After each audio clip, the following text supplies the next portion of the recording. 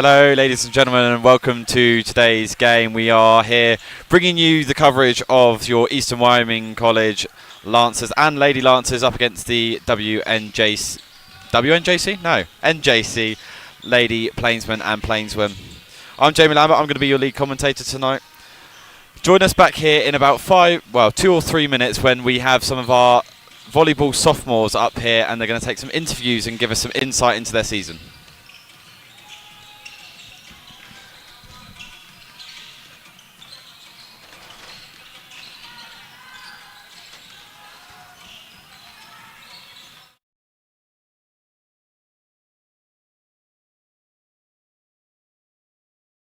Perfect. That is what I wanted to hear. We are live. Okay. So we are here with Anaka Cantrell. Anaka, how are you doing tonight? Good, how are you? Not too bad, thank you. So just kind of run me through, obviously it's not quite the season that I guess the volleyball team would have hoped for, but now the season's over, just give us your rundown on how the season went. We had a very tough schedule. I thought, like, in all our tournament play, we played like 15 out of 20 teams were ranked in the top 20 in the nation, and we definitely didn't have the win-loss record going into conference that we wanted, but I just thought we faced those teams very well. We never backed down, we never gave up, but we showed up every game and we did what we could, and I thought it was a good experience for the freshmen. I mean, the sophomores had seen that competition before, but it was hard for the freshmen. I think they hadn't seen that, but I thought they handled it super well, and they showed up every game, and I never felt they were scared. They tried their best, and and then in conference, we had some tough competition and maybe some games we could have won that would have sent us to regionals, but just things didn't go in our favor, and sometimes that's how it is. Someone has to lose, someone has to win, but it was just fun to play together, and I had a great season. I'm glad I got to play with the sophomores that I did, and they were we were such a fun group, and some friends that I think I'll have for a lifetime, and I just really enjoyed our sophomore class and everything we got to do together. Yeah, and obviously this is going to be your last year here, and in fact I think you're leaving at semester, correct? Because you've signed on to play somewhere else. Congratulations. Thank you. Just kind of run me through what's the unity in the team been like. Obviously you said for the freshmen coming in it was quite a culture shock almost to see that difference between high school and college volleyball, but just kind of run us through how did the freshmen settle in, and how did you kind of gel as a team? I thought the freshmen settled in pretty well. Like, yeah, as you said, the speed from high school to college is very different, I think, especially in volleyball. Like, I played basketball in high school, and I think volleyball is very different in the speed. Like, because, I don't know, just like college setters move it a lot faster. You have to move a lot faster in your blocking, and it's definitely a difficult adjustment. But I thought the freshmen that played, and even on the bench, like the freshmen that didn't play, they pushed us in practice, and the freshmen that did, they did their job in the game the best that they could, and I think they'll do great things next year. I thought as a team we played together, we did what we needed to, and yeah. And just, I'm not going to take up much of your time, and just lastly, looking forward to the rest of your volleyball career, obviously moving on to the four-year institution, what are you hoping for out of the volleyball career, and what are you expecting out of this new school? The school I'm going to is Dakota State, and they've had a good history of going to nationals, so I hope I can get in there and do my blocking for them, and left-handed hitting is good on the right side, so I hope I can help them get back to nationals. They fell a little short this year, so hopefully we can get back there next year, and they're going to help me get my degree financially, so I'm excited that I get that opportunity to continue my academic and athletic career. Back with us in a minute when we have Savannah Kirkbride up here. Perfect. Thank you, Jamie. Thank you, Annika.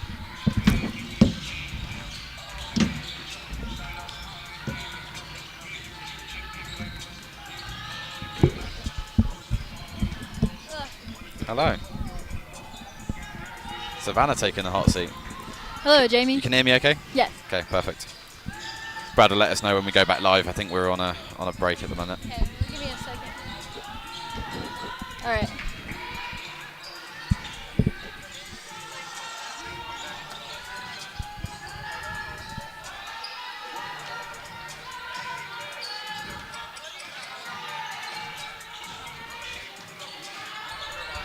Okay. Cool. Well, welcome back, ladies and gentlemen. We're here now with Savannah Kirkbride. Savannah, how are you doing? Good, how are you? Not too bad, thank you. I was just talking to compatriot Anaka Cantrell there. just kind of run us through, obviously, the season that was very different to last year. Last year, obviously, winning the region championship. This year, just falling a little bit short of going to regionals. Just run us through, how did the season go for you from your perspective? Yeah, I mean, from my perspective, I mean, it was definitely different. It's always going to be different at a junior college when you have like a half class turnover every year. I think overall we really made the best of it. We had a great time together and everything. Like, we really enjoyed each other's company, and we played great. Most of the games we ended up losing, we were very close. So, yeah, I mean, there's not a whole lot bad to say. I really had a great time. I think sometimes you just fall short when it matters. But And just kind of run me through, obviously, your 2 years here at EWC. I believe you are staying for next semester, aren't you? yeah, so I'll be here next semester.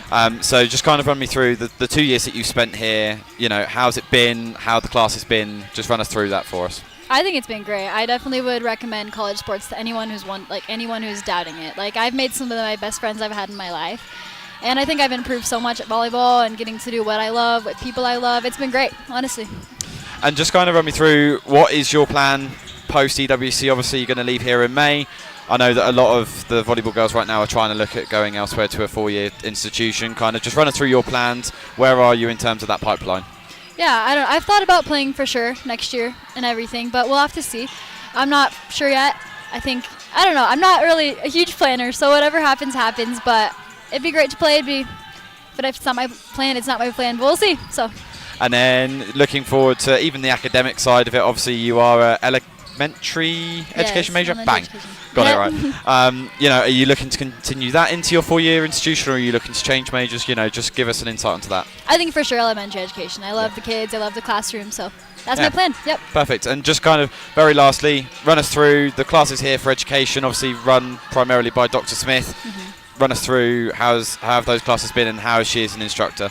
Yeah, it's been the elementary program here is great. I think it's very interactive. As you know, also an education major, we just do a lot of hands-on things, learning, and we get to like go in the classes a lot, and that's great. I think it's been a great choice for me, and the program here is amazing for anyone wanting to do education. It's great as well. So. Yeah, perfect. Well, Savannah, thank you so much for your time. Yeah. Join back with us in a second when we're going to have Addison Rollins. Thank you. Thank you, Savannah.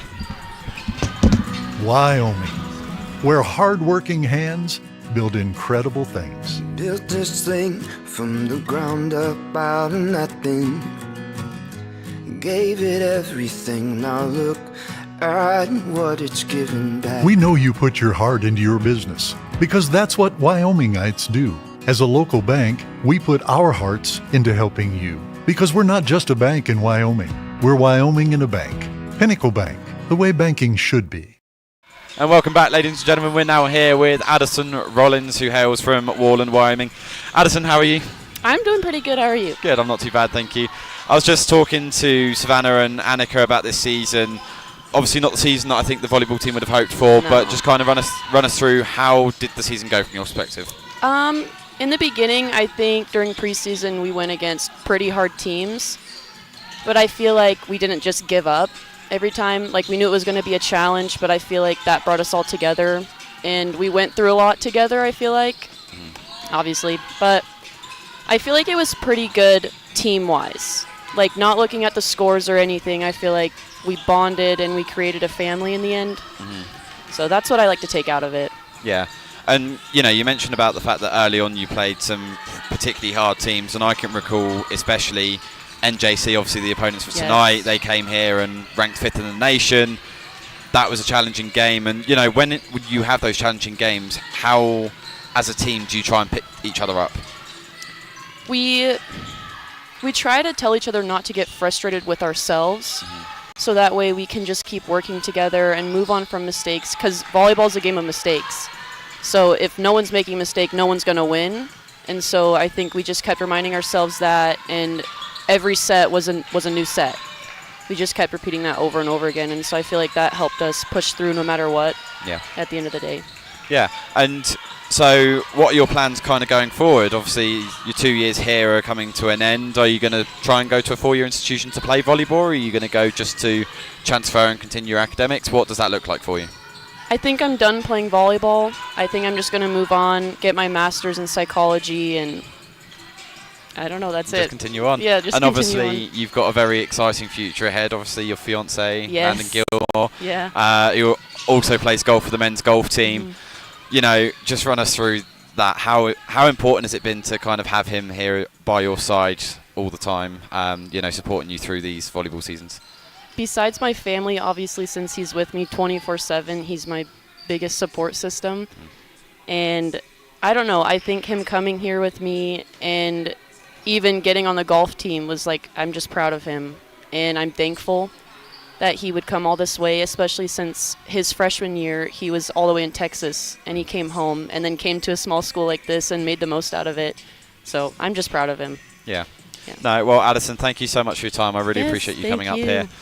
Join back with us in a minute, where I believe we will be talking to Kylie Honstein. Yay! Lovely. Thank you, Addison.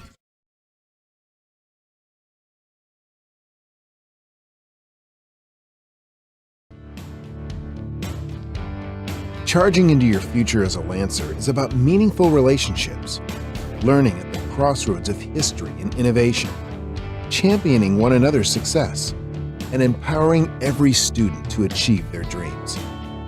We are a community that knows one another by name, offers the quality education needed to get the most out of life, and the friendships that support us throughout the journey. We hold tight to a legacy of pioneering, knowing that by honoring our values, we can charge into our futures together and become the purpose-minded people that change the world. Becoming a Lancer is about more than academics. It's about discovering your passion and feeling at home.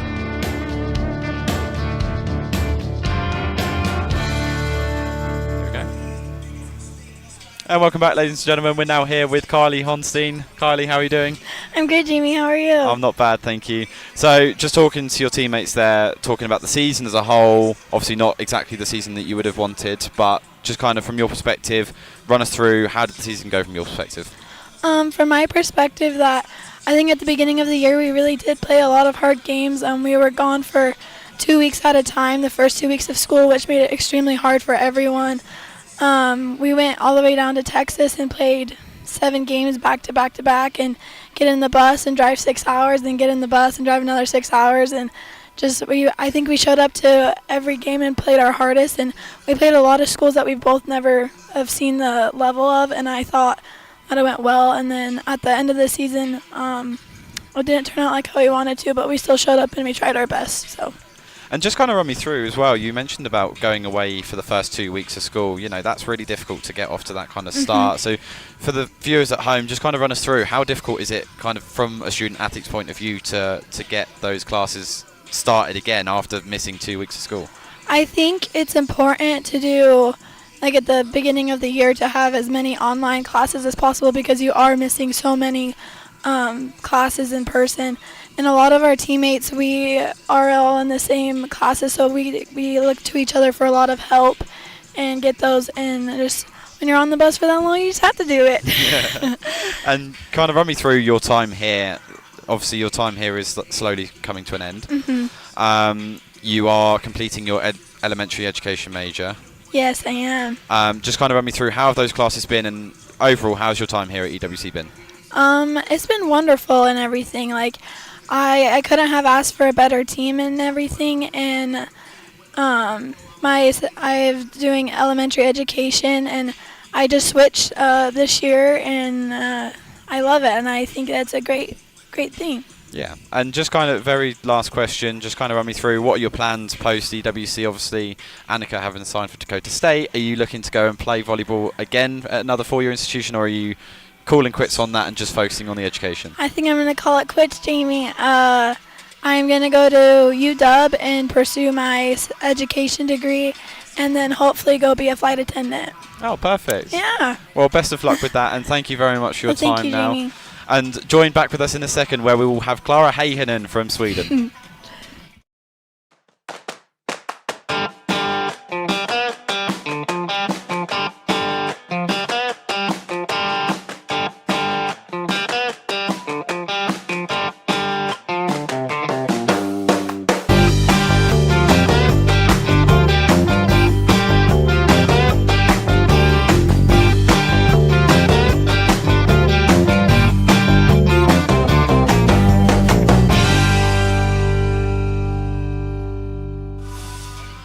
And welcome back, ladies and gentlemen. We're now here with Claraara Hi Hinnan from Sweden. Claraara, how are you doing? I'm good. How are you? Not bad, thank you.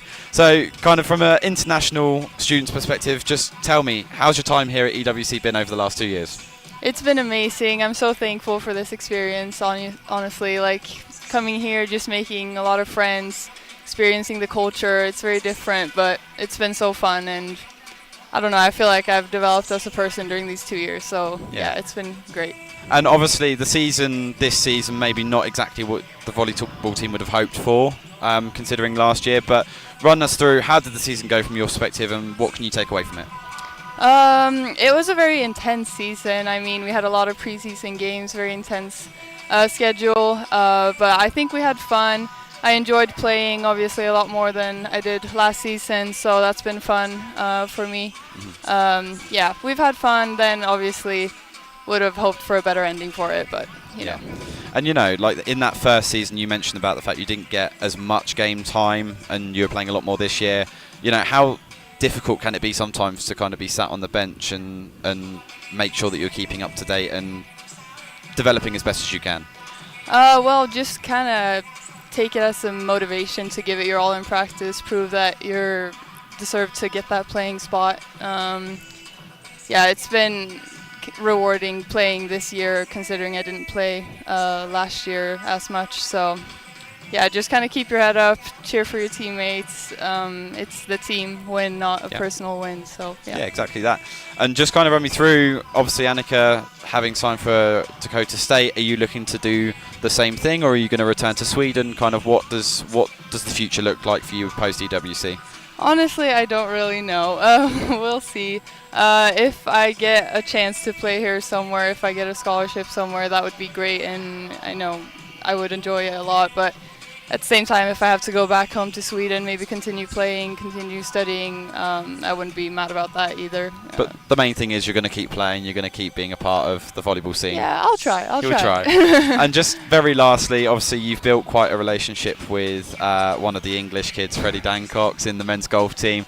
Just kind of run us through, how important has it been to kind of have someone that close, to have that support, you know, when times are a little bit tougher, when you're missing home maybe, you know, just tell us, how important has that been for you? It means everything, honestly, having someone that feels like home here, especially during a season that's been a lot up and down, you know, just having someone to always go and talk to, and yeah, it really means a lot. Yeah, and we're going to get Freddie up here eventually, so I'll ask him the same question and see, yeah. and you can compare Make sure the he has answers. just as good answer. Lovely, so thank you very much, Claraara, for your time, really appreciate it. And join back with us in a minute when we have Una Stepic.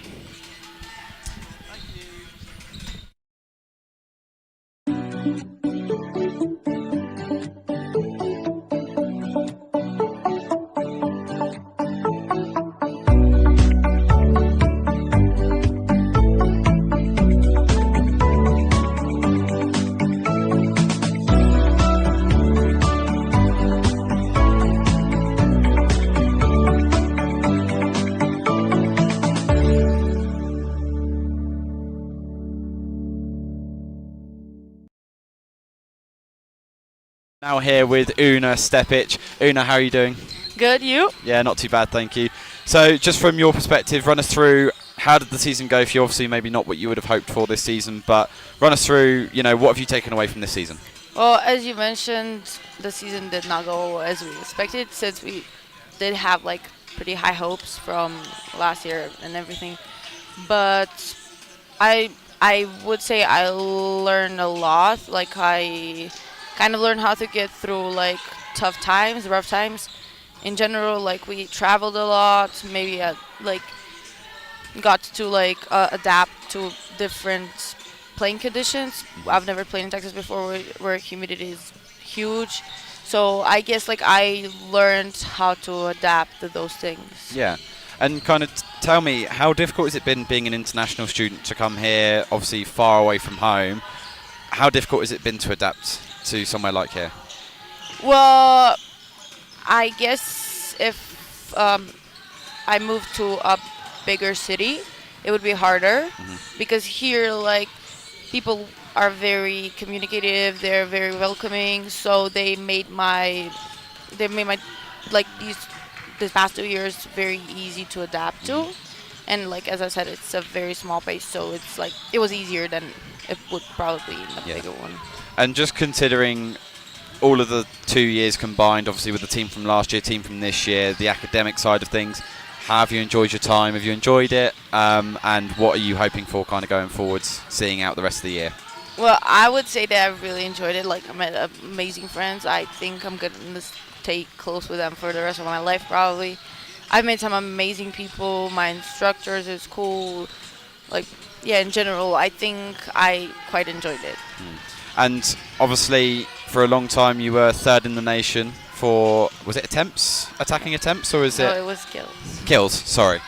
But third in the nation for kills, you know, a remarkable feat in itself to kind of come to a foreign nation and to do that. Going forwards now, are you looking for a 4-year institution, or are you going to go back to Serbia and continue? Yeah, I'm looking for a 4-year institution, and hopefully it's going to be a D1 school.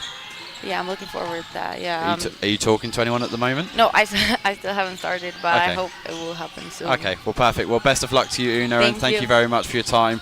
Thank you very much, and join us back here where we'll give you some pre-game stats. Perfect.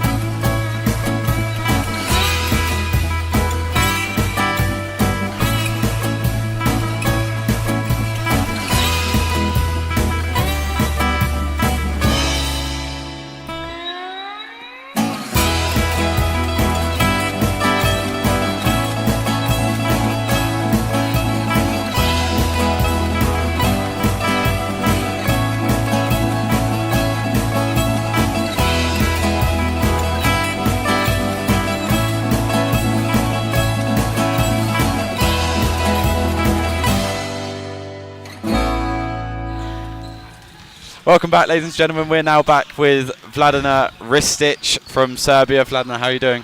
I'm doing good. How are you? Not bad, thank you. So, obviously the season maybe didn't go quite the way that the volleyball team would have wanted, but just run us through from your perspective. How's it been, and what did you take away from it?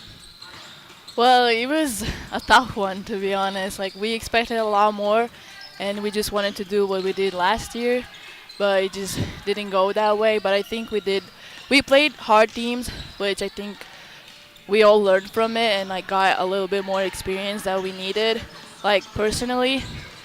But yeah, it didn't end the way we wanted, but it was good. I mean, it's just sad. Like, it's sad that we didn't go to regionals, and I wanted it, you know, because since I was a sophomore, and like last year we did it, and I kind of had that role, you know, as a team captain, and like Bowden had a legacy last year, and I had to continue hers. But yeah, we didn't do that, but I don't know, like yeah, no, I get what you're saying, and you know, like I watched that last game, and you know, there was a lot of emotion there at that last game.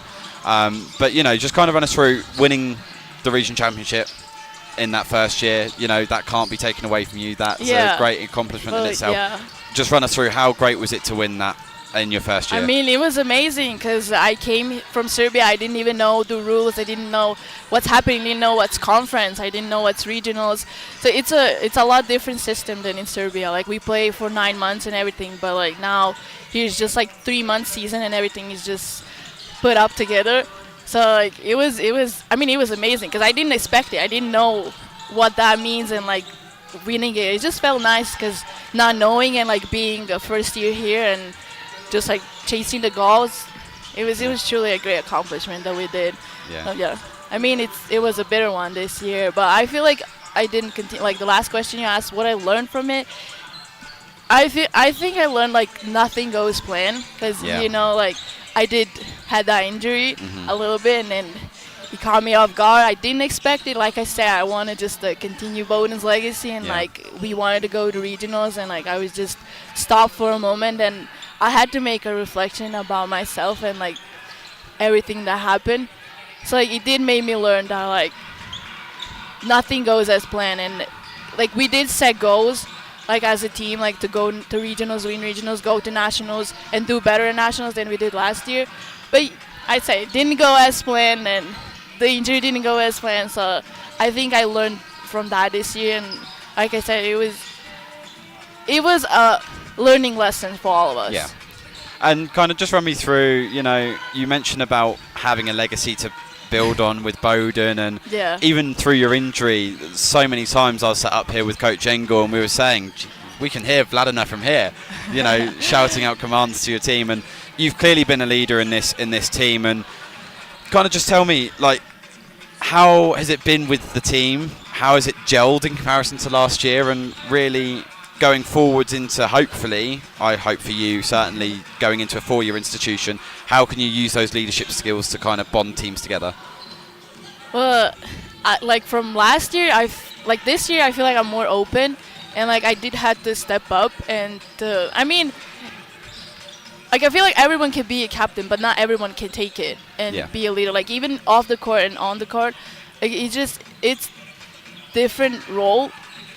But I try to like be for my girls, and like just try to. I personally think like giving your best, that means that they will like respect you, and then they will.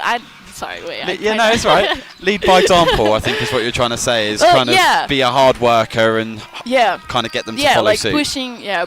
pushing myself. And, like even then through that injury, like I was so grateful for my girls because I came back and I just wanted to play those 2 games. I mean, I wanted to go to regionals, of course, but I just wanted to play those 2 games, especially with my team, like just to be there on the court.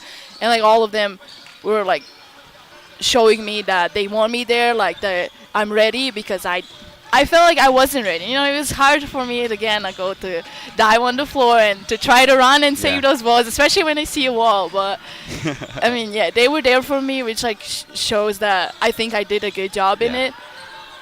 But it was, I felt more open because sometimes it would be like trouble on the court, like not communicating well, and then off the court, like we don't know what to say, and then like I would step up and like try to motivate girls because we were ready for this, but it didn't like quite, didn't quite work out. Blossom, it didn't. We didn't blossom, but it was just. I was trying to be there and like show that I'm there for them, and just to motivate. I mean, I watch a lot of motivational quotes, so I had them in me, And it's very admirable that you do that. And just kind of your last question, obviously, as I said, I really do hope that you go on to a 4-year institution. I think you deserve it very much. Just kind of tell me, what are your plans with that? Obviously, I doubt that you want to go back to Serbia quite yet. Yeah. Maybe that you feel like your time isn't done here in the States. What are your plans? Are you talking to any coaches yet? Well, right now I'm not talking to any coaches. I mean, I am sending emails and trying to get recruited. Like you said, I don't want to go back to Serbia yet. Like I like it here, and like I want to grow more as an athlete and as a person. And I think like going from JUCO to like D2 or D1 is especially like that shows a great success to you, and like because it's very different. Like everything's different. The schools are bigger than this one, and like it's just you grow as a person and as an athlete. And I'm not ready to go back home, and I don't want this to end because it's a great experience. Yeah. No, perfect. Well, Vladimir, thank you so much for your time. I really appreciate it. Join back with us in a moment where we're going to take you through the pre-game show.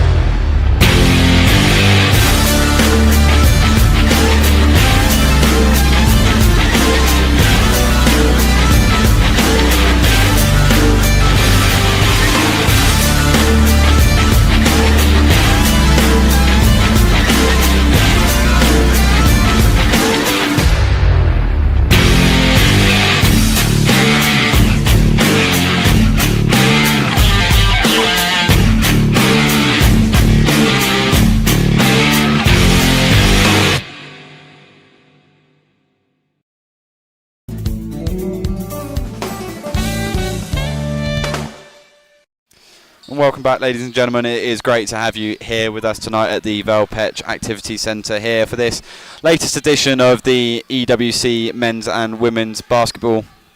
I'm Jamie Lambert. I'm going to be your lead commentator for tonight. And just before anything gets really started, I want to take you through the rosters for both teams tonight. And we will start with the Northeastern Plains women.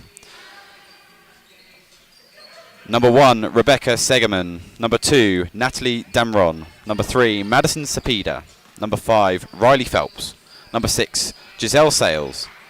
Number 8, Daniela Garcia Gasco. Number 10, Veronica Beret. Number 11, Markella Pissera.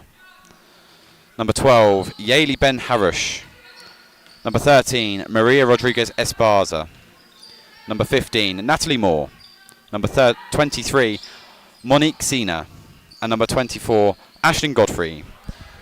Coached by head coach Bronson Moten. And now for your Lady Lancers tonight. Number 0 from Torrington, Wyoming, Olive Osmara. Number 1 from Aurora, Colorado, Elisane Davies. Number 2 from London, England, Ria Sagar. Number 4 from Levin, New Zealand, Taisha Taniera. Number 5 from Houston, Texas, Madison Bush-Lewis. Number 10 from Denver, Colorado, Morgan Williams. Number 11 from Limerick, Ireland, Lucy Devoy. Number 12 from Taronga, Spain, Ariadna Martinez. Number 13 from Le Cruces, New Mexico, Lorena Villarreal. Number 14 from Denver, Colorado, Alexandria Mims. Number 15 from Bridgetown, Australia, the land down under, Tessa Kilchenman. Number 21 from Madrid, Spain, Yaitha Paredes. Number 22 from Casper, Wyoming, Casey Parks. Number 24 from Salt Lake City, Utah, Ashlyn Tripp. And number 25 from League City, Texas, Shamari Smith. Head coach Tim Larson and assistant coach Sheldon Lee. Those are the rosters for you tonight for your teams in this Lady Lancers versus the Plains Women fixture. I'm going to take you through some stats that we have accumulated over so far this season and the game from Snow College. For the Lady Lancers, they lost 81-47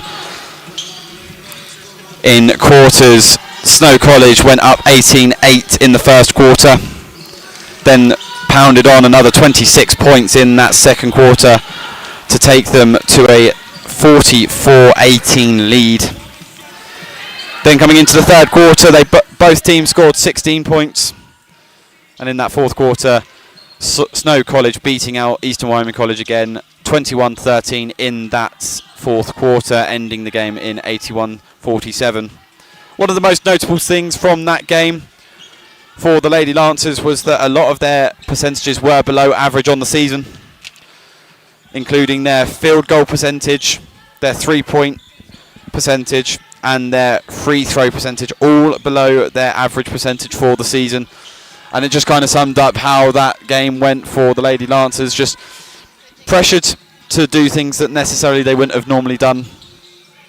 But nevertheless, they're going to look to right some wrongs today here at home. Only their second home game of the season, obviously their first home game of the season, resulting in a bitter loss against the Western Nebraska Community College Cougars.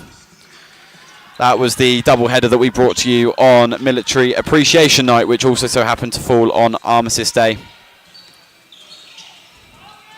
Now time to take you through some of the season-long stats for the Lady Lancers. The Lady Lancers coming into this game 2-5 on the season.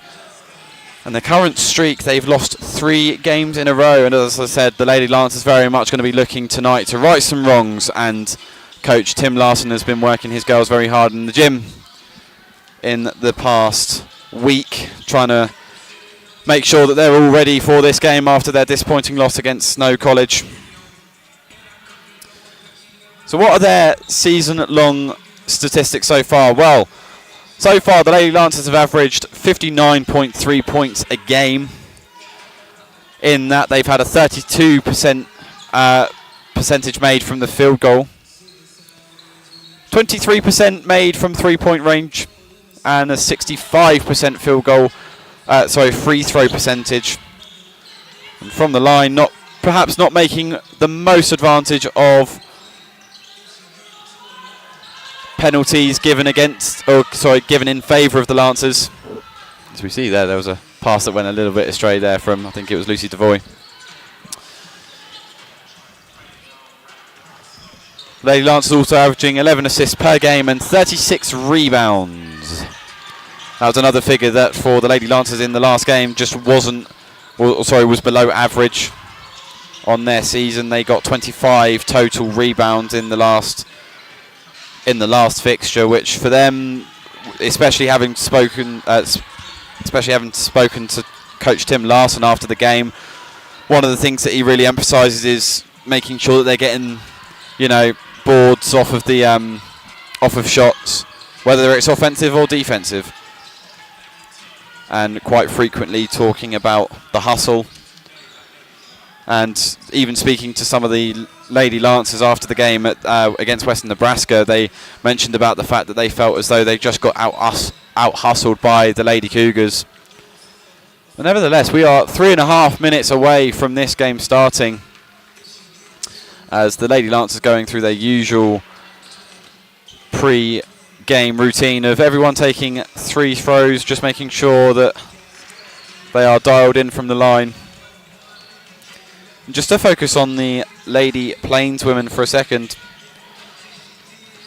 their women's basketball page, I'm actually trying to look at it on my iPad, and for some reason the page online has failed.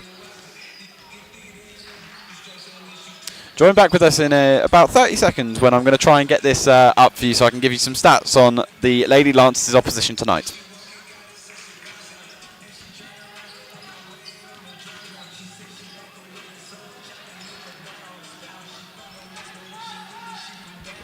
Okay.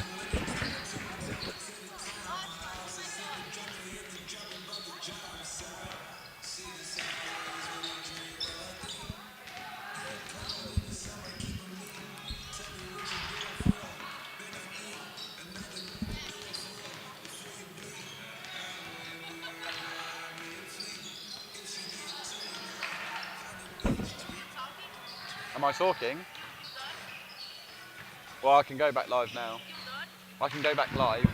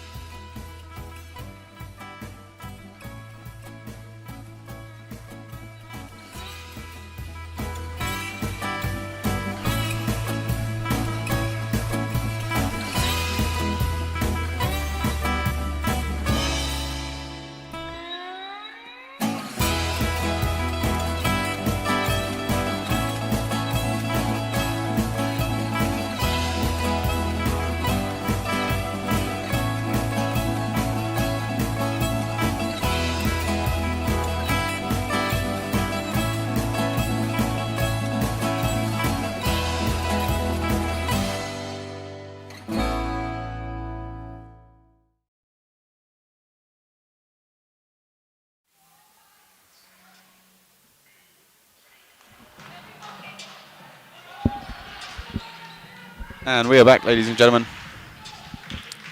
We are going to get this game underway very shortly, 30 seconds out from the game starting. Just to give you a bit of insight on the Plains women so far this season, they are 2-3 in the games that they've had so far this season. Actually won the same amount of games as the Lady Lancers have so far this season. The Lady Lancers being 2-5. and they lost their last game away to Laramie County Community College. They lost 49-48. So both teams coming off the back of pretty convincing defeats. As I'm going to tune off, and we're going to listen in to these announcements and the national anthem that will be playing out very shortly.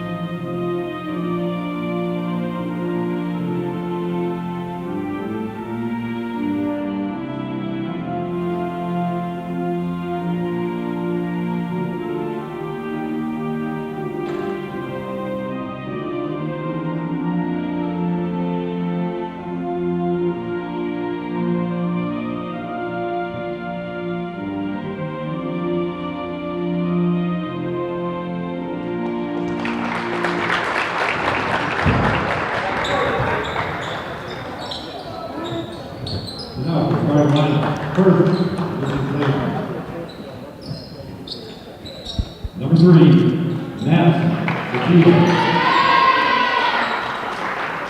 Number 8, Anaka Cantrell.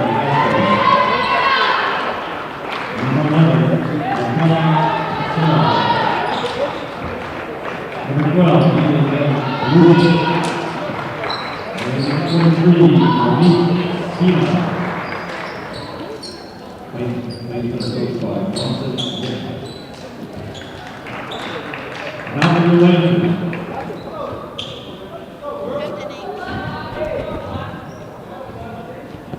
Number 2, Rristitch.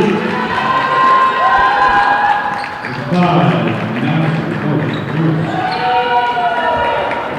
Number 11, Rristitch.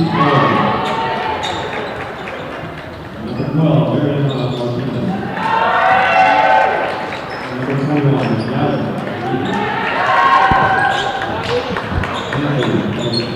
There are the starting lineups for you, and to reiterate that for the viewers at home in case you didn't hear that, it is for the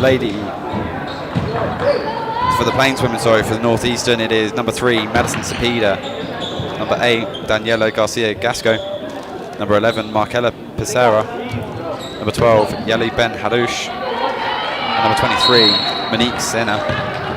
And for the hometown Lady Lancers, number 2, Ria Sager, number 5, Madison Bush-Lewis, number 11, Lucy Devoy, number 12, Ariadna Martinez, and number 21, Yaita Paredes. We are off and running here at the Bell Pench Activity Centre with the plainswomen winning the tip-off. And the board there, I think, successfully got by number 21, Yaita Paredes, off the shot from Cepeda. And Devoy is going to be the one to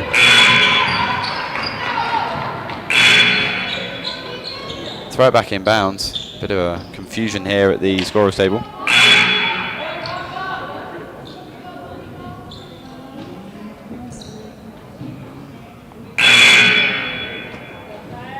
Just getting the siren pulled out a couple of times.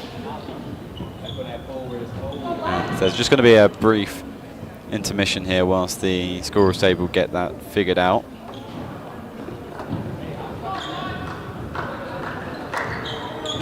As we said, I can see a few of the athletes out here tonight. We can see a few of the men's golf team And a few of the ladies golf team, I think, as well, I can see. Some of the volleyball girls obviously here earlier that we spoke to. We're going to see if this game is going to get back underway soon.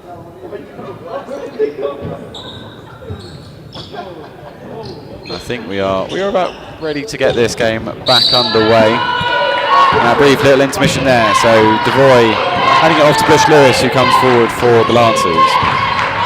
Bush Lewis going back to Devoy. Martinez in for Paredes with the layup, no good. And rebounded there by Garcia Gasco for the Plainswomen. Sarah calls for a travel there, and it is going to be a turnover on Sarah there. Lucy Devoy bring it back in for Bush Lewis. Now Paredes, the screen from Martinez. Bush Lewis back on the ball. Driving inside, out to Ria Saga to Lucy Devoy for three. It's good, and it's the first point of the game.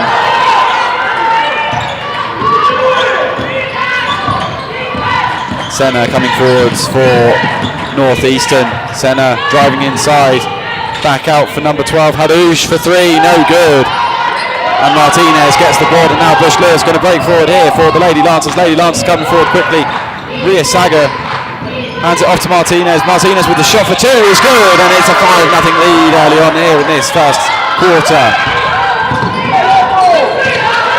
Cepeda on this near side. Tipped by Saga.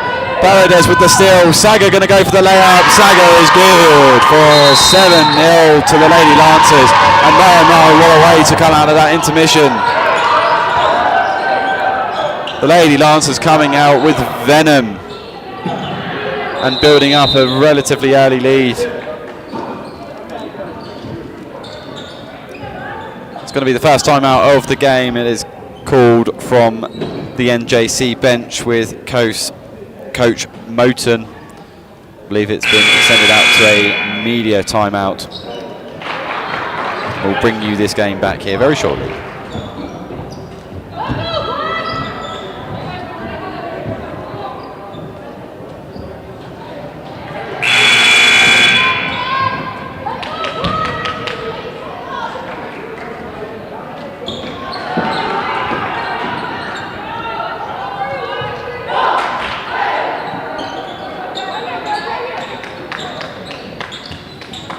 We are back here, ladies and gentlemen. We are ready to get this game back underway.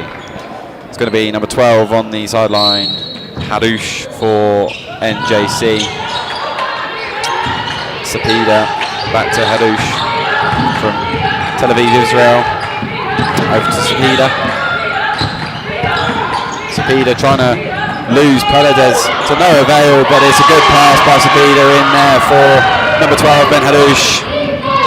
And it's the first points on the board for the Plainswomen tonight. On a tip there from Cepeda off the pass of Bush Lewis. Stolen away for the Plainswomen, and Senna's going to come forward for NJC. Goes for the three, no good. Put the board in there from Garcia Gasco, and she puts the layup back. 7-4 the score. Bush Lewis coming forward for the Lady Lancers. Given a travel against Bush Lewis. And Davis is going to be coming in here for Bush Lewis. The first substitution for the Lady Lancers.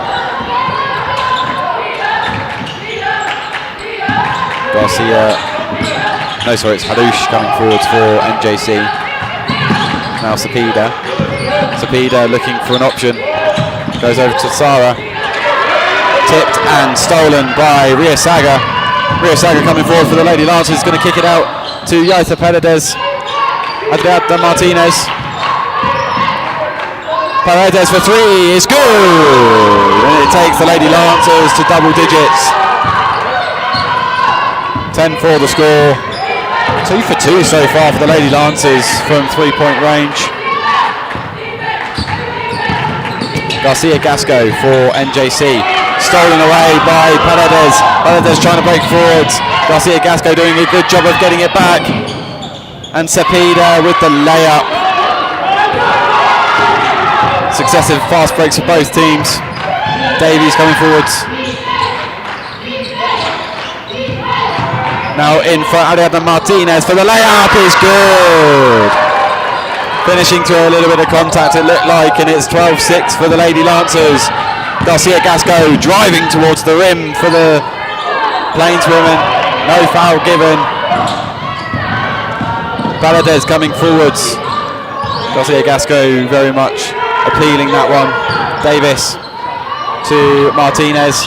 Martinez trying to go in for Saga, but read well by number 11, Markella Sara.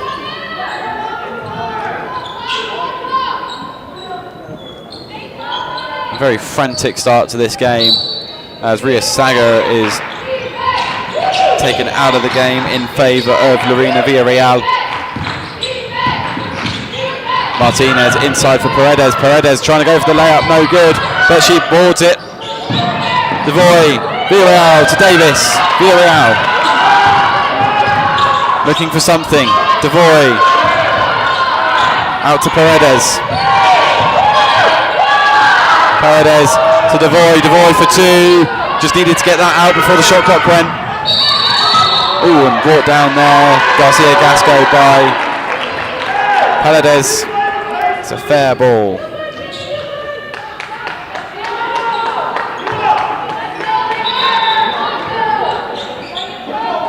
Halush is going to be the one to bring it back in for NJC. Cepeda to Garcia Gasco, back to Cepeda. Cepeda driving towards the rim. Cepeda fakes the pass and lays it up beautifully. So Cepeda down for two. 12-8 the score.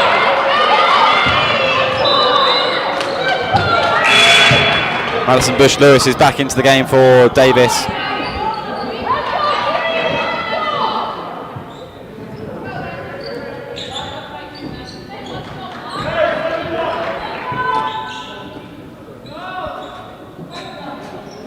Just some malfunctions there on the scoreboard table. I think just some consolidation between the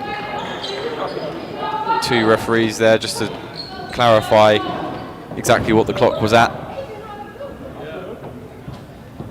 It's been deemed to have been a 26. Accidentally reset it, appears. And we're back underway here. Bush-Lewis for the Lady Lancers, bringing it forwards, looking for an option. Goes to Villarreal. Villarreal kicking it out to Paredes, who goes to Devoy, back to Paredes. Paredes trying to drive in.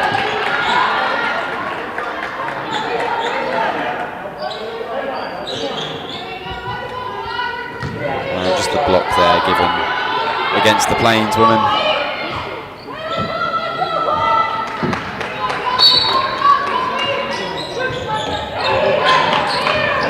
Bush-Lewis going to Ariadna Martinez. Martinez trying to go towards the rim, finishes it very well through very high contested areas, and it's 14-8 for the Lady Lancers, and again it's been a very frantic start to the beginning of this game. Cepeda for NJC. Cepeda trying to drive towards the rim. No good, but rebounded by Garcia Gasco. Foul given against Yaitha Paredes. Inline ball. And the first bunch of substitutions here for the Plainswomen. Sara and Senna coming out in favour of Segerman. Number 5, Phelps. Inline ball to be taken by Harush.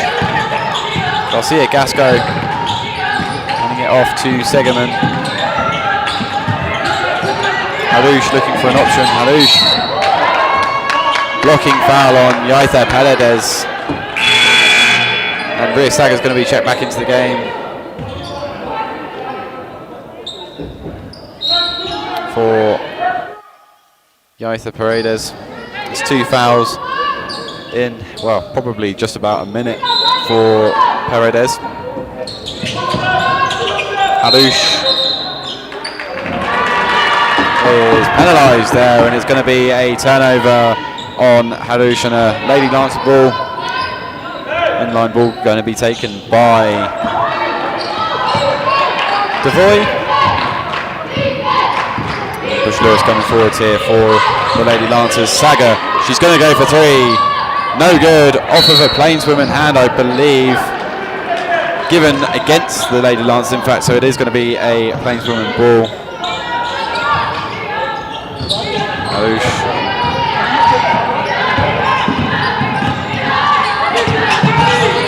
It's going to be Cepeda. Garcia Gasco for the 2-point attempt. No good. Villarreal with the board. A chance to break away for the Lady Lancers. Saga going in. And Devoy keeping that from being a backcourt violation.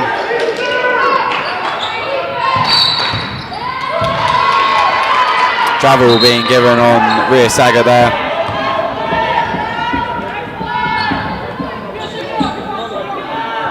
And a turnover is going to be given to Saga for that one. Cepeda now coming forward for NJC to Harush. Cepeda fakes again, and what a finish that is by Cepeda. 14-10 the score. Madison Bush Lewis now for the Lady Lancers. Devoy to Villarreal. Just passing really along the arc. Ariadna Martinez looking for an option. Bush Lewis for two. And the shooting foul being given on Garcia Gasco.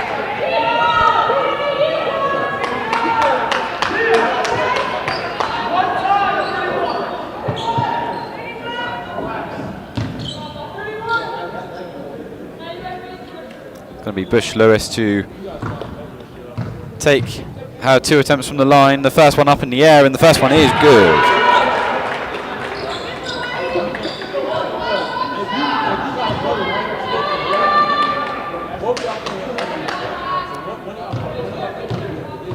Bush Lewis been an important part in this team so far this season, and she's 2 from 2 for the line.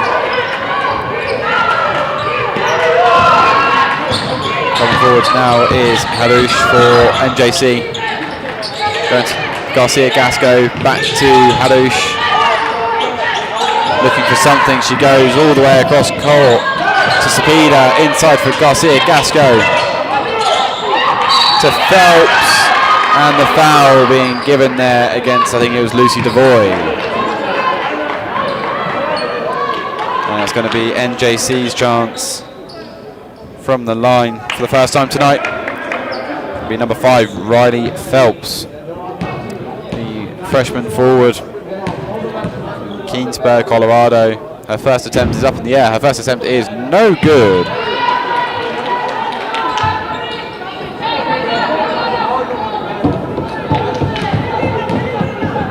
She will be hoping for more from the second attempt in the air, and is good on the second attempt from the line, so she's 1 for 2. The fast break though, Ria Saga for the layup, no good, but boarded by Martinez. Martinez, no good. The board coming in there by, it was hard to tell, but it looked like Ria Saga got the ball on the ground. It's another good rebound there by the Lady Lancers.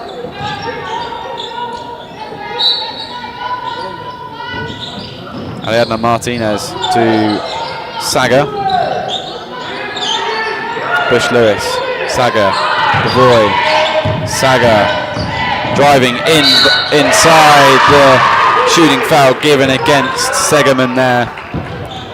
And Ria Saga is going to have her first opportunity from the line tonight. 16-11 the score. Ria Saga, the sophomore guard from London, England. And the first one is good.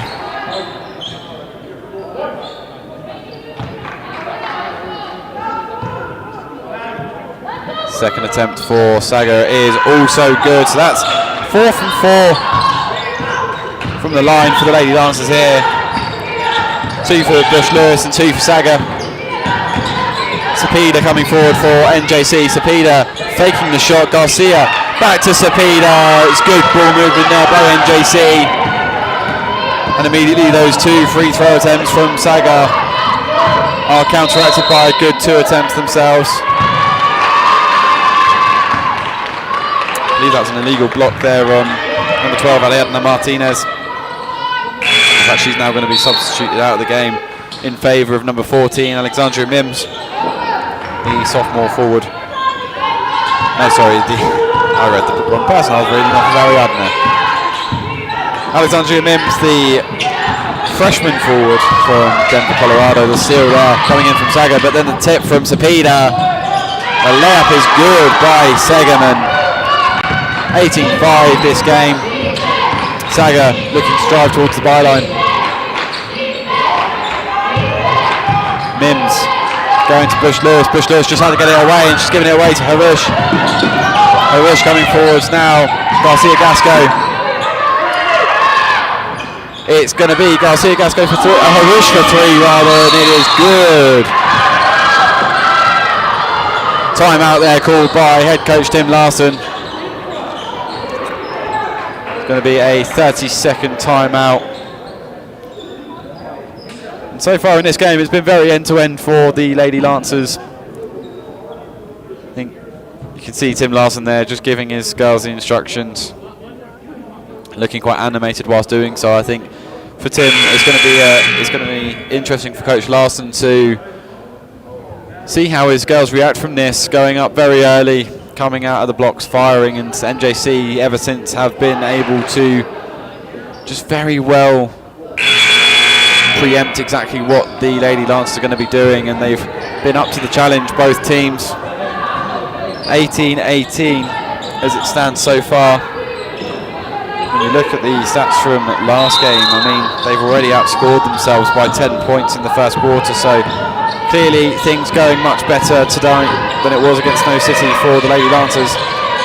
Bush Lewis is going to go for the 3-point attempt here, no good. The rebound there by Garcia Gasco, who hands it off to Cepeda, who's going to come forward for the NJC Plains women, and it's going to be for the first time tonight the Plains women taking the lead through Cepeda. 18-20 the score. Bush Lewis going to hand it off to Devoy. Devoy to Saga.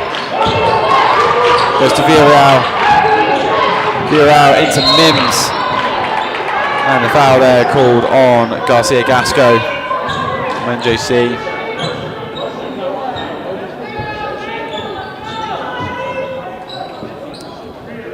It's going to be a chance here for the Lady Lancers to level things up here. Mims, the first attempt is good.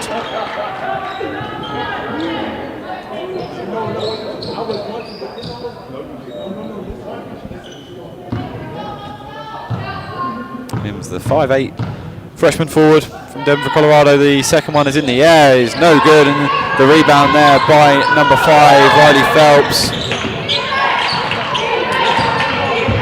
Roosh there being pressurised by Ria Saga. Going to be Cepeda with the ball.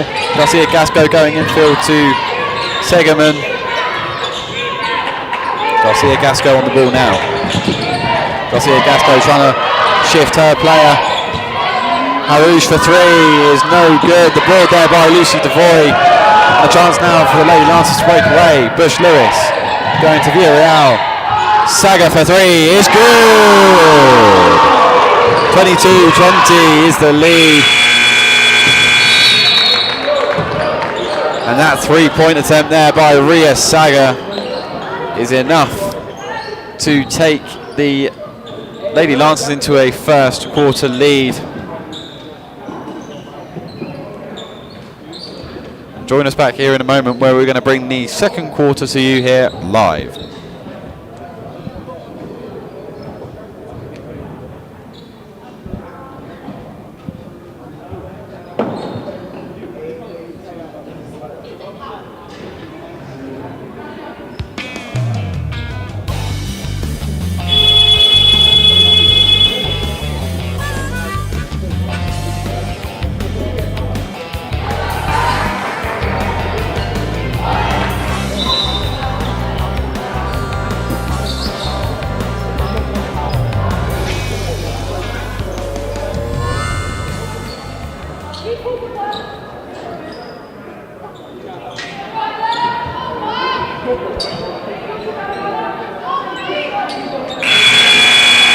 And welcome back, ladies and gentlemen, here to this Lady Lance game versus the NJC Plainswomen.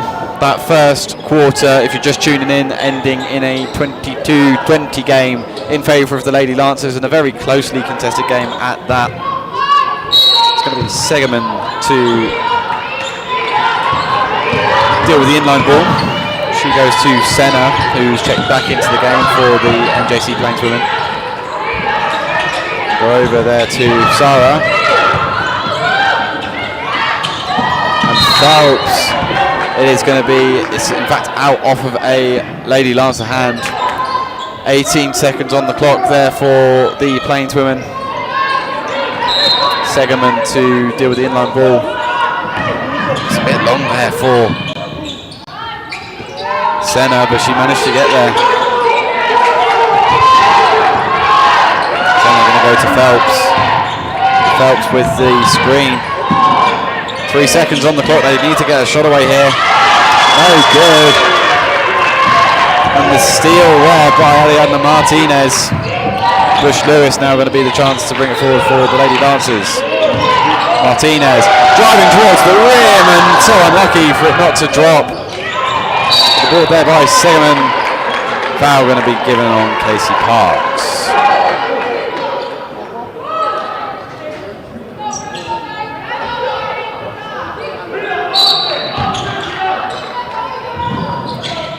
Segerman receiving the inline ball. Oh, and given away there by Segerman for Bush Lewis, and the putback too. It is good. 24-20.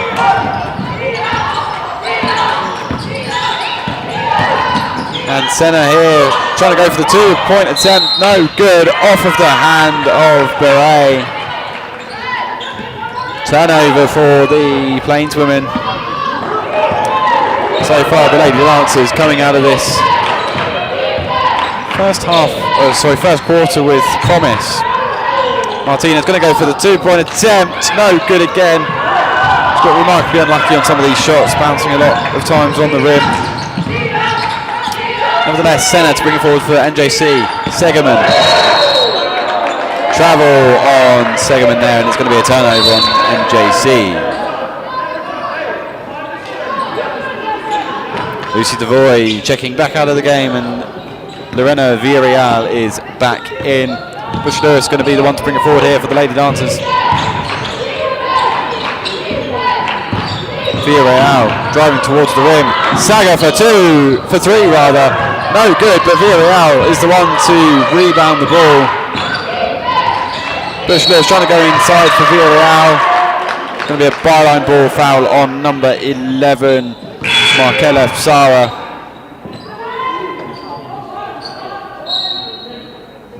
See Gasco going to be checked back into the game for number 5, Riley Phelps.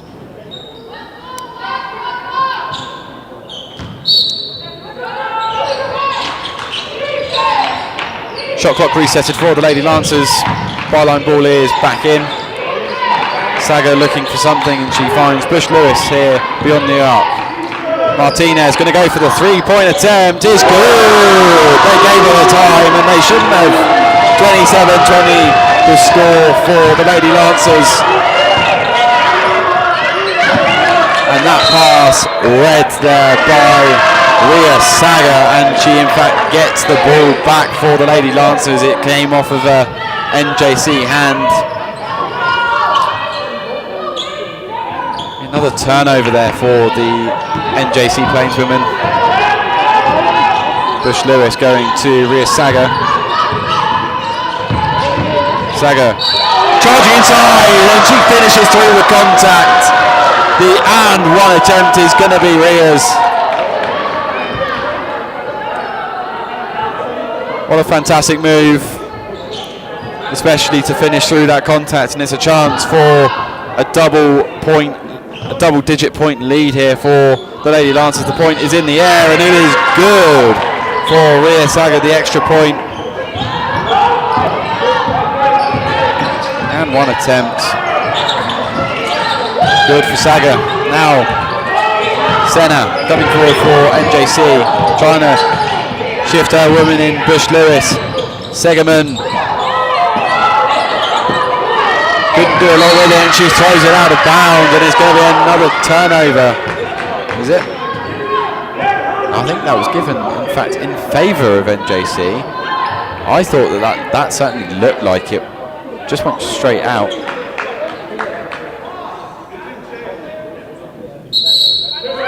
Yeah, there is a turnover on NJC. Does it look like it was? Yes, Villarreal here. The inline ball to Madison Bush Lewis. Looking to come forward with it here, and the screen coming in from Martinez. Bush Lewis looking for something, going to kick it back out to Martinez. Travel call from the NJC bench, waved away by the referees. Ria Saga momentarily losing the ball. Going to be an NJC ball here, and it's going to be a turnover on Ria Saga.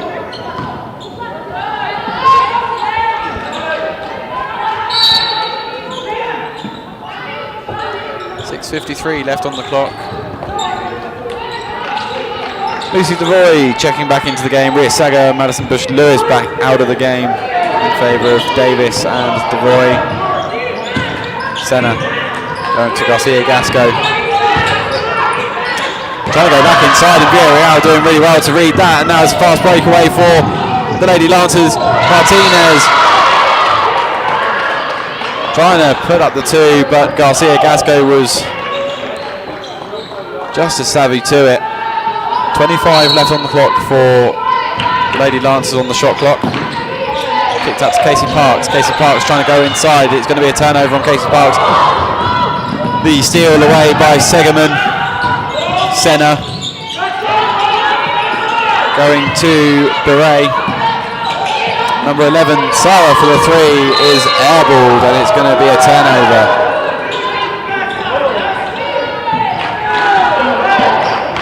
Devoy with the inline ball.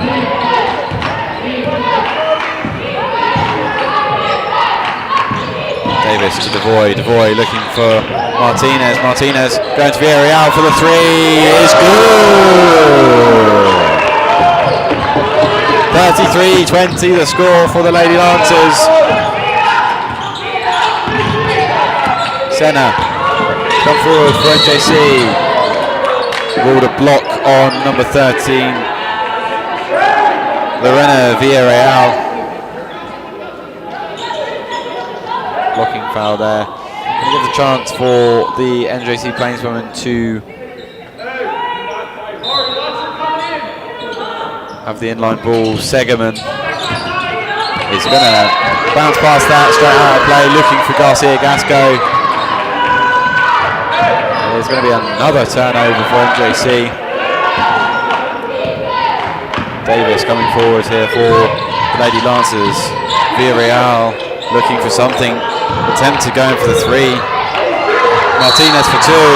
It's going to be a foul given against Garcia Gasco. Ariadna Martinez, sophomore forward, 6 foot tall, from Tarragona, Spain. First one is in the air and is good. Takes it to 34-20 for the Lady Lancers.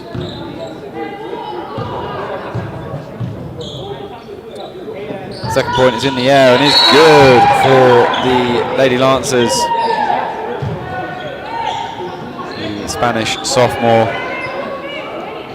doing well in that game, and just seeing there, Segerman and Beret are out for NJC. Cepeda back into the game, and so is Halouche.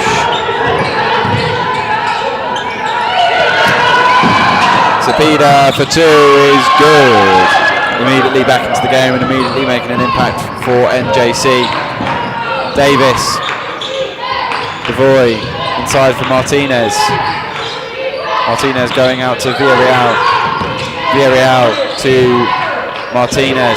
Davis, Villarreal for three. No good, and the rebound there by Senna for NJC. Going over to Cepeda to try and get a move going here. Cepeda, the screen there by Garcia Gasco is effective, and Cepeda with another 2 points. Davis now for the Lady Lancers. Devoy over to Villarreal.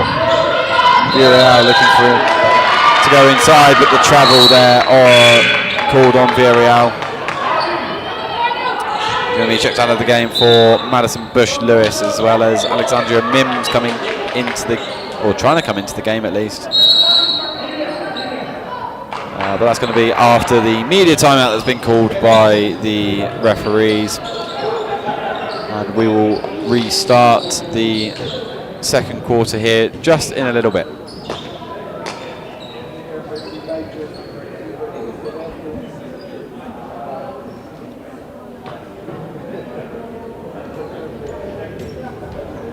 Charging into your future as a Lancer is about meaningful relationships, learning at the crossroads of history and innovation, championing one another's success, and empowering every student to achieve their dreams.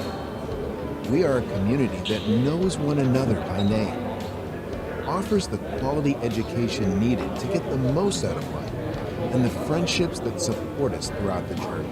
We hold tight to a legacy of pioneering, knowing that by honoring our values, we can charge into our futures together and become the purpose-minded people that change the world.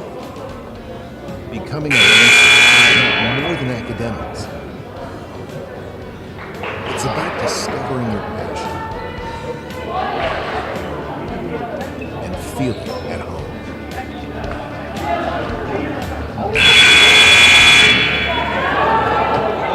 And welcome back, ladies and gentlemen. We're just about to get ready to get out of this media timeout, which was called by the referees. 4 minutes 42 left on the clock, and it's going to be an inbound ball there by Senna, looking for Cepeda. Cepeda going to be the one to try and bring it forward for NJC. Going over to Harouche, who goes for the 2-point attempt and is good. The fadeaway two from mid-2 range. Davis coming forwards for the Lady Lancers. Bush-Lewis. Now Casey Parks wanted to shoot, thought better of it. Davis looking for the option. The hand across by Cepeda, not enough to knock Davis off the ball.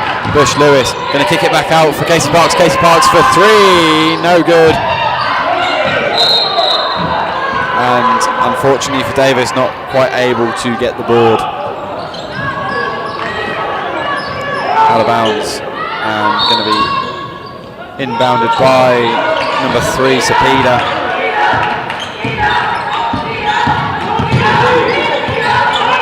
Senna. Harouche going to go for 3. No good. Mims. The pass is awry. Trying to look for Madison Bush-Lewis, but the pass just too long by Alexandria Mims.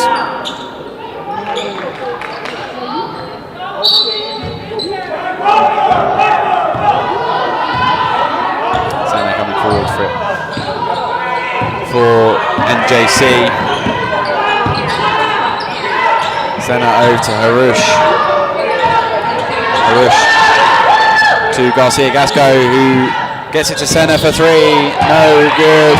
The rebound by Cepeda, and she attracts the foul there by, I believe, Davis. So Cepeda's going to have a chance from the line for the first time tonight. Cepeda, only 5'5", but the freshman guard coming in from Greeley, Colorado. She's been a force to be reckoned with for the Lady Lancers so far tonight. She's been, certainly looks like the vocal point of this NJC team. Nevertheless, she's going to have 2 attempts from the line. First one in the air and is no good. Something looked really unlucky there. It looked like it caught the bottom end of the rim and just kicked back up. But the first attempt, nevertheless, is no good from Cepeda. Cepeda for her second attempt is also no good. Kind of looked like it did exactly the same thing. So she is 0 for 2 from the line. Foul given against number 11 Sarah there for NJC, given as a blocking foul. In-line ball for Ria Saga to deal with. Goes to Bush Lewis. 35-26 the score as we come into the latter stage of this second quarter. Ria Saga running rings around them. Mims for two is good, and what a move that is, all manufactured really by Ria Saga. 37-26. He stretched back to an 11-point lead. Out to Sapina for three is good. Sapina from 3-point range and from 2-point range even. Her field goal percentage right now is going to be looking very pretty. Saga driving towards and just swatted away by Garcia Gasco. 14 left on the shot clock here for the Lady Lancers. Looking to finish this second quarter well, as they've played really this entirety of the first half of the game pretty well. Addison Bush-Lewis going over to Martinez. Handed off to Davis. Mims running along the byline. No good on the two attempt, and it's going to be a rebound by Garcia Gasco, who brings it forward for NJC. Now Senna. Senna trying to cut inside, cuts it back out to Garcia Gasco for three is good.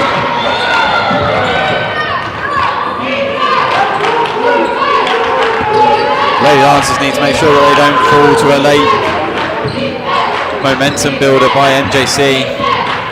Bush Lewis going forward for EWC, losing possession. Did she? No, she didn't. She still regained possession of the ball. Martinez kicked out to Bush Lewis for three. No good. The ball there by Saga and out off of NJC. Going to be Lucy DeVoy to come back into the game for Alexandra Mims.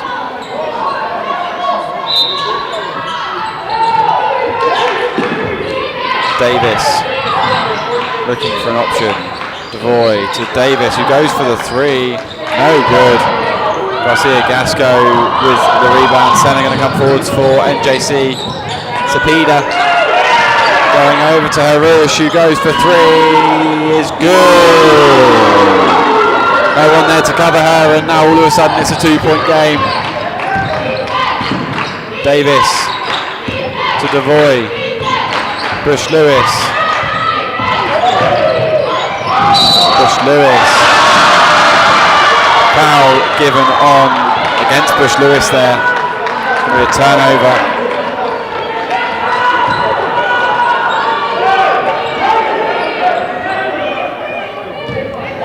(37-35) as we have 50 seconds left on the clock here in this second quarter.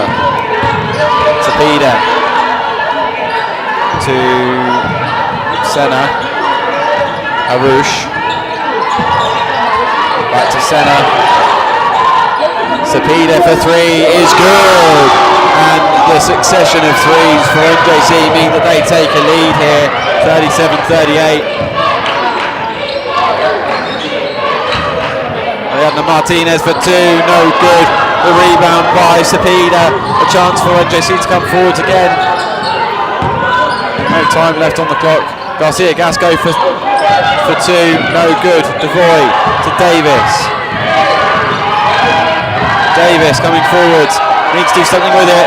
Saga, Bush Lewis for two, no good. The rebound by Garcia Gasco, and coming into this half-time break, NJC Plainswomen taking a lead here, 38-37 over the Lady Lancers. Join us back here in a minute when we'll give you some half-time insights.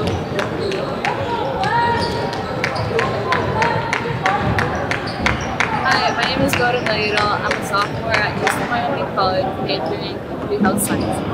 I want to invite you to Eastern Wyoming College for your continued education. We have small class sizes, a family-friendly environment, and we are affordable while offering many scholarships. The EWC offers so many programs and career certificates, so we're sure there's something for you. Check us out online at ewc.wyo.edu or call us at 307-532-8230. Charge into your future with us at Eastern Wyoming College. Hands are up.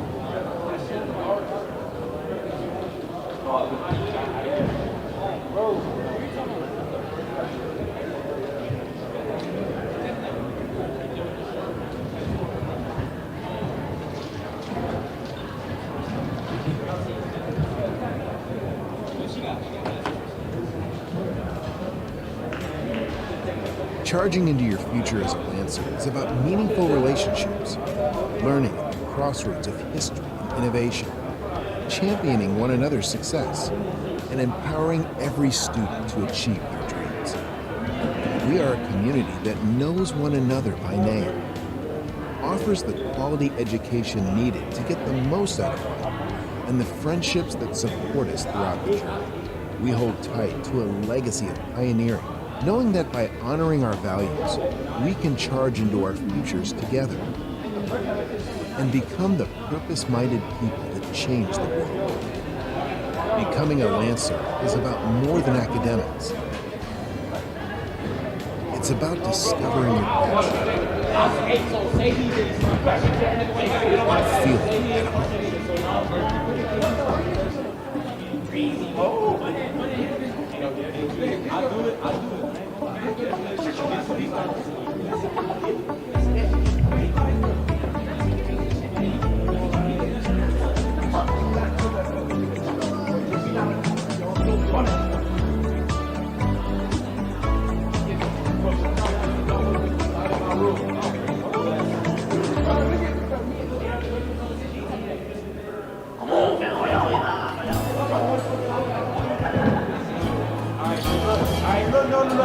No, listen to it. And then they talk again. They talk loud as fuck. I ain't say shit.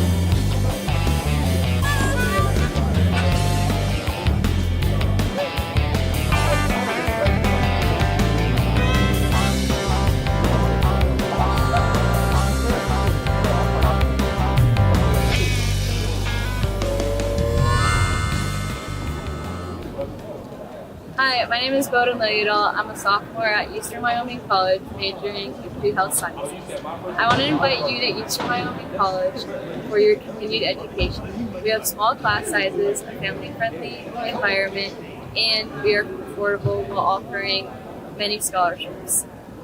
EWC offers so many program and career certificates, so we're sure there's something for you.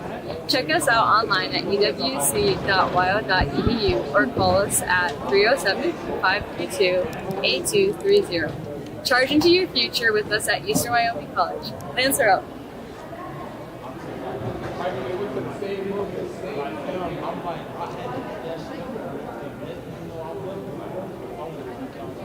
And welcome back, ladies and gentlemen.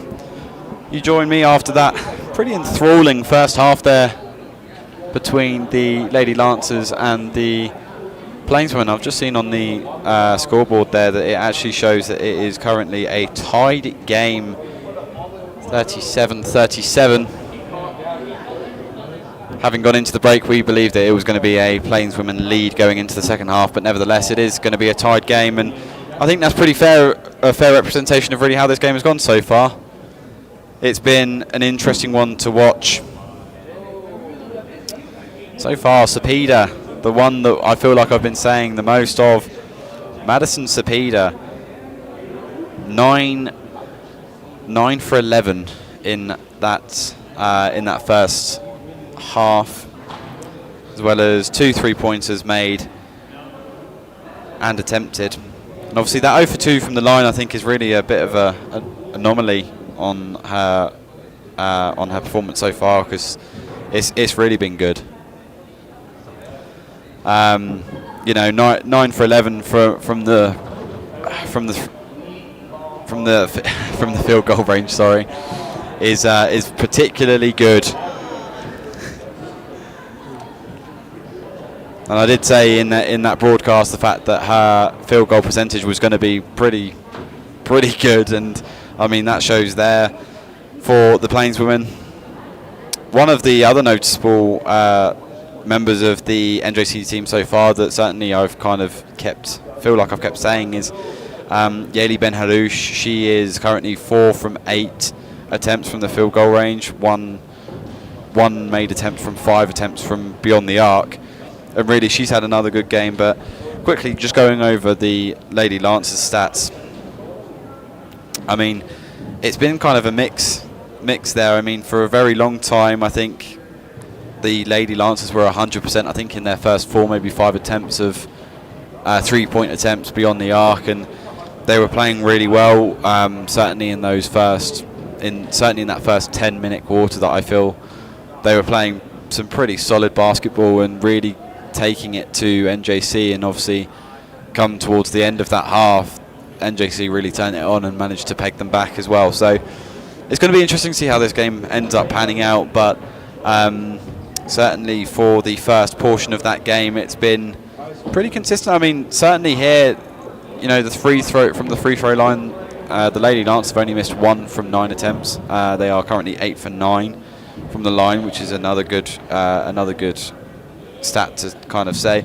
Only 11 rebounds on the Lady Lancers though, which is probably something that I imagine Coach Tim Larson wants to fix coming into this second period.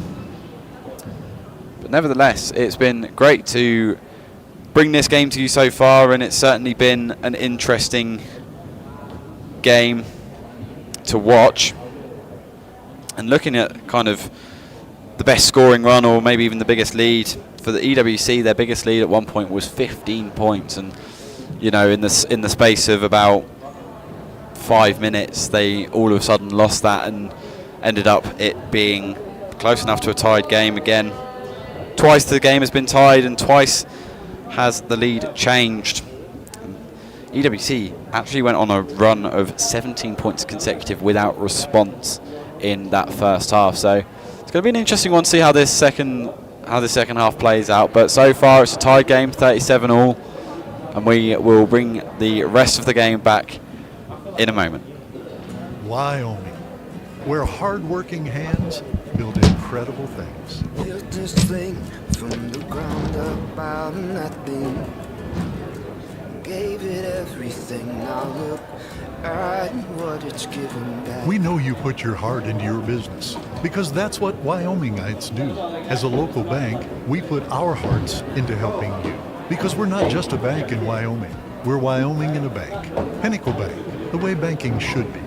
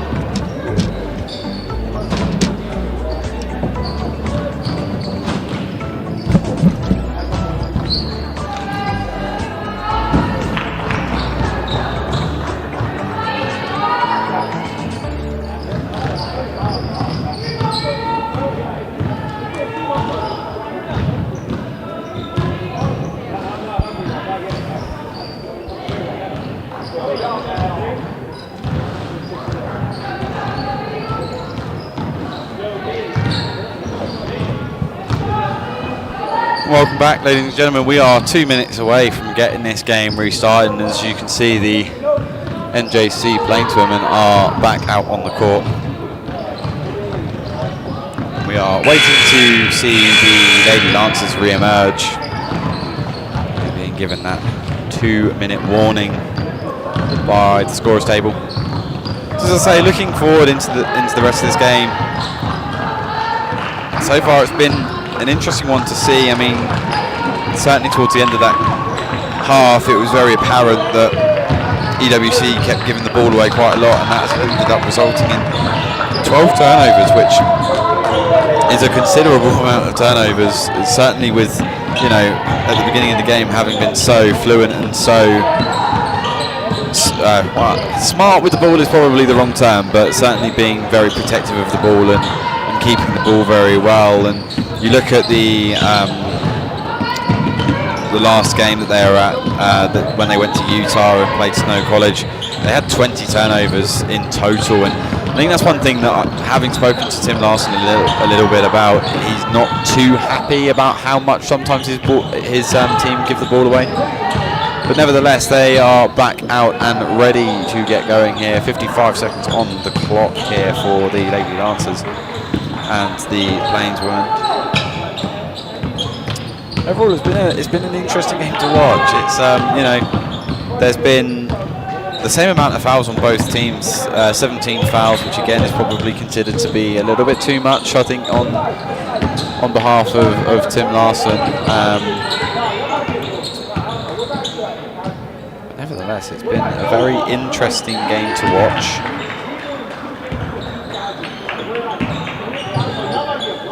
We are 15 seconds, so we are nearly, pretty much about ready to get this game back underway.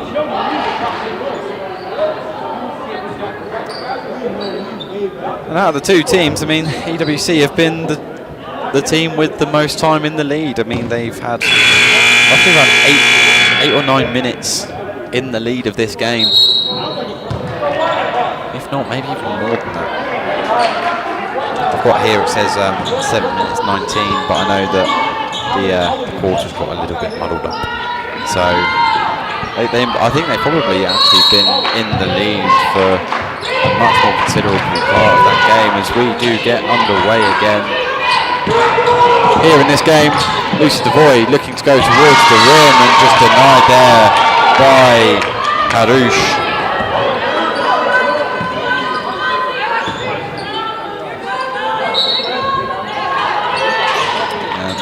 Inline ball from Bush Lewis going to Saga. She attracts the foul off of Sapeda. And she's going to have an attempt from the line. Is Ria Saga. This will be her 5th and 6th attempt of the day. The first one is good and nothing but net on that attempt. Sorry, it's going to be her 4th and 5th attempt on the day.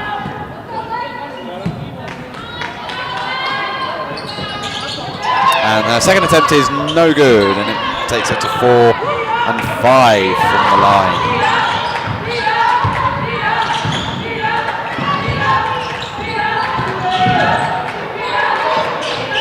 And the 3-point attempt here from Harouche is airballed, and Lucy Devoy taking a while to get back up here. Just really looking like she was struggling to get back up and just trialing out that left knee. Obviously, everyone that knows from last year and that was present here last year will know that Lucy Devoy during the season ended up spending a lot of the season out with a knee injury. Tore her right ACL, and I think there was almost a concern that she might have done exactly the same thing to the other ACL. Bush Lewis ready to come forward here. Ariadna Martinez to Ria Saga, and no good. Just couldn't quite get the ball high enough in time. Sana coming forward for NJC. The screen there by Garcia. But the 2-point attempt there by Sana, no good. And Ria Saga's going to come forward for the Lady Lancers. Saga to Devoy. Fires it over to Bush Lewis. The the screen coming in from Martinez. Handoff. 3-point by Bush Lewis is good. And that's really how the Lady Lancers would have wanted to start this third quarter. 41-37 in favour of the Lady Lancers. Cepeda coming inside. Garcia, no good on the 2-point attempt. Garcia Gasco, no good. The pass there and the layup by number 21, Yaitha Paredes, is good. 43-37 as NJC looks to come forward here with Garcia Gasco. Trying to drive inside, read well by Rristitch. And deemed to have been out. The attempted steal just not quite paying off in the end.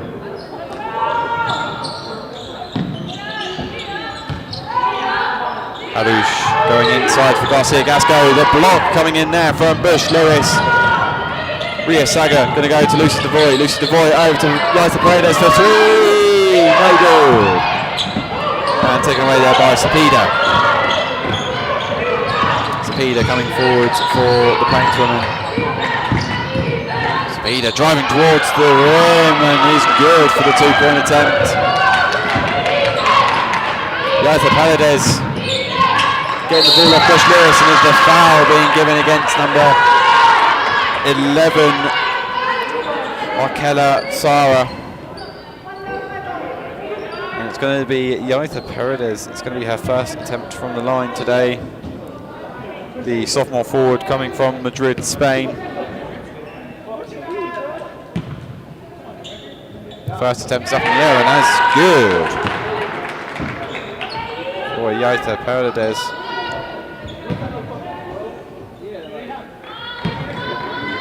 The second attempt in the air, and it's also good, and it's 2 from 2 from the line. Number 5, Riley Phelps checking back into the game for number 8. Garcia Gasco.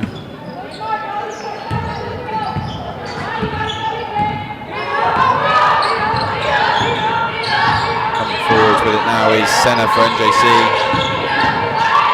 The screen coming in there by number 11, Sara, and the 3-point attempt was no good, but the rebound there also by the Lady Lancers. Now Rristitch coming forward for the Lady Lancers. Bush Lewis for a 3-point attempt is no good and is going to go out of bounds off the rim.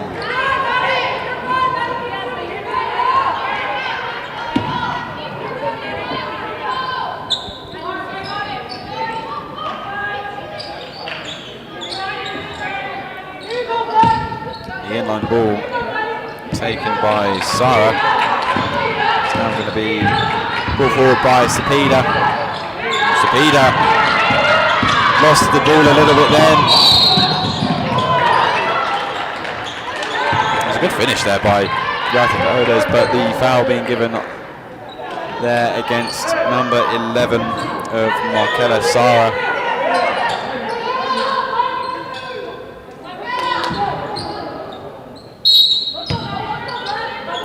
Saga with the inline ball to Bush Lewis.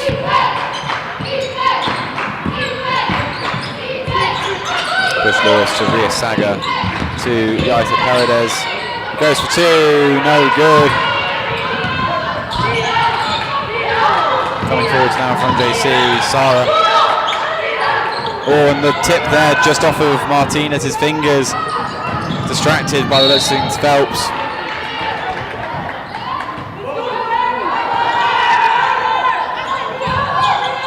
NJC not being able to capitalise there on their attack, but nevertheless, Yaitha Paredes giving the ball straight away there to Sara, and she goes for the 2, no good, and Paredes the one to rebound it. Bush Lewis going in for Martinez. Martinez for 2, no good. Rebounded there by Cepeda. Blocking foul being given on Rristitch. 45-39 with 6:19 left on the clock.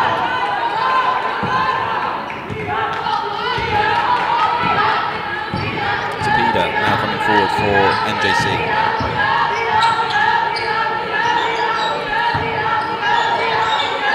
Senna going over to Cepeda. Cepeda for 3.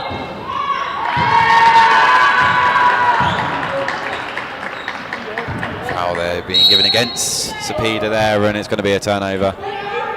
Garcia Gasco back into the game now for Harush.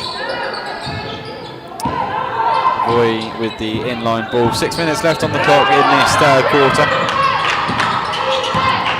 Gaisa Paredes for 2 is blocked by Garcia Gasco, given as a hit on the arm.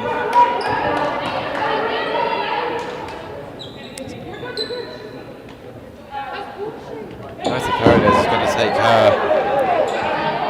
second trip to the line tonight. And the sophomore forward from Madrid, Spain. Ball is up in the air and is no good on that first attempt.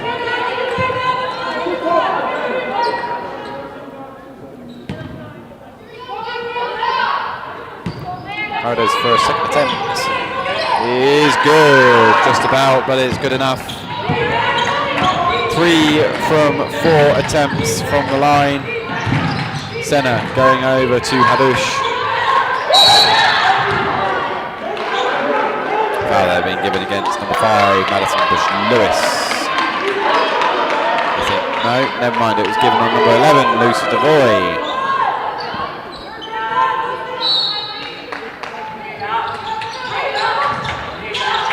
Interference call probably.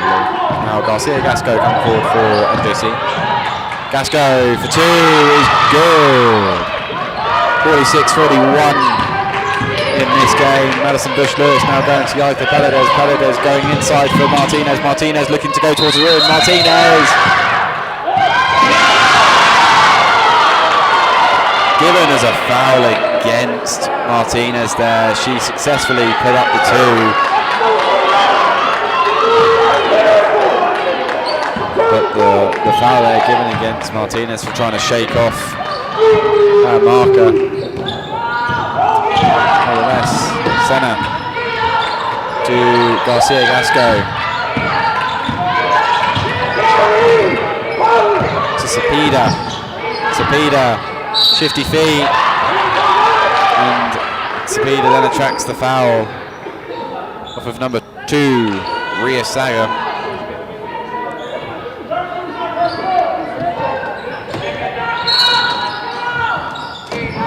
Inline ball.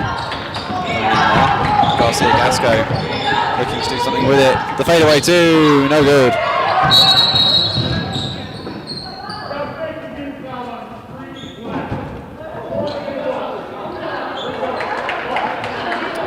Entirely sure what happened there.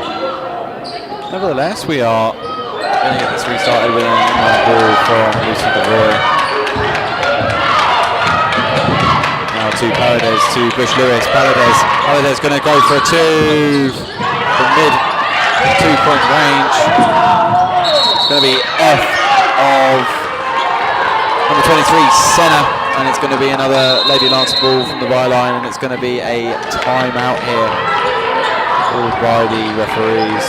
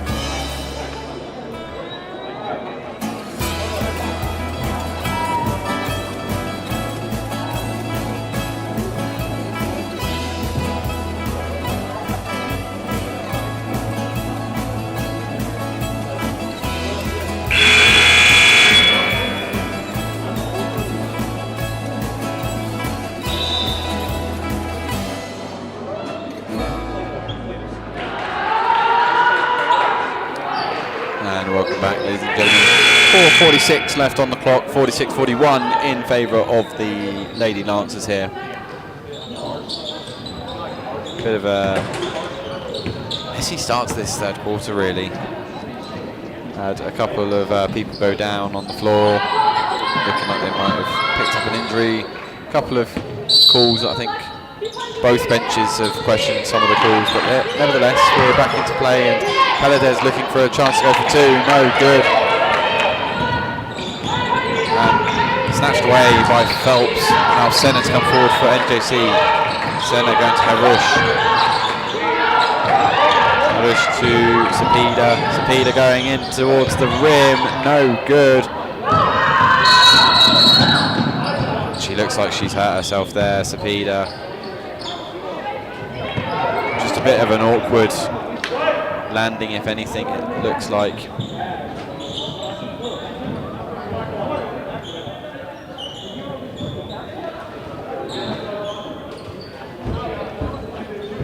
She's kind of just grasping there at her right leg.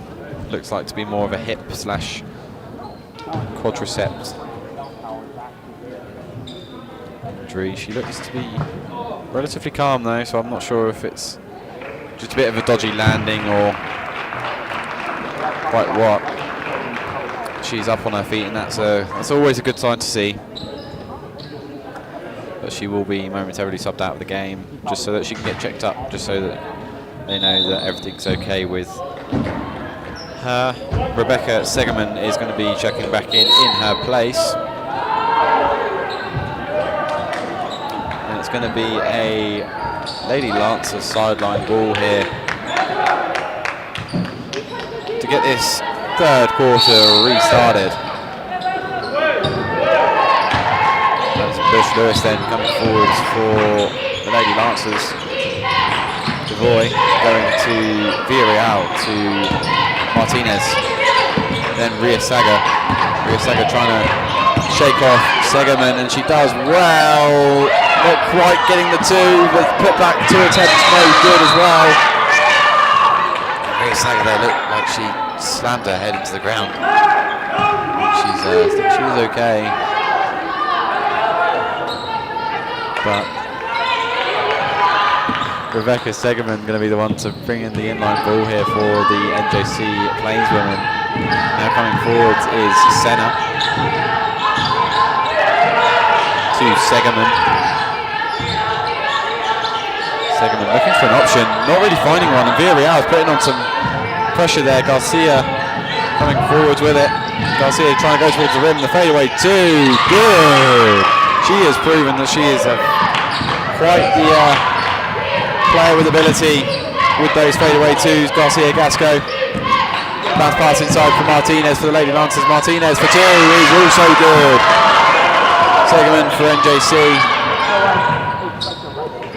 to get this back into play. Harush on this near side. Screen coming in from Phelps.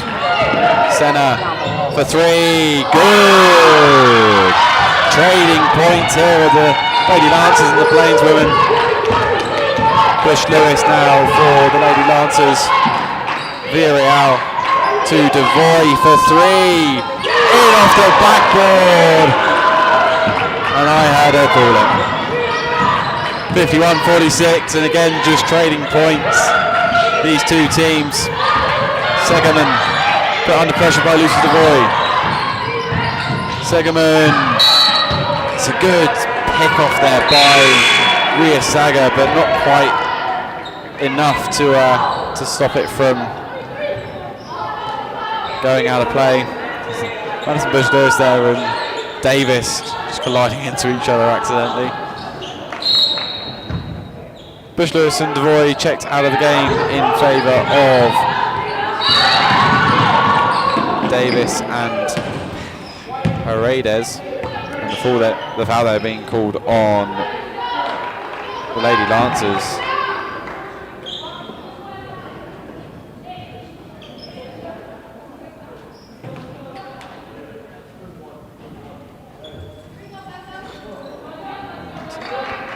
Attracting the foul was number 1, Rebecca Segerman, the freshman guard from Pueblo West of Colorado.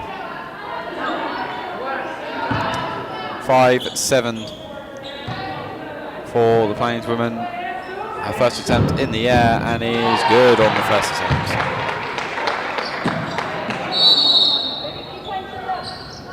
Timeout there called by the NJC bench, head coach Bronson Moden. It's going to be a media long timeout, so we will join you back here very shortly.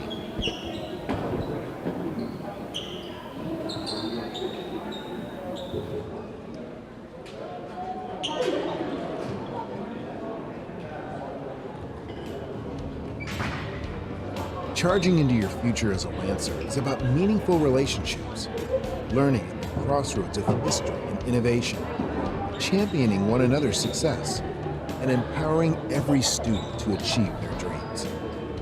We are a community that knows one another by name, offers the quality education needed to get the most out of life, and the friendships that support us throughout the journey.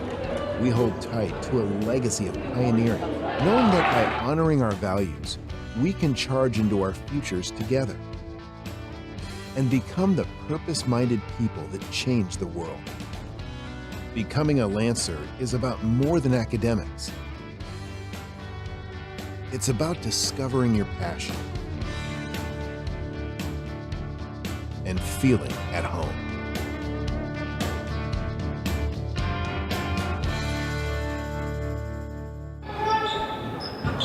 Welcome back, ladies and gentlemen. We're going to get this third quarter back underway, and it's going to be through a free throw attempt by Rebecca Segerman. Her second attempt here from the line is also good. 2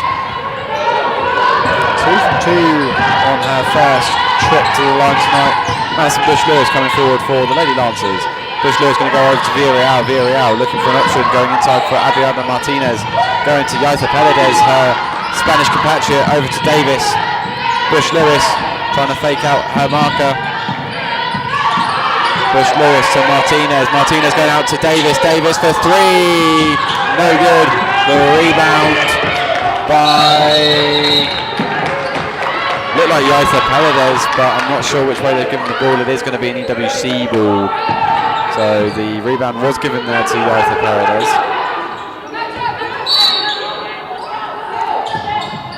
Ariadna Martinez to Davis.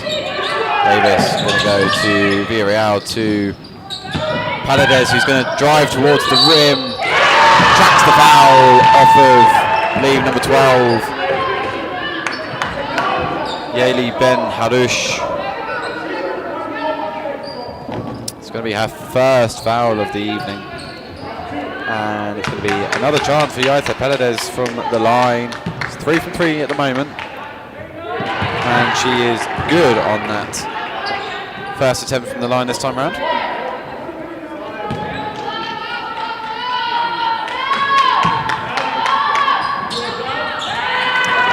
And good on that second attempt from the line, which takes it to 5 and 6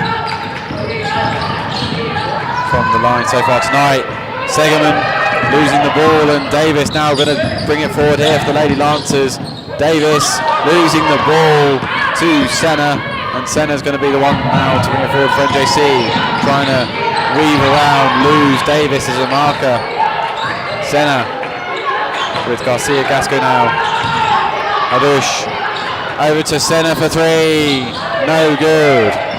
Caught a lot of rim that one, and Ariadna Martinez now shifting the ball on to Bush-Lewis.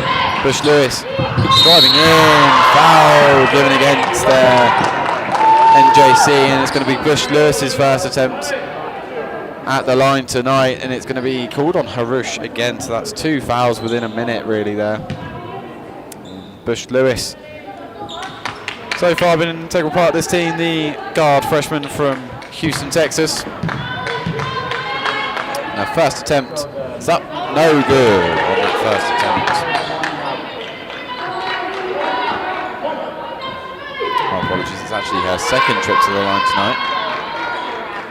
She was 2 from 2 on her first attempt. Let's see what she can do on her second trip to the line. She is going to be 1 for 2 after making that second attempt. Coming forwards now, Segerman for NJC. score 54-48. 6-point lead for the Lady Lancers. We clock inside of a minute left in this third quarter. A bit of a mess there for Harush to deal with. Fair ball given in favour of NJC. It's going to be an opportunity for them to throw the ball back in. It's going to be 13 seconds left on the shot clock here for the Plainswomen. Back inside now. Senna trying to shift Bush Lewis. Garcia Gasco for three. No good. United Paladins, the one with the rebound, and United Paladins coming forward very quickly for EWC. It's going to be Bush Lewis. Bush Lewis for two. Oh, finally finished fantastically. 56-48 as we come into the last 20 seconds of this first quarter. Senna trying to get a shot away there and no good. Just lost her balance. Ariadna Martinez for two, no good. Got the rebound, no good on the second attempt. Third attempt maybe, no good again for Ariadna Martinez. And that is going to be the end of the third quarter. A bit of confusion there with the shot clock going off, but it's going to be 56-48 in favour of the Lady Lancers going into the short break. Join us back here in a moment where we will bring you the final quarter of this game between EWC Lady Lancers and the NJC Plainswomen. Wyoming, where hard-working hands build incredible things. Built this thing from the ground up out of nothing. Gave it everything. Now look at what it's given back. We know you put your heart into your business because that's what Wyomingites do. As a local bank, we put our hearts into helping you because we're not just a bank in Wyoming. We're Wyoming in a bank. Pinnacle Bank, the way banking should be.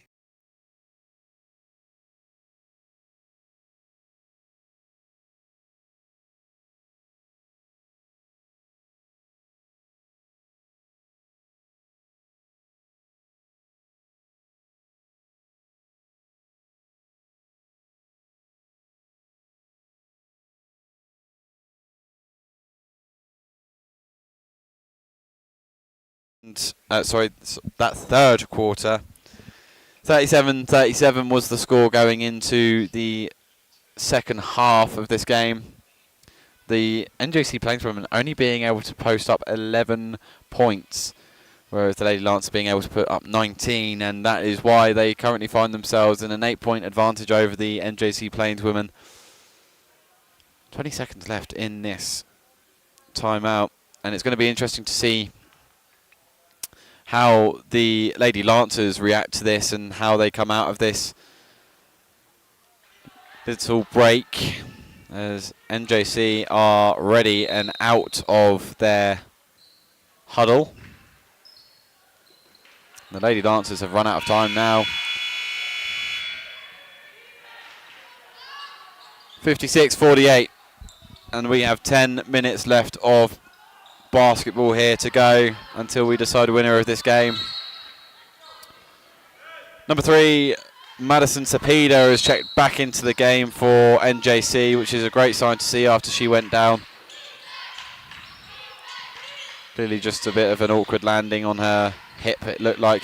It's going to be Villarreal for three, is good. Got a lot of the front rim and it just crept over.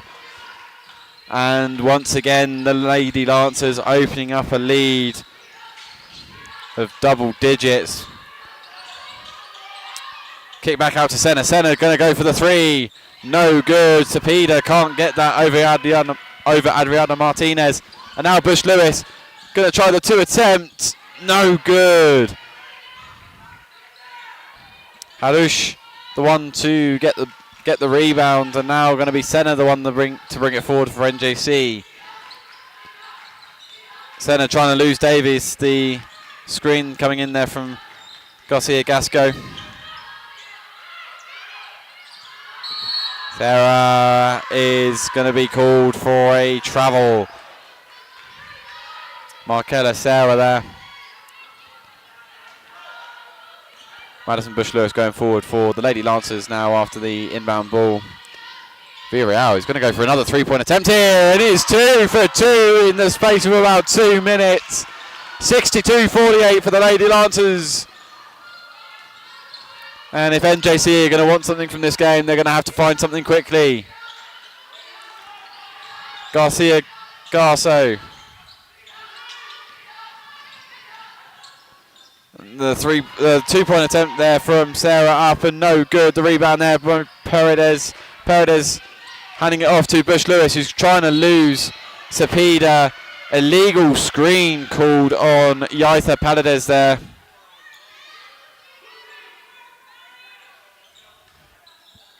And Lucy Devoy is getting ready to check back into the game for Villarreal.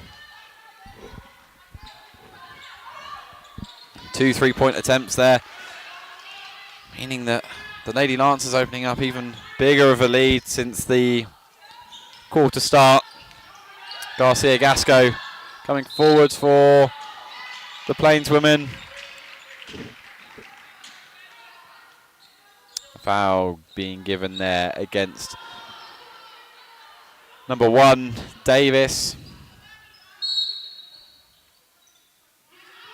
Garcia Gasco receiving the ball over to Senna for 3, no good. Paredes with the rebound.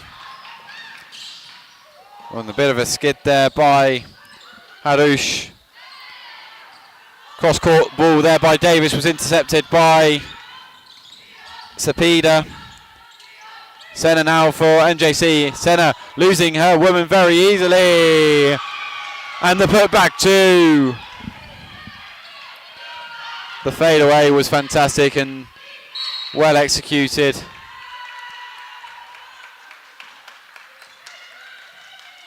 Foul there being called on number 3, Madison Cepeda. Paredes inside for Bush Lewis. Bush Lewis, the screen there by Lucy Devoy. Number 3 again, giving away the same foul twice in pretty much the space of a minute.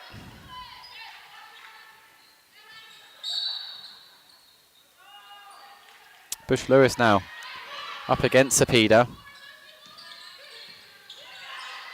Bush Lewis, the pass just a little bit out of reach for Ariadna Martinez. 62-50 with 7 minutes 20 left on the clock. NJC, as I said, if they want something out of this game, they're going to need to find it, and soon. Harouche over to Cepeda for 3, no good. Garcia Gasco ruled out of bounds, and it's going to be a turnover on NJC. Devoy going to Bush Lewis, now back to Devoy. Devoy to Davis. Davis now, Ariadna Martinez does well to get around her woman and does remarkably well to put up the 2, and it's 64-50 now coming into the latter stages of this game. Senna with the 2, no good. The rebound there by Paredes, handed off to Davis. Davis, clean run towards the rim, going out to Devoy. Now Bush Lewis faking the 3. Bush Lewis driving inside, no good on the 2. Garcia Gasco getting the rebound. Garcia Gasco bringing it forward for NJC. Now Senna over to Haruth for 3, good. And there's a 3-pointer on the board for NJC, taking the deficit to a 9-point game. Davis. Ariadna Martinez for 2, no good. Senna with the rebound. She's now going to bring it forward for NJC as well. Oh, a bit of confusion there for NJC. Cepeda managing to grasp the ball away from the Lady Lancers. Harouche looking for something. And unfortunately couldn't find anything. Trying to look for the bounce back off of a White leg, but no good. And in fact, this is now going to be a timeout called, which is going to be a 30-second timeout extended to a media. So we are going to go quickly to a break, and we will bring you the rest of this fourth quarter after this.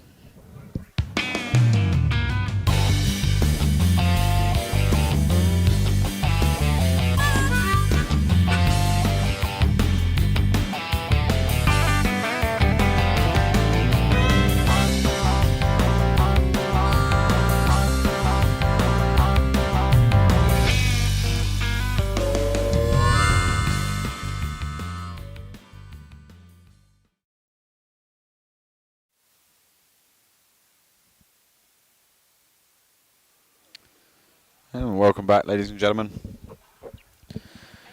We are about ready to come out of this media timeout. Maybe about 30 seconds left of the timeout. Just looking forward now towards the men's games. It's been, I think, not quite the start of the season that I think either team would have wanted, but nevertheless, the Eastern Wyoming men's team are currently 2-5, the same as the women's team, but coming off the back of a win away to Colorado Northwestern Community College. We're going to get this game back underway, and we will get to talking about the men a little bit later on.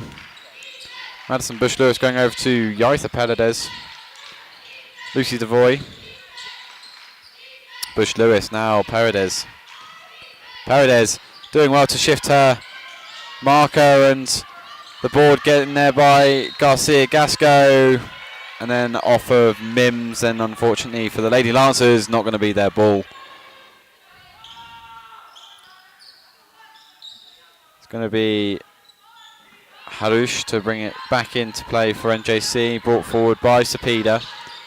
Cepeda trying her absolute hardest to get as close to the rim as possible. Garcia Gasco with the rebound.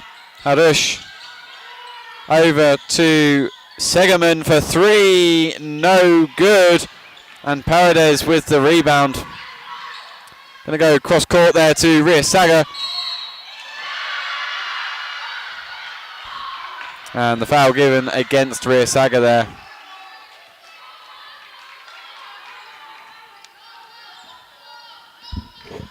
Segerman doing well to attract the foul. Over back to Segerman. Looking for an option. She finds Harush. Harush being marked closely by Yaitha Paredes. Harush not being able to find a way through. Garcia Gasco needs to try and get towards the rim here for NJC to no prevail. And stolen away by Mims. Now Rristitch coming forward for EWC. Stripped away by Cepeda, and it's going to actually have come off of Rristitch is the call by the referees, and NJC get the ball back. Cepeda looks for something. She finds Sarah. No good on the two-point attempt. Mims with the rebound. Nearly an intercepted pass as well, but Rristitch doing well to get the ball back. Yaitha Paredes going back out to Lucy Devoy for three. Is good. 67-53. As the NJC look to try and come forwards with Harush, who also fires a three, which is also good. And immediately responds with a three of NJC's own. Saga driving inside, out to Devoy for three. It's good! And again, it's 70-56. Again, the gap being opened up to 14 points. Cepeda is due to have been fouled there, and the foul being given against number 11, Lucy Devoy, her third of the day. It's going to be a timeout there called, I believe, by head coach Tim Larson. Going to be a full time out here.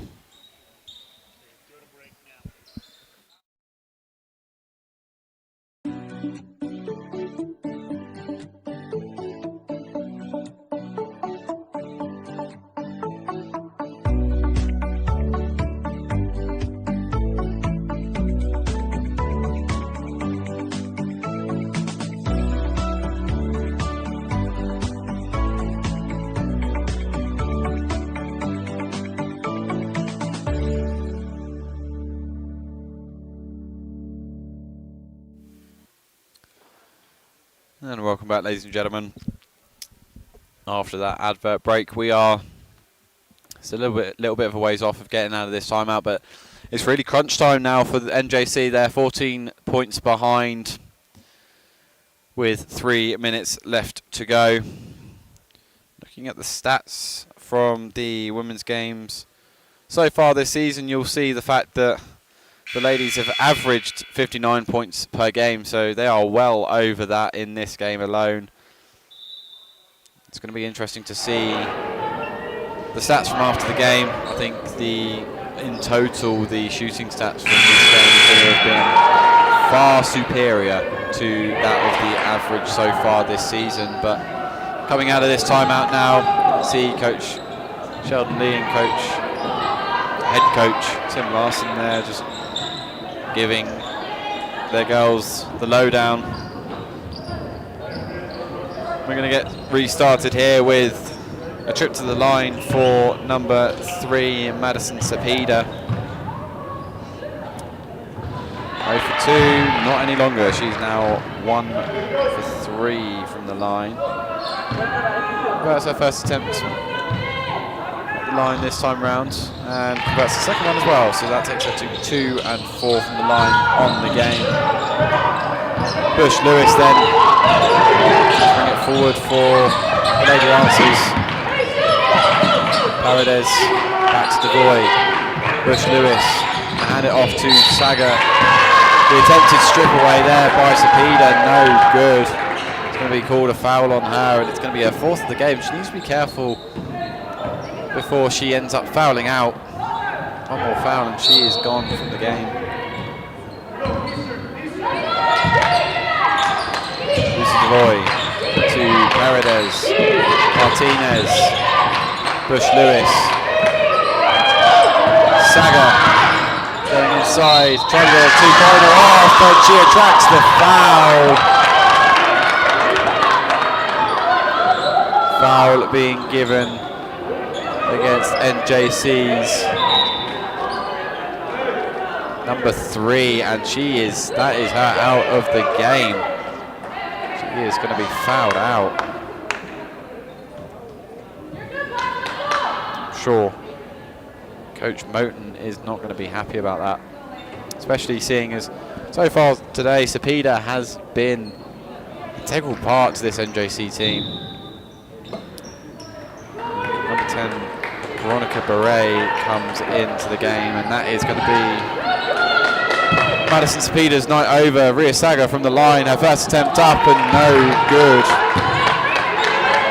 on that first attempt.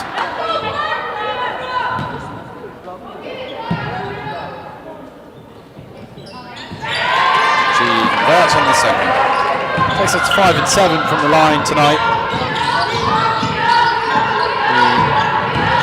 Sophomore guard from London, England. The shot there coming in from Segerman is no good. Rebounded by Isaac Paredes. Madison Bush Lewis trying to calm things down here for the Lady Lancers.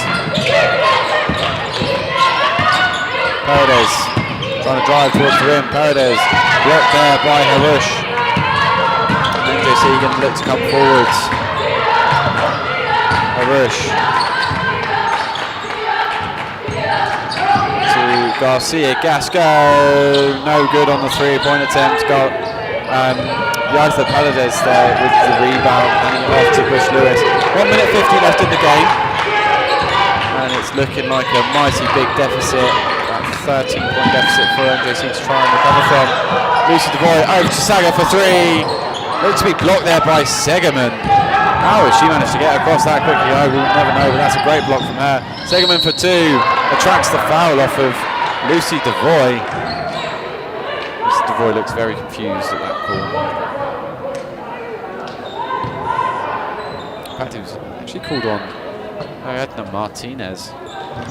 Again, confused looks on the Lady Lancer's face.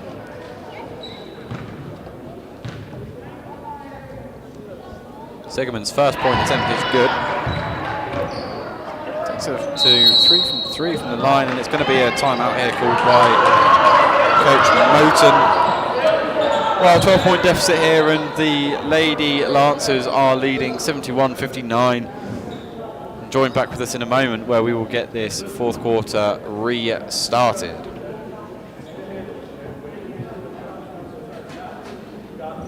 Wyoming, where hard-working hands do incredible things. Built this thing from the ground up out of nothing. Gave it everything. Now look at what it's given back. We know you put your heart into your business because that's what Wyomingites do.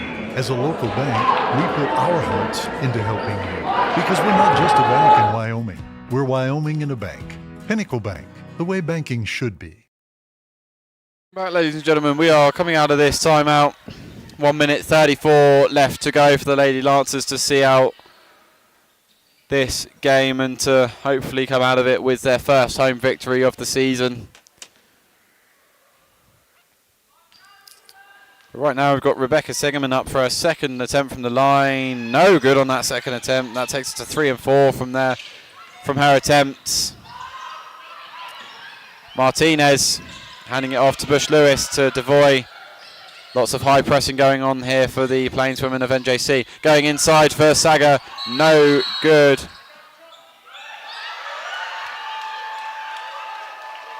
And a fair ball called. And I think by the looks, really Saga looked very surprised at the call herself. I think she was going to be expecting a call against her. There's been a few calls that I think have caused a bit of animosity between the benches tonight. Nevertheless, Segerman couldn't do anything with it, so Martinez took the ball off her. Going to come forward with it now, trying to just calm everything down again. Going to be a 30-second timeout here called by Coach Tim Larson. 58 seconds left on the clock. Really, now it's just a matter of burning the clock for the Lady Lancers. But I would like to think, and I think I would be pretty confident in saying, I think a 12-point deficit is a very big one to overcome in just a lone minute, with no timeouts left as well for the Plains women's coach, Coach Moten. So 71-59 with 58 seconds left on the clock.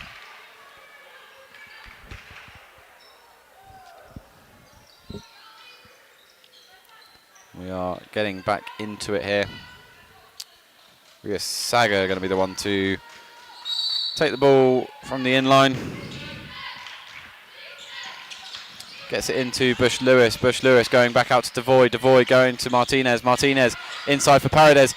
Saga for 3. No good. Just about. Rebounded by Beret. Harush getting it to Beret. Beret for 3. No good. Paredes rebounds the ball. And Segerman with the foul.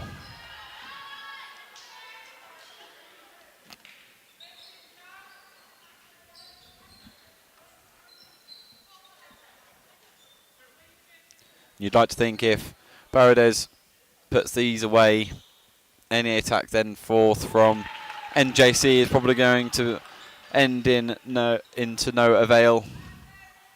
72-59 after that first point is good. The second one is no good. Oh, nearly rebounded there off of Lucy Devoy, but just off of her head and out of play. NJC are going to have 33 seconds left on the clock to try and do something. Segerman Garcia with the 2-point attempt. No good. Rebounded by EWC. And they are going to try and run down the clock, I imagine. Over to Paredes. And that is going to be the game, I think.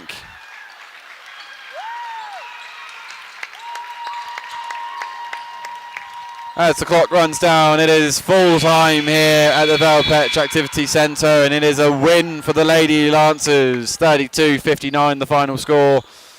Scoring well above the average score today. So far in their season, they have only averaged 59 points a game, so that's going to do well for their average.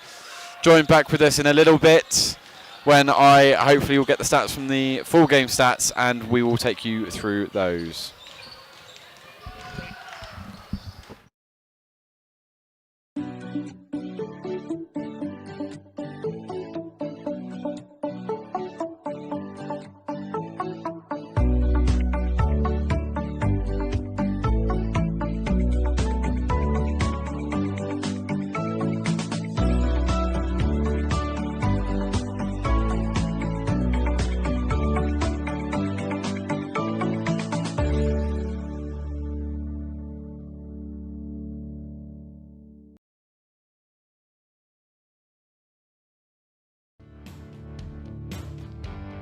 Charging into your future as a Lancer is about meaningful relationships, learning at the crossroads of history and innovation, championing one another's success, and empowering every student to achieve their dreams.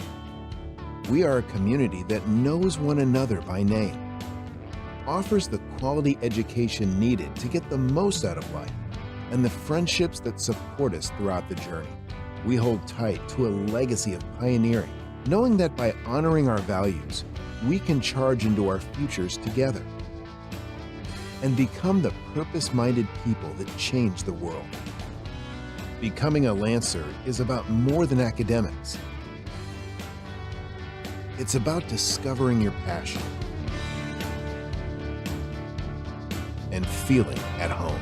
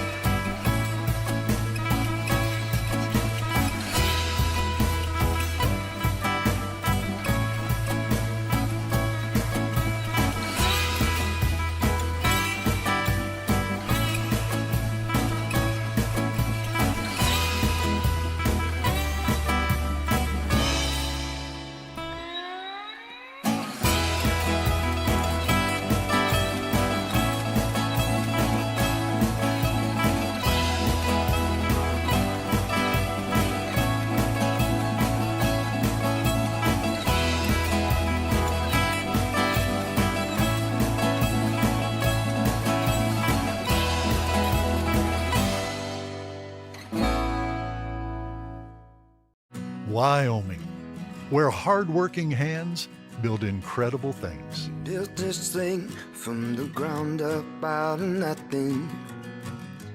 Gave it everything. Now look at what it's given back. We know you put your heart into your business because that's what Wyomingites do. As a local bank, we put our hearts into helping you because we're not just a bank in Wyoming. We're Wyoming in a bank. Pinnacle Bank, the way banking should be.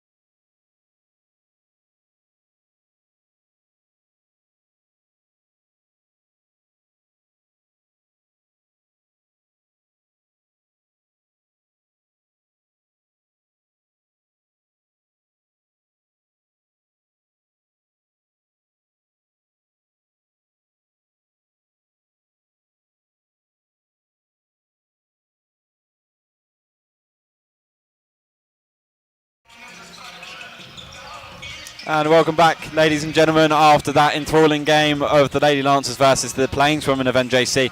We're now here with Jenna, our alumni coordinator. My apologies. Jenna, how are you doing tonight? I'm doing great. How are you? Yeah, I'm not bad, thank you. So just kind of run us through some of the stuff that maybe some of the booster clubs got going at the moment and what is there to be on the lookout for. All right, so exciting news. We have a really awesome Booster Club beef raffle fundraiser going on for our Lancer Athletics, and what that entails is that we are selling tickets, $25 tickets, and we'll be having 4 different quarters of beef that we're going to raffle off. You can come and purchase our tickets or your tickets here at EWC. Find a Booster Club member. You can come up to the foundation office as well. But the main thing is that fundraiser is going to go on until February 5th, February 5th, and we will draw for 4 different quarters of beef. So that's what we have going on for a fundraiser.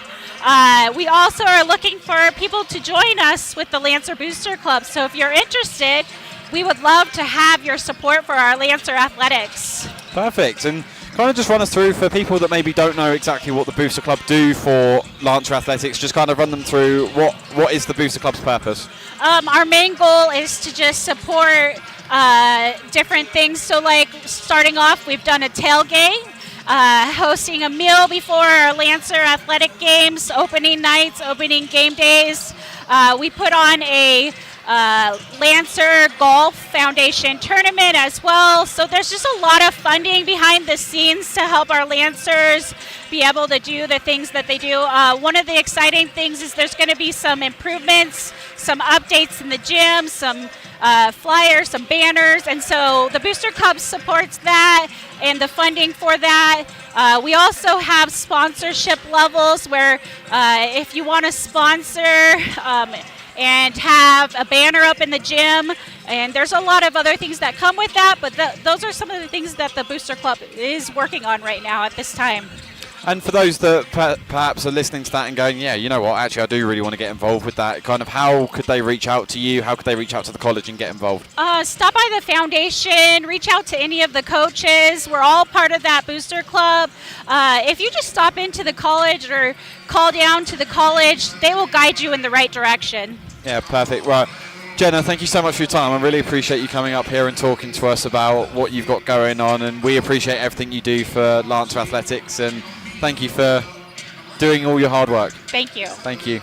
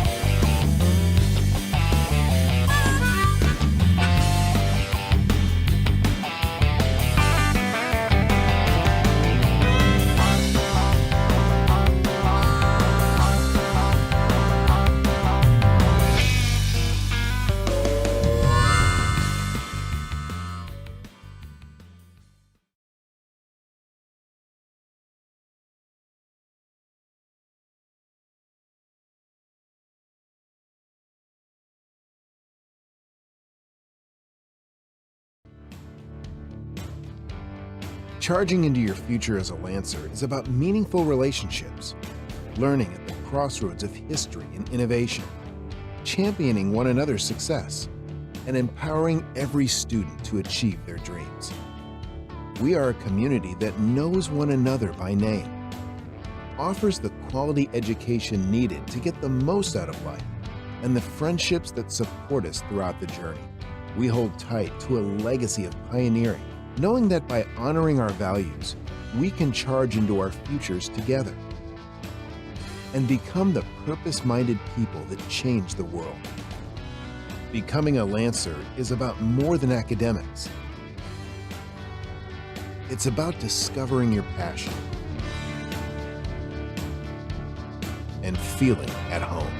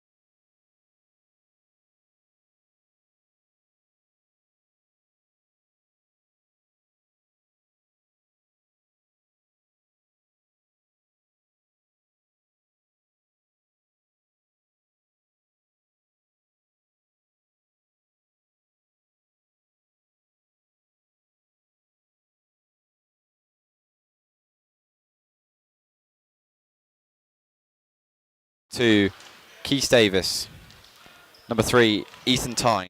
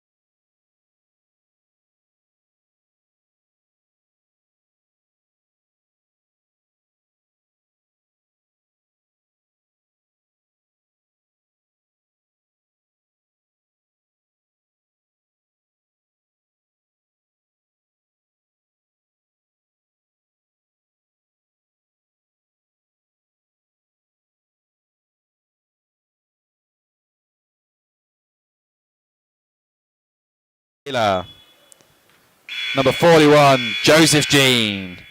And the 3 red shirts, Finn Rolseth, Nathan Hinkle, and Charlie Schoengert. And your Eastern Wyoming Lancers. Starting tonight for the NJC team. Number 0, Rosalia Williams. Number 1, Jason Zani. Number 13, College Davis. Number 23, Parker Davis.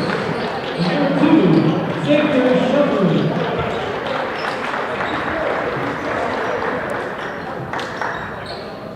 Now the starting lineup for the Lancers. Number 2, Jamari McVeigh. Number 4, Jordan Spade. Number 11, Preston Jensen. Number 24, Nicholas Simmons. Number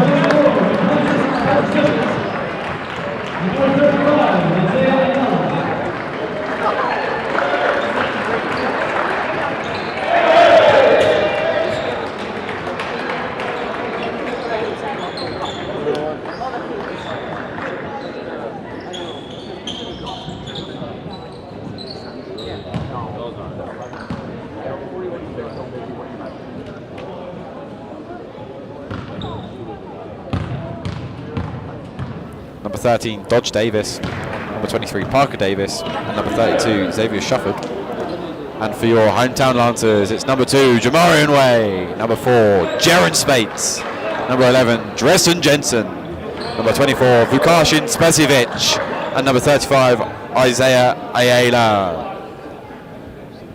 And we are ready to get this game underway. 2 halves of 20 minutes.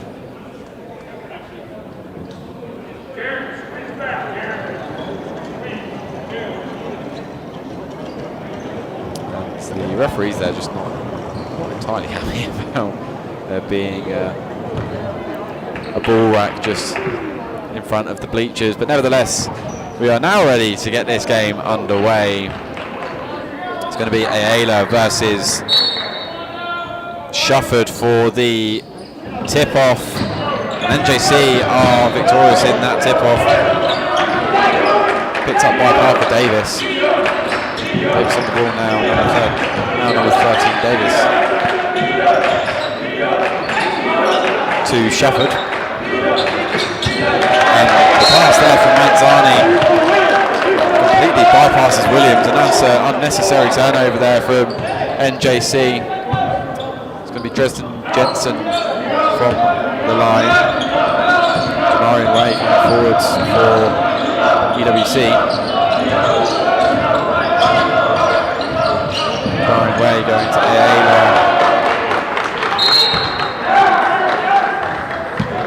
And it's going to be the backcourt violation called on Ayala there. Just a bit of a mishandling of the ball.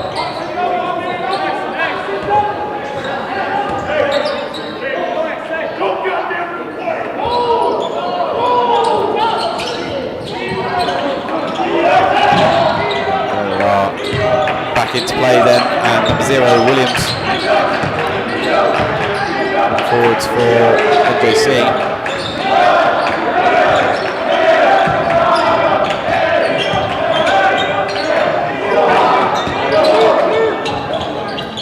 And the 3-point attempt is good by Williams.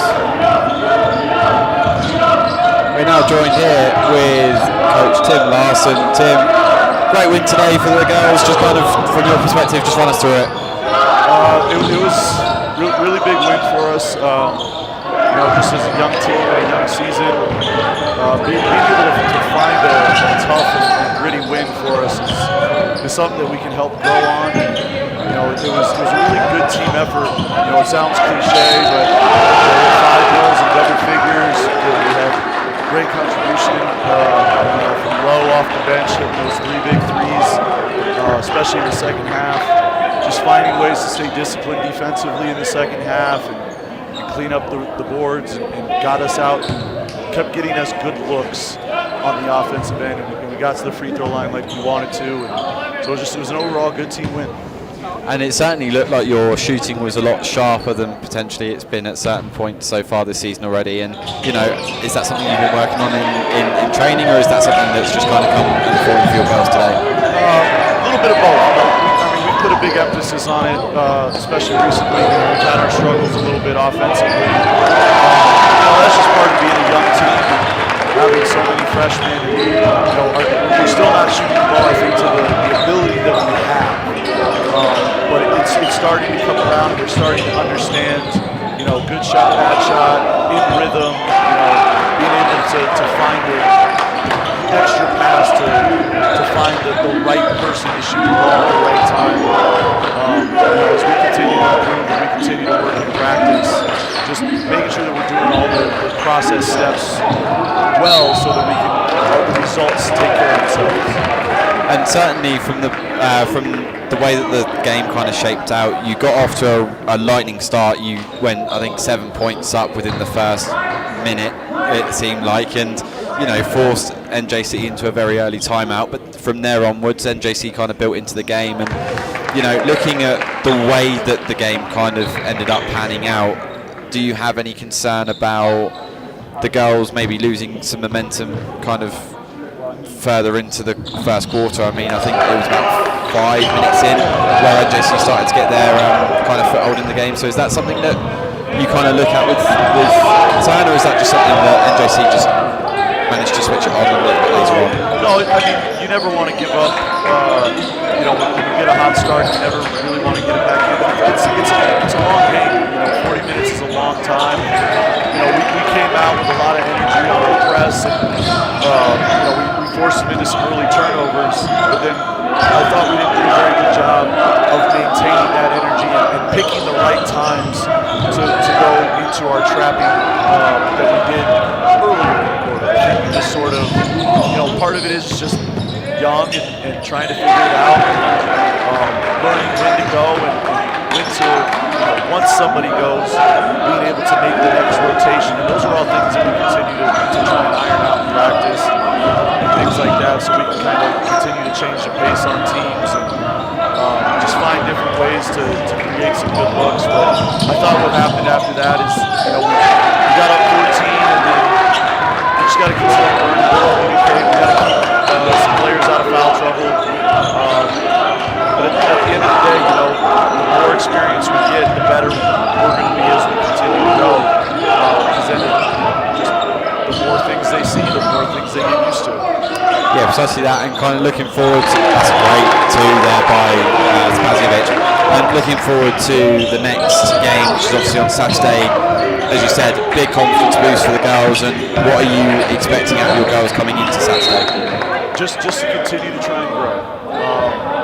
We want to get a win on Saturday, but we know they're going to come in, they're going to be hungry for a win, and we've got to do the things possession after possession after possession to stay disciplined defensively. And I thought that was big for us tonight in the second half. We got really disciplined defensively as they drove, being able to just ball up and box out and get rebounds, and really just make sure that we were staying disciplined to the game plan. That was big for us. And I think that's a big lesson for Saturday.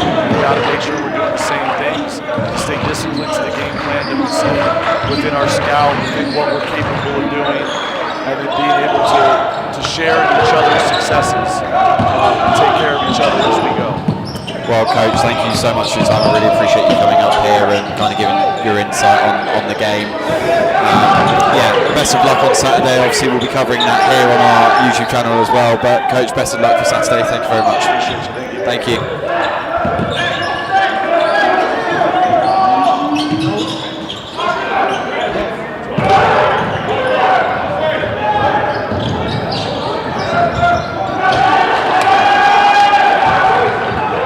That was Tim Larson there, just giving his insight there on the women's game from earlier on, in which they proved victors by 72 to 59. In this beginning of this game, it's been an interesting one for Eastern Wyoming to try and deal with NJC. They've turned the ball over a couple of times, and NJC have just taken advantage of it. Now coming into us, we are back to full attention on this game that we're presenting here for you.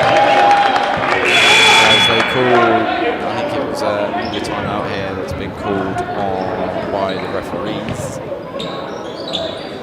Definitely a slow start to this game for the EWC Lancers, but join back with us in a moment when we will bring you the restart of this first half.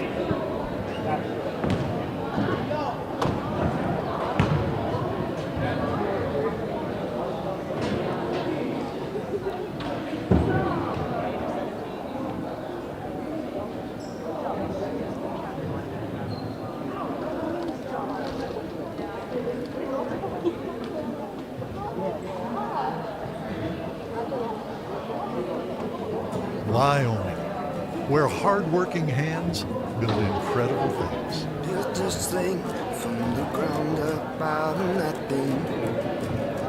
Gave it everything. Now look at what it's given back. We know you put your heart into your business because that's what Wyomingites do.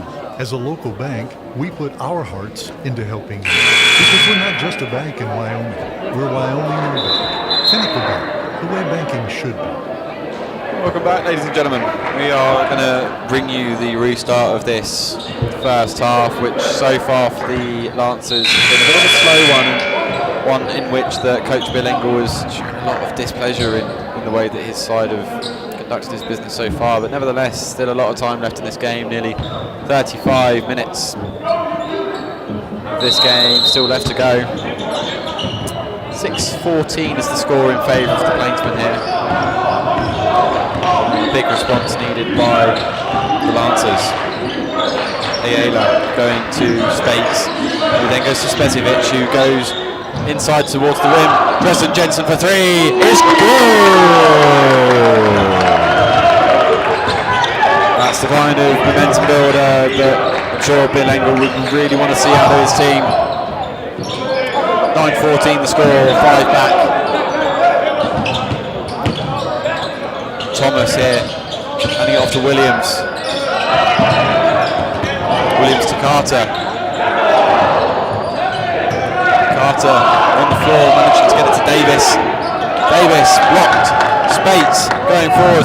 Dresden Jensen going for the two. It's good as well. The block of Carter was not enough. It's 11-14 now the score, and all of a sudden this game is a lot closer than it was. Williams going to Jones. Now to Davis. Davis to Carter. Carter going to Williams, who goes for the three-point attempt. Is well shot, and Ayala picking up the ball here for the Lancers, going towards the rim. Ayala draws the foul. In there by, I believe, number 5, Jacoby Jones.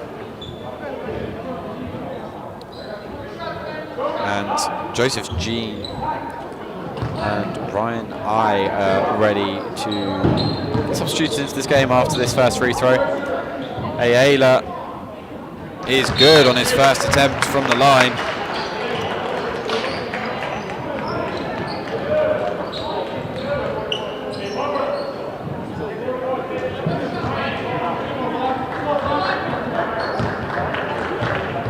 Second attempt coming in from Ayala in the air now, and is good on the second attempt. Takes the game to 13-14 and within a point. It'll be Williams here on the far side. Jones over to Davis, to Williams, to Jones for three, no good. Foul there called on Ryan I.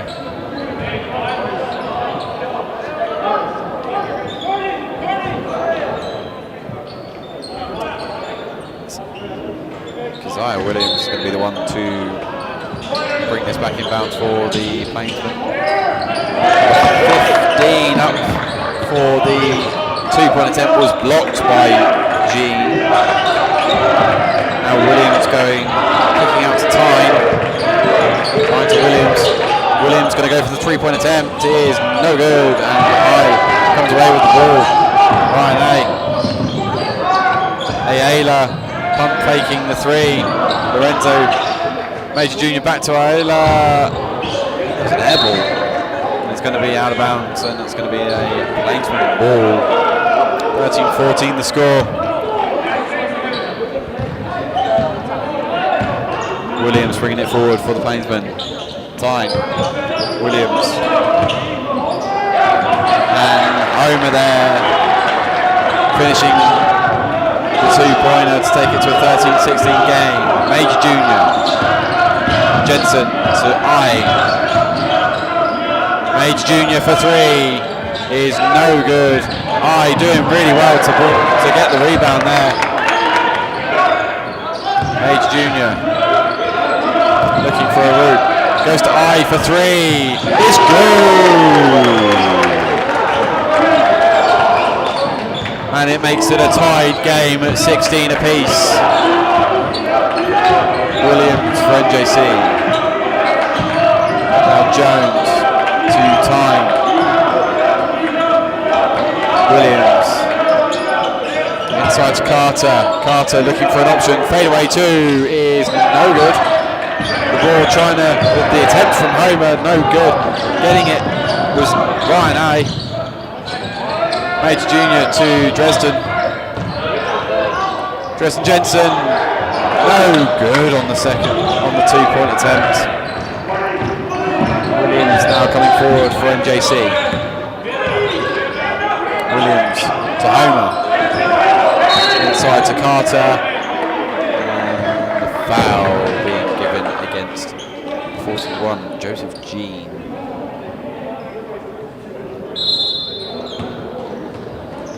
Timeout here being called.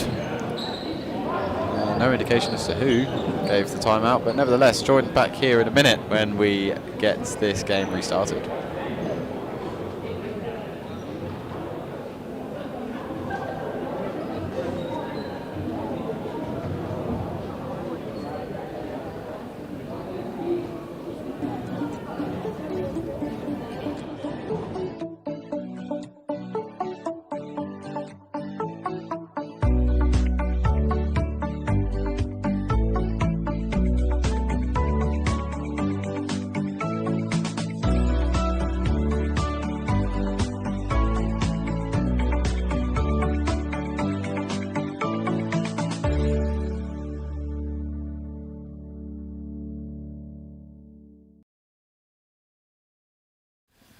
Welcome back, ladies and gentlemen, as you join us here at a tied game, 16 apiece for the EWC Lancers and the NJC Plainsmen. It's great to have you here with us, tuning in to this latest rendition of NJCAA men's basketball. Both teams coming out of this timeout are going to be wanting to make an impact, get out of this closely contested fixture right now. NJC opening up a very early lead early on in this first half, but the EWC Lancers clawing it back slowly but surely. The Plainsmen are going to get it restarted here. Homer with the two-point attempt, just to be fouled by, I believe it was against number 20, Vladimir Rristitch. Up to shoot the ball for NJC, it's going to be number 15, Colby Homer. He was no good on that first attempt. The sophomore guard, 6'5", coming out of Boise, Indiana.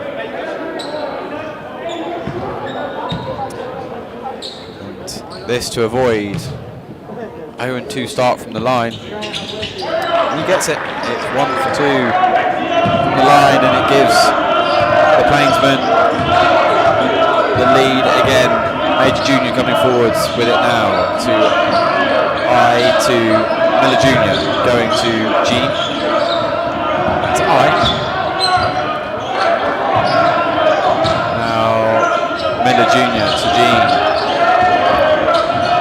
Jean loses the ball but picked up by Major Jr. Major Jr. for two is no good. Jacoby Jones coming away with it for the Plainsmen. Now Carter going to Williams. Williams to Homer. Homer's going to go all the way over to Tyne for three is no good. The rebound by going to Miller Jr.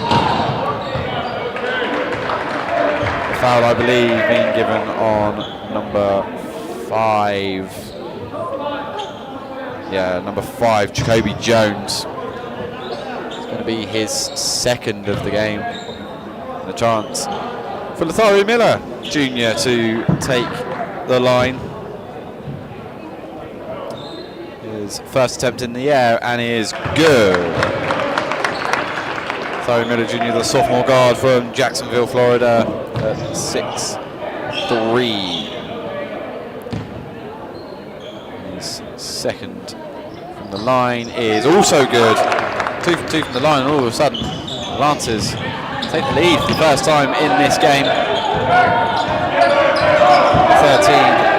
Dodge Davis to Carter. Carter kicking it out to Tyne to Williams. Williams looking for an option, he decides to go the way of Davis. Now Homer back to Williams.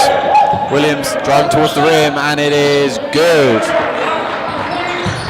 Good finish there by Williams for NJC. Jean with the ball for the Lancers. Jean going out to Collins, is good for the 3. Tony Collins, his first shot of the day. It was nothing but net.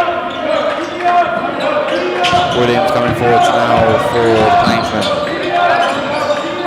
Now to Homer for the easy 2. Is going to be enough to tie up the game, 21 apiece. Mage Jr. then for the Lancers. To Miller Jr. Collins to Mage Jr. again. Mage Jr. making a run for the rim, goes back out to I. Ryan I off the backboard and in. Fade away to was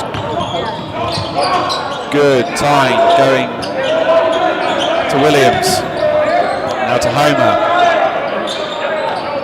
Up to Tyne on that far side. Homer inside for the easy 2 is good, and it ties the game up again. Mage Jr. coming forwards for EWC. Collins, Mage Jr. Mage Jr. looking for something, takes a nick under off the bottom of the backboard. Ball is going to be into the hands of NJC. Homer and Keziah Williams being checked out of the game for number 1, Chase Manzani back in the game.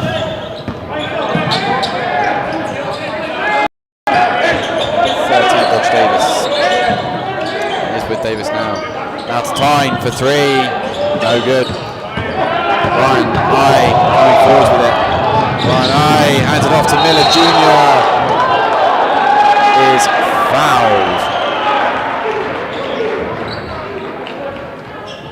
Foul by number 1, Chase Manzani.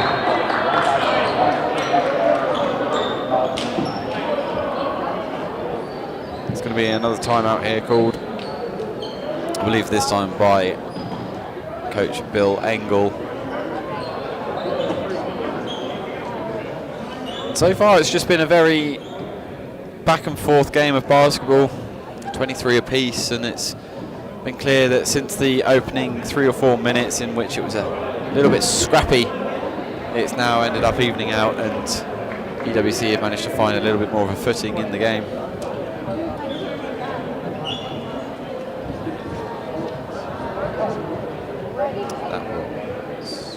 That's full-time stats.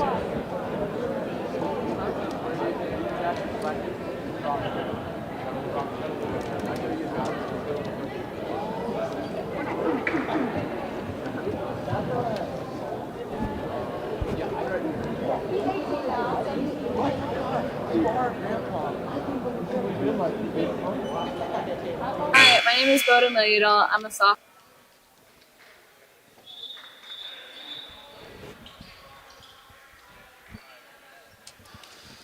And welcome back. We're just about ready to get out of this timeout, and we've been rejoined by Coach Tim Larson. That's actually going to help with a bit of colour commentary, which is going to be nice.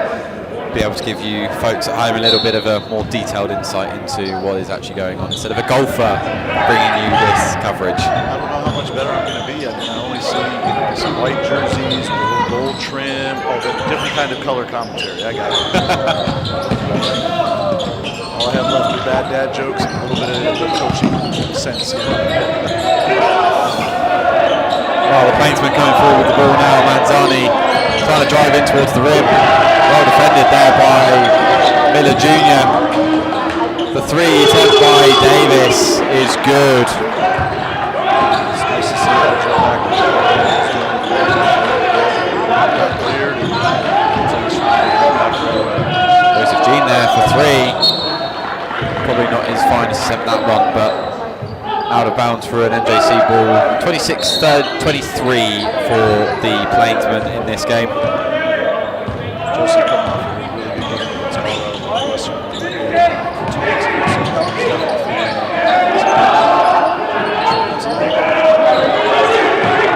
Rebound there by Green. Looking to try and get the 2-pointer away. Draws in the foul.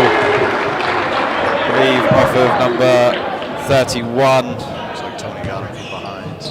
And those are the ones that you try as a coach that just kind of drive you nuts because you've given up the offensive rebound and you got in pretty good position with a couple players surrounding, and then you just come down really hard. Probably not one that you needed to give up in that situation. That's one in the air is good. Brady Green, the sophomore, 6'7", coming in from Thornton, Colorado. He's a very tall figure on that court. And the second free throw is good. Chance for EWC to regain their footing after that timeout. Major Jr. coming forward with the ball. Getting it to Joseph Jean. Looking for the fadeaway 2 is no good. And rebound there by number 35, Ethan Carter. Manzani looking for an option for NJC. It's time. Now Davis.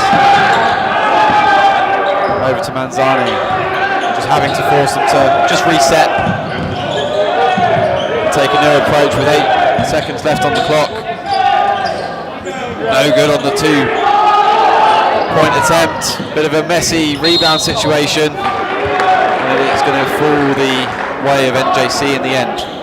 Shot goes up, force a tough runner. I know you're a little bit small, looks like coach is bringing on a little bit more length and height, but you got to get in there and get down, box out, try and push them back a little bit, and go up.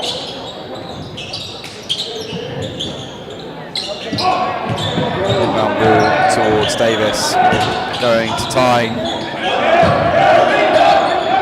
And the 2-point attempt from Green is no good, and the rebound there by Vukashin Smezjevic. Substitutions paid off. Justin Jensen firing it out towards Miller Jr. Just a slight mishandle of the ball, but patted out of bounds anyway by Brady Green, and it's going to be an EWC ball.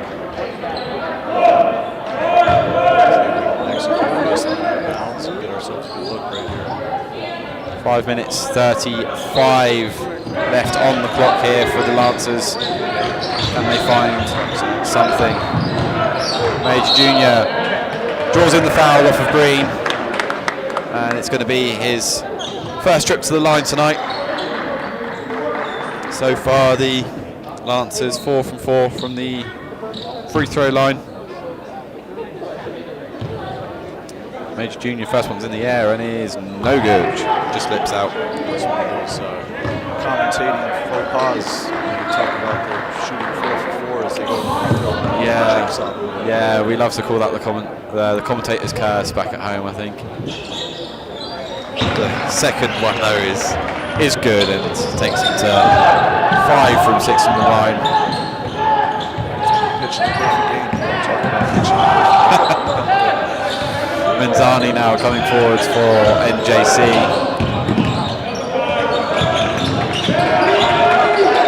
Now Davis. 23, Davis as well.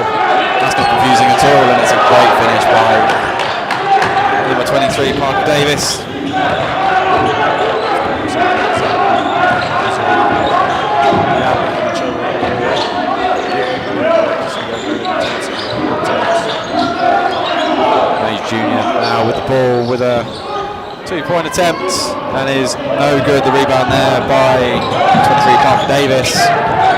Coach, kind of looking at that and talking from a basketball coach's perspective, what would you make of that shot from Miller Jr.? Was it a good decision, or was it maybe something that should have looked for a different option? You know, when he gets cleared out on that side, especially with the way how athletic he is and his ability to get scored, I'd love to see him try and put a little pressure on the rim. You know, a little bit of that is probably fatigue, being his first game back, and settling a little bit for that jump shot. Right there in his gap, we probably want to see him try and go by and attack the rim and get himself to the free throw line right there. But he's worked hard on that jump shot. Just want to keep seeing shooting confidence. Manzani there was no good on the N1 attempt. Jensen kicking out to Ayala, then Spates for a little bit of coming together there, but Spates regained himself and got it off to Jensen, who gets the 2-point attempt in and rebounded there by Manzani, and a chance for the Plainsmen. Patted back towards the rim and no good, but now it's Jensen for EWC to Spates. Ayala beyond the arc, draws in the foul by Green.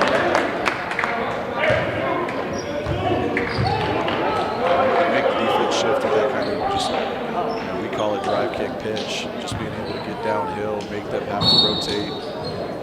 Move one more, and you get an attack of the rim. Timeout there. Failed to see who called it, whether it was a referee's timeout or not. But join back with us in a moment when we get this first half back underway. More at Eastern Wyoming College, majoring in pre-health sciences. I want to invite you to Eastern Wyoming College for your continued education. We have small class sizes, a family-friendly environment, and we are affordable while offering many scholarships. EWC offers so many program and career certificates, so we're sure there's something for you. Check us out online at ewc.wyo.edu or call us at 307-532-8230. Charge into your future with us at Eastern Wyoming College. Lancer up. And welcome back here, ladies and gentlemen, to the very close contest between the EWC Lancers and the visiting Northeastern Plainsmen. Coming out of this timeout, Coach Larson, what exactly would you be hoping to see out of the Lancers? Execute a sideline out of bounds play. You know, I know Coach has some up his sleeves, but even if it's just to get in, you really want to. These are the special teams. You know, I hate to use the American football reference, but you know, these are the special teams where this is a time. Hey, we got a set piece out of a timeout. Want to be able to execute and get a good shot. Spates going there to Spazievich to Ayala. Now Jensen driving towards the rim. Kicking back out to Spazievich. Mora.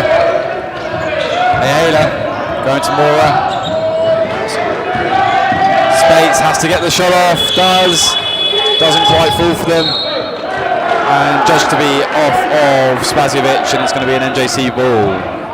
I think they got what they wanted out of that possession when you get Drez down low on the post up. Once he got that kick out and the one more, I think that's the one they needed to shoot. Instead, they got a little over passive. Shuffled, handing it off to Manzani and given away carelessly there by NJC. Now coming forwards, EWC kicking out to Spates. Looking to calm things down a little bit. The screen there coming in from Spazievich. Kicked out to Mora for three is good.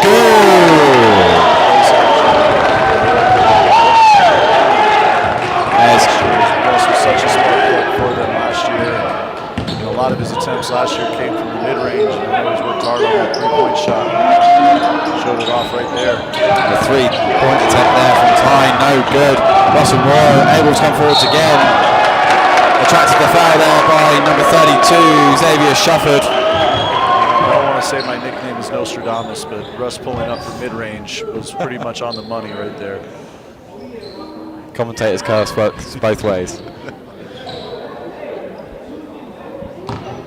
It'll be Moore from the line. First attempt is up and horrid lip out. I mean, if I had that on the golf course, I'd be pretty livid with myself, I think, the fact that something like that would happen. Yeah, you're kind of wondering how the physics work with the ball going down that far and still finding its way back out.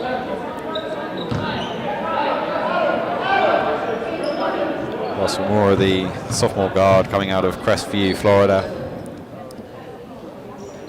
The second attempt is good. Precisely that. Williams coming forward for NJC. And great defending there by Russell Moore to force the ball out of play. Keep his chest in front, keep the guarding position.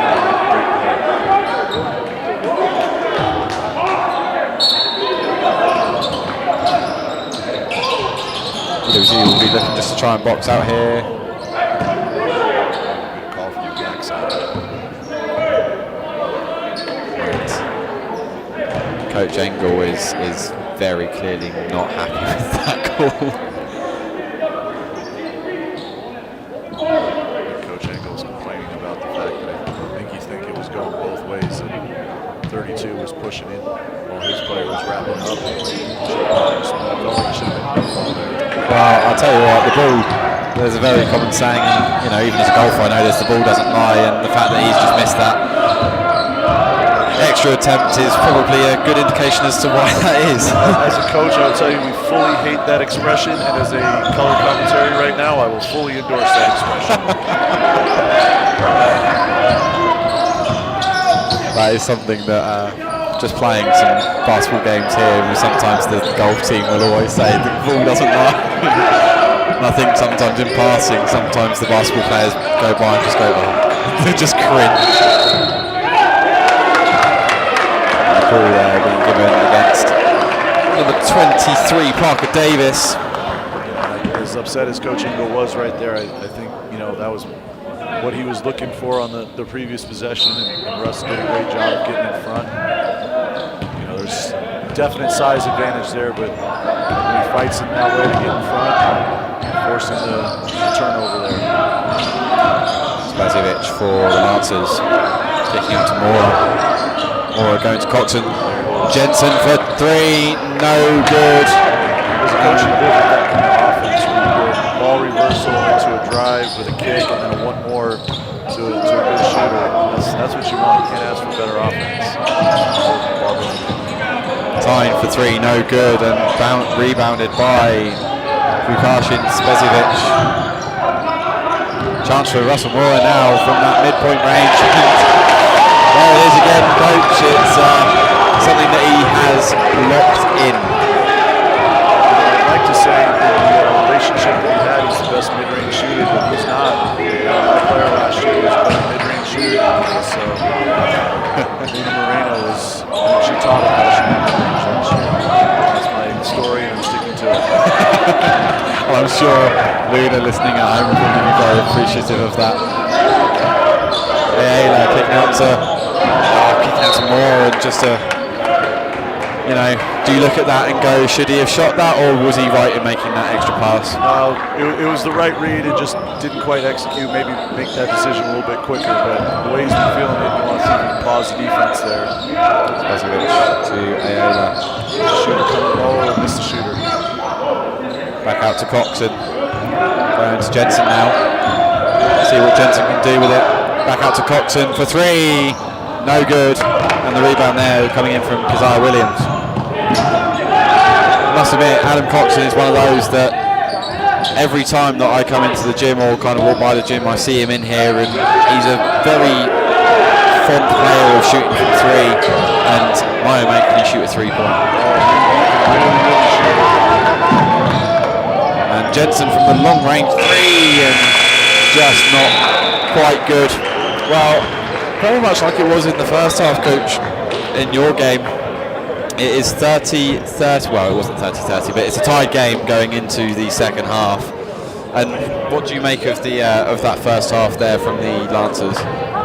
You got your good looks. You want to make sure that you clean up the offensive rebounds for NJC, but I think overall Coach Engel will be pretty happy in terms of the way his team's executing a little bit. If we can clean up some of the get a couple of those shots to go down and clean up the offensive rebounds. I think, you just kind of start the second half 0-0. Looking forward to executing here in the second half, trying to get a win. Yeah, perfect. Well, join back with us in a minute. I'm going to run down and grab the stats, and I'll bring you some stats from the halftime.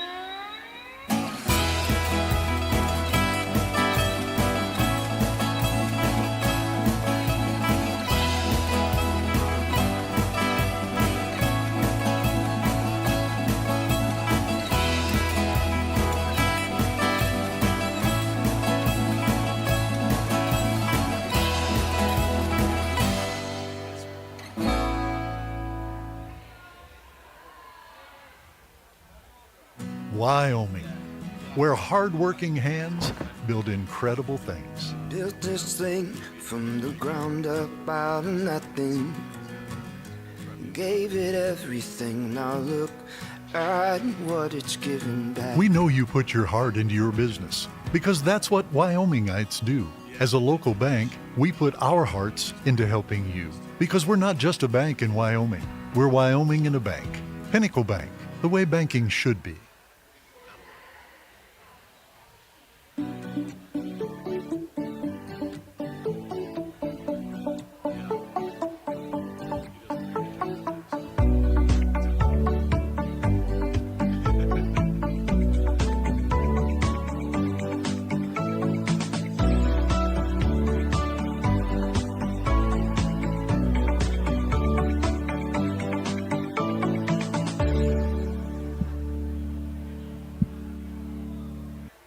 Hi, my name is Bowden Leodal. I'm a sophomore at Eastern Wyoming College, majoring in pre-health sciences.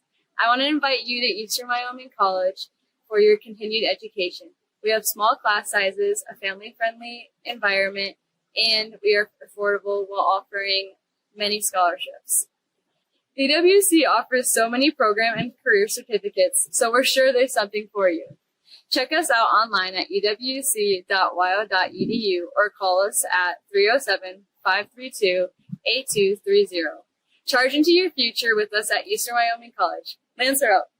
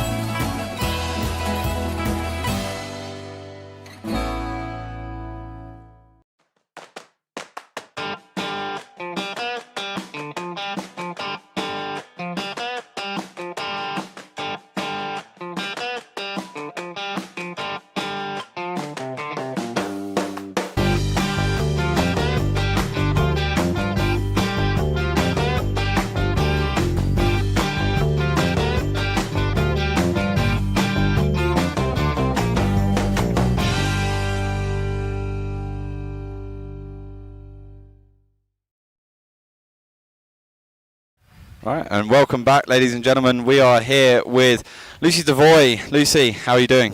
I'm good, how are you? Yeah, not bad, thank you. So just take me through from your perspective, how did the game go? How was the flow of the game? I think first half for sure, we showed glimpses of how we know we can play as a team. And then we let them get on a run. Like, the problem with us is that we need to be consistent. When we go on runs, we cannot let them come back. And I think that was our biggest problem in the first half. But second half, I think we really played our game. Like, we moved the ball really well.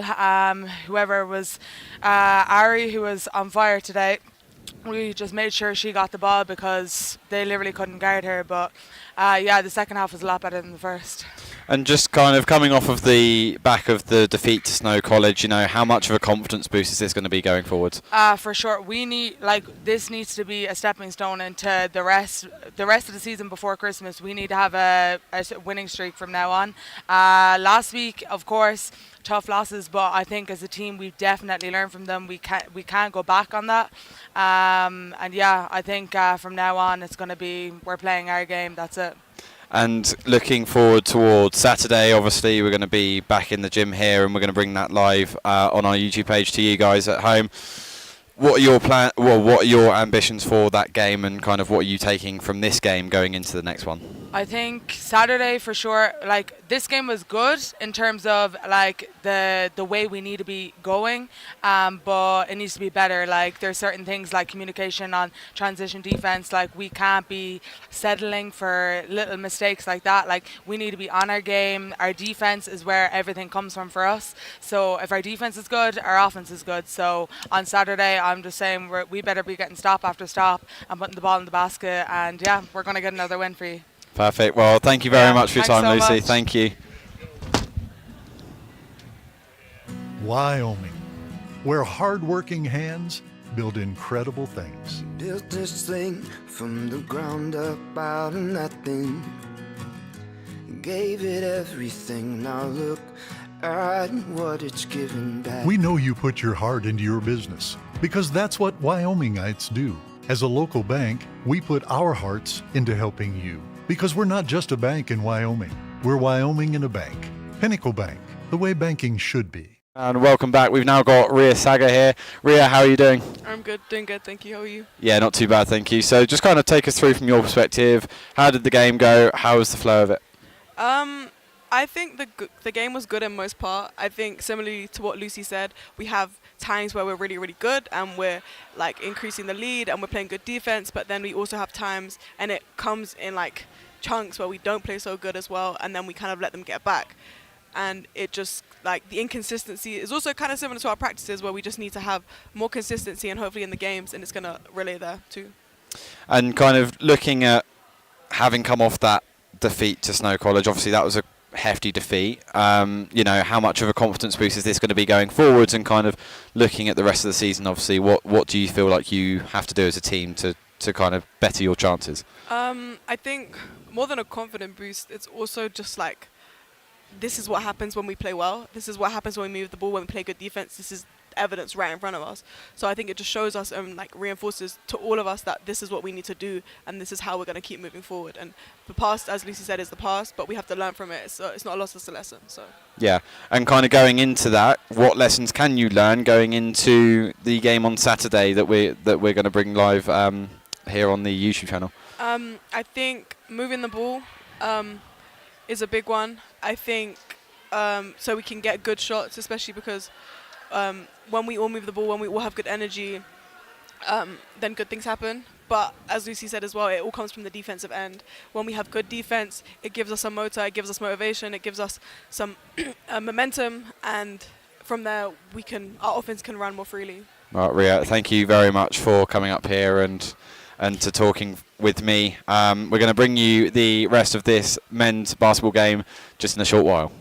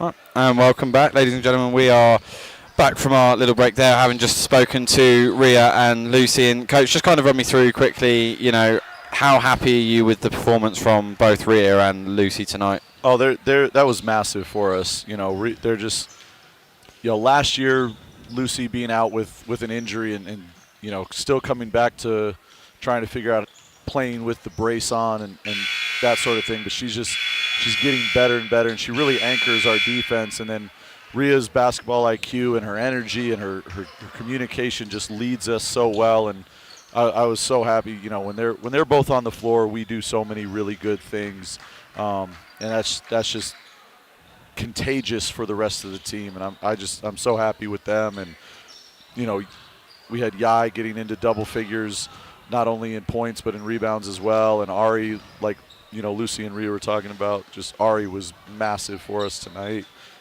And then just getting contributions from all over. It's just, like I said before, it was a great team win for us, and really a good stepping stone if we can continue to improve tomorrow and get another one on Saturday.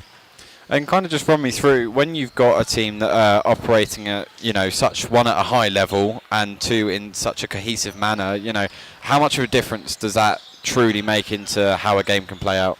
It's all from my perspective, it's all the world. I mean, when the ball moves, you're much harder to guard.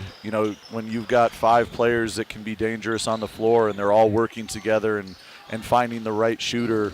The ball has energy, and when it's popping like that, you're making the defense chase, and all of a sudden it's a lot easier to get to the free throw line. You're finding a lot more in rhythm shots, and it ends up in the right person's hands at the right time when you're just actively hunting for the person next to you.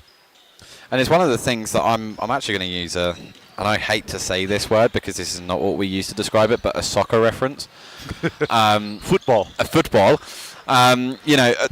One of the things that we say in football is you are never or very rarely quicker than the ball itself. So one of the things that is very much a priority in football is ball movement and is, passing. And one of the most popular tactics in football is something called tiki-taka, which is just lots of very short passes in a very short amount of time. It's amazing how sometimes actually you can see that correlation in lots of different sports. I mean, certainly from a Brit's point of view, watching a basketball game, I wasn't really into basketball before I came here, watched a basketball game here and actually saw that, quick ball movement, granted you have to do it properly, but, quick ball movement can be everything in terms of creating that space. And that's, I actually believe that soccer and basketball are the most closely related sports in terms of you need everybody on the field or on the court working as a unit, and it's those quick ball movement, player movements that really what we want to do is make the defense chase. And if they're in constant chase, at some point there's going to be a breakdown, and they can't just load up on somebody. It's why the NBA can be so boring to watch sometimes, is it's come down, run pick and roll, they get a switch and they throw it inside just to let that one person try and go at it. It's why the Golden State Warriors are so good, because they're moving the ball, and all of a sudden Steph Curry has it and he's wide open. He's the greatest shooter that's ever lived. But the whole point is that they've made their whole action and made the defense work, and now all of a sudden you've lost track and they can't all just go to Steph. And that's ultimately what you see. Arizona men's basketball, UConn men's basketball, who's won national title a couple years in a row. They're just so hard to guard because they cause the defenses to be in chase a lot. That's a good shake off there by Spates, and good strong puts move. up the 2 really well. And coming back to what you were saying about people becoming really hard to guard if that ball movement is quick, and how it can get a little bit boring sometimes to watch. Certainly from a point of view of maybe not as exciting as I guess what people might want it to be, but at the end of the day, if you're a coach of a team like that, you're not looking for something that's flashy. You're going to look at something that's going to get results, and if that's something that gets you results, then so be it. As Jensen there for the 3 is good. Great way to break the press is you find the middle of the press and it has to collapse. You find the shooter on the outside. Good press offense. And it was a lovely overload that you guys had, the Lancers had there. I think it was pretty much a 3-on-1 at that scenario. Ooh, got lucky there. Very well, lucky or just well rebounded. Well, that would be the cardinal rule of what you don't do is save it right underneath your own basket without the place to go with it. Yeah. And Jaron getting lucky there, but teammate recognized it, made a play, and they got downhill. I was also wondering how many people you've upset by saying the fact that you think that soccer and basketball are a very close match. Well, this is coming from somebody who played about 8 years of soccer growing up and ended up having to choose between the two in Arizona because they were the same season. So I'm very versed at that, and I actually think you can look at players like Steve Nash and Giannis and different of the European players in the NBA today who all played soccer growing up, and they have some of the best footwork in the league, and it's all because they learned in how to play soccer and use their feet, and they pick things up rather quick. And there's similarities in terms of how players have to move and read each other and find space, and so. The foul there just being called on Ayala, but I now have to ask, because you've led me into it now. What position did you play? You said you played 8 years as a soccer player. So what position did you play? So I was a sweeper for most of the time. We actually played a 3-4-3 alignment with a kind of diamond in the middle, and I was the bottom of the diamond, a little bit more defensive oriented. It's probably why I'm a little bit more defensive oriented as a coach, just growing up that way. But no, that was my position. Every once in a while, I got to go try and score a goal, but for the most part, my job was to just anchor the defense and to mix sports again, play a little center field on the defensive end, and try and just cause offensive disruptions and just anchor us from the backside. You will never be short of sporting diversity here on the EWC Athletics channel. When you were out there winning your golf tournament and you left Coach Bill and myself to do the volleyball commentary, I don't know how much we actually talked volleyball, and there were so many different sport references. I remember watching that, and I think I counted about at least 3 in the space of about 5 minutes. At least one baseball, probably one football. Nothing to do with volleyball, obviously. No, why would we talk volleyball during a volleyball match? No, exactly that. As Ayla trying to go off the dunk, and that was a big denial there by. I don't think he expected by Carter. Carter meeting him at the rim like that. It was a big time defensive play. But get the ball back, come to execute. Back door. Spezivich. There it is. If at first you don't succeed, try again. Oh, no. Oh, no. What has that been called on? Oh, I would harshly disagree with that. I think Coach Bill vehemently disagrees with that call. So all I know here is that there's been a technical given against Ayala, but I don't exactly know what. Well, he got one a couple weeks ago. I think it was against WNCC for hanging on the rim, and they said that he pulled himself up, but he definitely didn't hang there. So I'm not quite sure what the technical foul is for that one. See, this is where we need to be down at the table getting an explanation from the refs like they do in the NBA. I would love to. I think we do have a microphone down by there. It's something that we've had a lengthy discussion about, even kind of in the marketing, and I was kind of said to them, I was like, actually, you know what, that'd be really good if we could try and incorporate that in some way. But still trying to make that work and see how that can play out. Yeah, they're going to need to explain that one.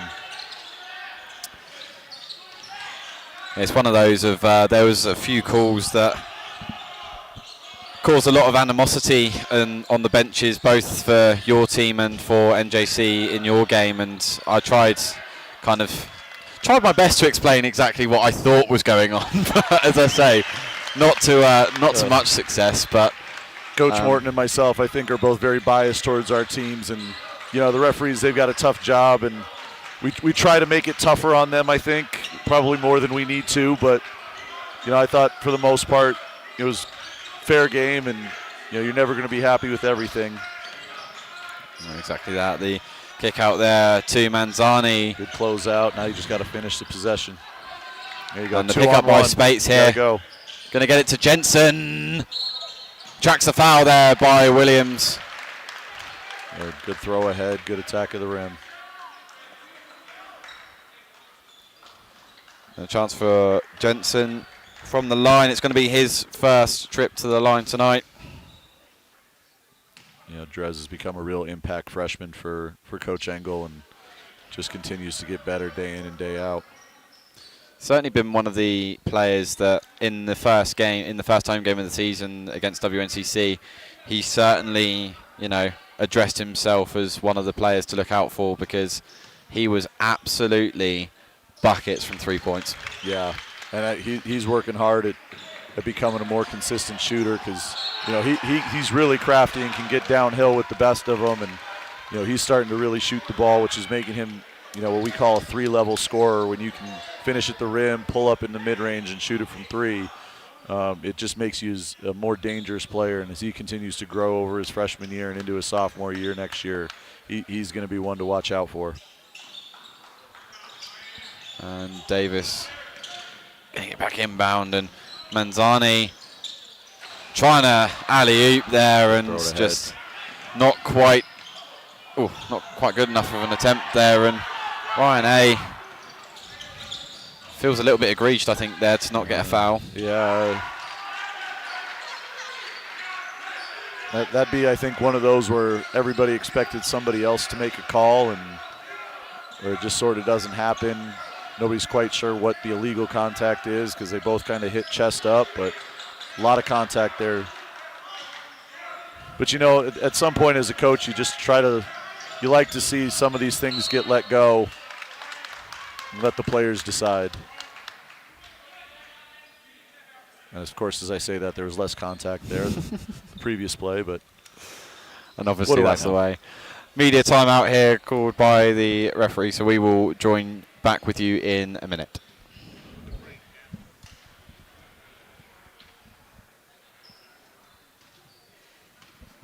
I think one of the things that I always underestimated with doing the commentary was Wyoming, where hard-working hands build incredible things. Built this thing from the ground up out of nothing. Gave it everything. Now look at what it's given back. We know you put your heart into your business, because that's what Wyomingites do. As a local bank, we put our hearts into helping you, because we're not just a bank in Wyoming. We're Wyoming in a bank. Pinnacle Bank, the way banking should be. Welcome back, ladies and gentlemen. We are bringing you the rest of this game here in the second half. 15 minutes left, and Coach, so far it's been a pretty promising performance really from the Lancers. I think it's been one where, they've shown good promising signs, and then maybe at times, certainly at the beginning of the game, perhaps we're a little bit lax in their strategy. But just tell me, what do you expect to see out of Coach Engel's team here? Well, it's definitely been a game of runs, and that's what you try, and especially early in the year as teams are figuring themselves out and figuring each other out and what the best lineups are. But, the Lancers so far have come out in the second half, and they've done a really good job of getting some stops. A lot of it's just needing to kind of convert on the offensive end at a consistent clip, but that's the ones that you need to kind of convert. You make great offense like that, but you just trust yourself as a team. Hey, this is the one we want, but getting it right back on the defensive end. That's a good grab there by Spates. Jensen trying to look towards the rim. Spates going to try his best to get back towards the rim, and just not quite enough, and ended up being rebounded there by Trevor Thomas. Williams to Manzani. Manzani ruled out. Baseline right there. And it's going to be a substitution here. Manzani is out of the game, and in his place comes Jacoby Jacobs. No, Jacoby Jones. Who's Jacoby Jacob? Don't know. If there's Jacoby Jacobs, then we need to make sure the referees are alerted to an extra player on the court. Yeah, we need to get them done for fielding an ineligible player, I think. Good action right here. Major Jr. looking for something. Oh, and he's created something. Fantastic finish there by Lorenzo Major Jr. To take this game to a 42-38 lead. Get some good action right there that ends up getting Lorenzo a kind of mismatch that he's looking for, and he's able to take advantage getting to the rim. Williams for three is good. And those are ones that, I mean, I've just seen your reaction, Coach, of that huff and puff and just look sideways of, damn it. No, it's one of those that just as coaches, you sit there and you go, you're doing the right things, you get it up to 5. You know, can you just stop, score. And when you're struggling a little bit on the offensive end to find some consistency, you got to just make sure that you continue to do the job on the defensive end. And you're not going to pitch a shutout for another baseball reference, but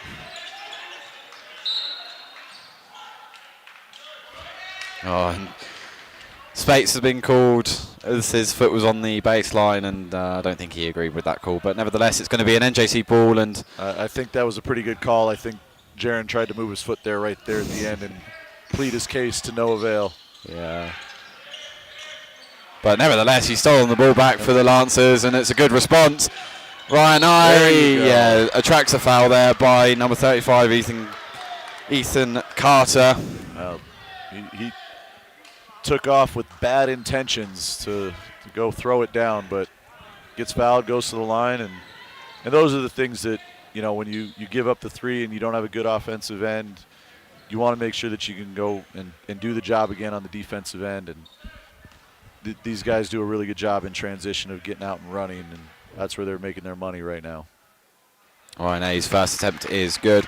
Coach, just kind of run me through, how important is it to have people that can come off the bench and really make an impact? I mean, you spoke earlier about Lorena managed to come off and make a really good impact off the bench, and, you know, just kind of run me through the importance of that in those games.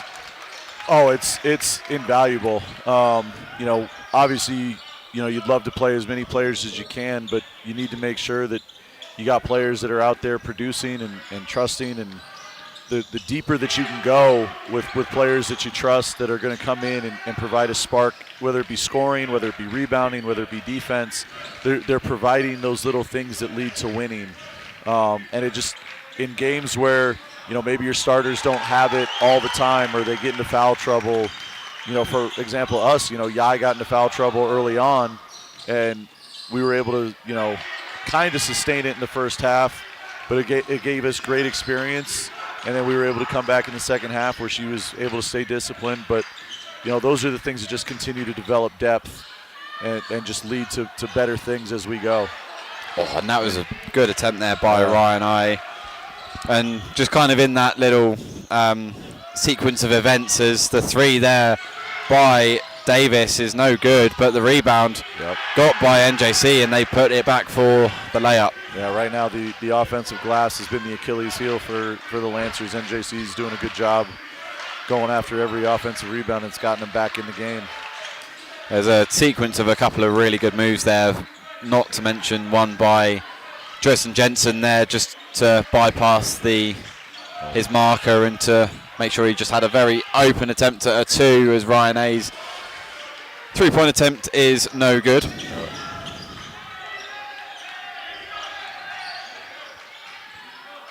Williams kicking it back out to Jones. Yeah. These are the times where, as coaches, especially early in the year, where you kind of go through to, do you want to call a timeout to try and stop a little bit of the run, or, you know, can we get our guys to work through it and execute a play and work themselves through it? How do you respond to adversity?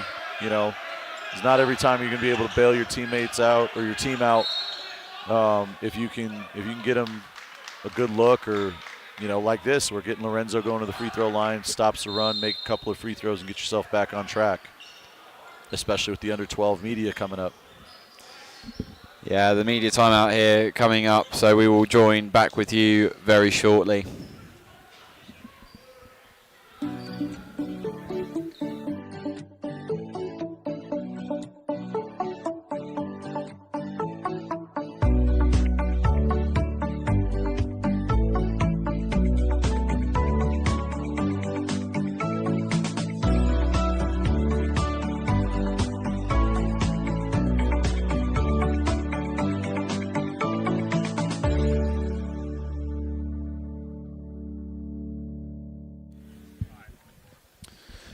And welcome back, ladies and gentlemen. Just a quick short break there for us to catch our breaths after quite the restart that we had from the 15th minute there on till the midway through the 12th. And coach, I mean, seeing how this game's panning out right now, you know, they are down by 5 points, but I think that's kind of sneakily crept up on us. I don't feel like they've been that far out of it. No, it's like we said earlier, it's a game of runs. Is that, our guys got up 5 and NJC was able to dominate on the offensive glass a little bit to get them back to even and then end up taking a 5-point lead, hitting a couple threes, and we've gone a little cold on the offensive end, but getting Lorenzo downhill a little bit, getting to the free throw or getting that foul, and now you get a good execution out of the inbounds play and you get your 3 and you're right back there. So it's going to be a back-and-forth game for the next 11 minutes. A fantastic 3 there by Major Jr. Wide open, and he executes it very well as Williams gets the ball for NJC. Decides to go to Carter, who kicks out to Jones for the 3-pointer, and it is good. I think that's a couple for him here recently. You're going to need to find him. Those are ones that you hate as a coach, where you just get the 3 and you give it right back. Mays Jr. going to Collins. Mays Jr. making a run for the rim. No, not quite good. Oh, and 3 attempts there for the Lancers, just all ending up being not quite good. Tried to tip it a little too much instead of controlled tip and find that backboard, but it's tough possession. And the 3-point attempt there from Jones. Good one. And the and one for Ryan A. He did well to finish there through that contact, and it's going to give the Lancers an opportunity to shut it back down to a 2-point lead. Very under control Euro step, and just got himself to the side of the defender and made the defender go through him in order for this finish. So another way to just kind of creep back in. I've also seen that is number 5, Jacoby Jones' 4th foul on the day, and I think maybe a little part of the Lance fans in here maybe are hoping that he does foul out, because he's been electric from that 3-point range so far. Yeah, that's a big one. I mean, we were, in our game, their big girl, Gasco, she's so effective for him, and we were able to get 4 fouls on her early in the 3rd quarter, and we tried to go inside as much as we could, and she did a great job of just kind of staying straight up, and Coach did a great job of moving her around on defense, so we couldn't really hunt her as much as we did, but our girls were able to execute still all the same. But when you see one of those players, it's hot, get that last foul call, you're really hunting at that point. And some good defense there for the Lancers, regaining possession. Jean going towards the rim, and Miller Jr. just halfway down. And dunk time. A good steal there by Miller Jr. And he's just whacked his head on the wall there. I just saw that. The foul there being called on NJC's number 0, Williams. But it will give the Lancers an opportunity to tie this game up. Yeah. I'll give you another sport reference. Coming out of that scrum right there and being able to get downhill after the steal and get yourself back to the free throw line, make it even right here if we can get 2. I'm surprised that people over in America even know rugby terms, to be completely honest with you. I'm going to be honest with you, that's about the only one that I know. And I know that a touchdown, you actually have to put the ball on the ground to get a touch. Yeah, which is also known as a try in rugby. But there it is. It's a level game now, 54 apiece, with the 2 made 3 throws from Lothario Miller Jr. And the pump fake there coming in from number 13, Davis. Charge given against Davis as well. Tony in there sacrificing his body, just taking one right to the chest. I often try to preach that there's no bigger play in basketball than a charge, because you get the turnover, you get the foul on their players, and now you get the ball back headed the other way. Running the same kind of weave action right here. Mage Jr. ball movement. Out to Now Mora. gotta go. Gene trying to get to the rim. Good move. He does, and he finishes it for the 2. And that's kind of what we talked about in our game, is you saw how the ball moved side to side so fast and great pace, and the ball found the open guy underneath the basket, and he made a great play. Davis going out to Thomas. Williams to Carter. Now going back to Williams. Got to do something with it. 5 on the clock. Williams trying to go towards the rim. Ooh. And managed to attract the foul there from Joseph Jean. Yeah, with 1 second on the clock, that's a heartbreaker. I think Jean there trying to make his case as well, and again to no avail. You know, I've been in this game a long time. I'm not sure that I've ever seen an argument with a ref go the coach's or player's way. Certainly a rarity, I think, in most sports. I know that here's going to be another sport for you. I used to play field hockey, and one of the things is that if you talk back to the refs, they have every right to, send you into the sin bin for 2 minutes. They'll give you a green card, and unfortunately I was a little bit hot-headed when it came to decisions that didn't go our way. Probably part of the fact of being a striker and wanting to just score as many goals as I could, and I got my fair share of green cards. Anyway, Joseph Jean with the ball for EWC, trying to make a run towards the rim. To no avail, tackled there by Green. And that's what you don't want to do, is turn the ball over and then compound it with a foul, 60 feet from the basket. Got to be a little bit more under control on the drive. Get it back right here. 56-55, and as Coach Larson said, it's going to be a very tight game from here on out. Green going to Davis, trying for the 2, no good, and Miller Jr. doing really well there to get the board. And now maybe a chance for Collins for 3, no good. Williams now going to bring it forward for NJC, going to Manzani. Manzani making a drive. Green back out to Williams, who goes to Davis. Now it is Davis for the 3. It's the Davis brothers causing me some problems. Majors Jr. for the Lancers coming forward. Oh, now you need Russ to get to the corner there. You're gonna miss. Kicked out for Miller Jr. for 3, no good. And a bit of a kerfuffle for Williams there, and I think there was a fair few shouts there for his foot being on the baseline. I think they got away with one right there. Green going to look to try and get around Major Jr. to no avail. Major Jr. coming forward for the Lancers. Collins with the layup. That's really been the key to the second half for the Lancers, is they're turning defense into offense, getting 2-on-1 breaks. They've done that multiple times this half. Just got to try and keep up the pressure and work. NJC, and it's a good layup there by number 23, Parker Davis. Just a 30-second timeout, 30-second timeout called there by NJC's coach.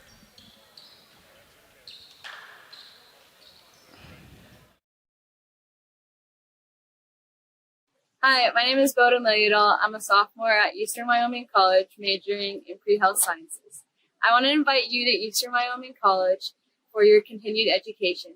We have small class sizes, a family-friendly environment, and we are affordable while offering many scholarships. The EWC offers so many program and career certificates, so we're sure there's something for you. Check us out online at ewc.wyo.edu or call us at 307-532-8230. Charge into your future with us at Eastern Wyoming College. Lancer up. Welcome back, ladies and gentlemen. After that relatively short break, we are 6.5 minutes out from finding out a winner to this game, and so far it's just been too close to call, as I think they would call it in the election polls. It's just been too close so far between both teams. Both teams look very promising at certain points, and Northeastern certainly at parts in that second half just got going beyond the arc. Yeah, I'm not sure anybody's going to get out to that 5, 7, 10-point lead. I think this one's coming down to the wire. Might be first team to get to 70 will get this win, because both teams are just fighting and clawing as much as they can. It's good basketball to watch. It's been a lot of just trading points at the minute, and almost that whole thing of anything you can do, I can do better. And a lot of the time it's been going up the other end and doing exactly the same thing as what the other team just did. Good save there by Miller Jr. to keep the attack alive. Mora making a charge. It's going to be Collins. No good. I've got to remember as well, I can't say charge in this game because that means it's a foul. Making a dash towards the rim maybe, yeah. It's going to be the three-point attempt here from number 15, Homer, and that is no good. Collins moving the ball over to Russell Mora. You know, I think you'd like to see the Lancers get some ball movement and get something towards the rim. Here you go into that same action. G making a dash towards the rim. Tries to slip. It's Miller Jr. for three. It's no good. Major Jr. doing really well to keep that in bounds. And Gene taking it back out beyond the arc. Miller Jr. going back in towards the rim and attracts a foul there from number 23, Parker Davis.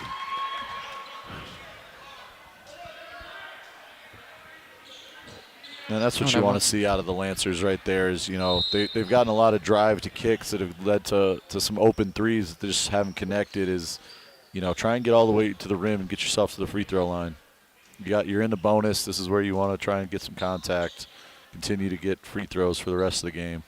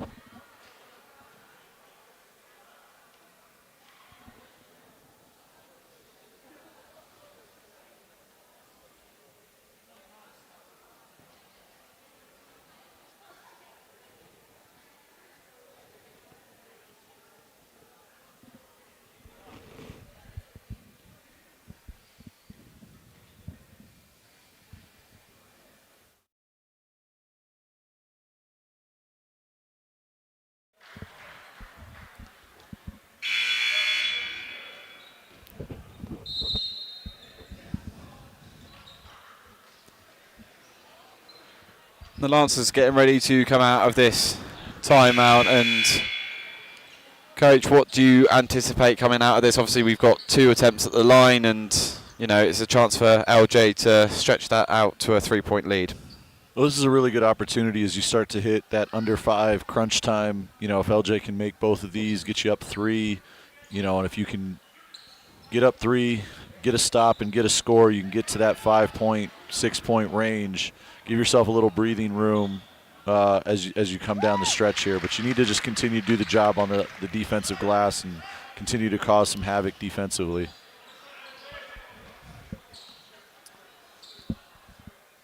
The second attempt is up in the air and is no good. Makes him 3 for 4 from the line so far tonight. Going to be a matter of resilience here for the Lancers to try and battle their way through for the next 5 minutes. And Miller Jr. just getting the steal, but then you just got locked back in. This is the toughest thing to do is when you get the stop and then it's a quick turnover like that, being able to lock right back in. But great opportunistic trap. Homer going out to Williams for 3. No good. Collins getting the rebound. Going pretty much full court there. It's Joseph Jean. Going to look towards the rim. Miller Jr. Oh, he just missed. the dunk there. I think Coach Engel trying to make a case to the referee there on the foul on Miller Jr. Green going to Homer. Williams for 3 again. This time he converts, and all of a sudden NJC take the lead. Had the opportunity right there. Came up short on the dunk attempt. 5-point swing. Major Jr. doing well to get round his man. Major Jr. looking for Miller Jr. Major Jr. going out to Jean. Then to Mora. Stepped out on the sideline. Turnover on Mora. Yeah. Until they were just a little out of sync that possession. Get some subs in and see if we can finish out the last 350. It's under 4 media. Media.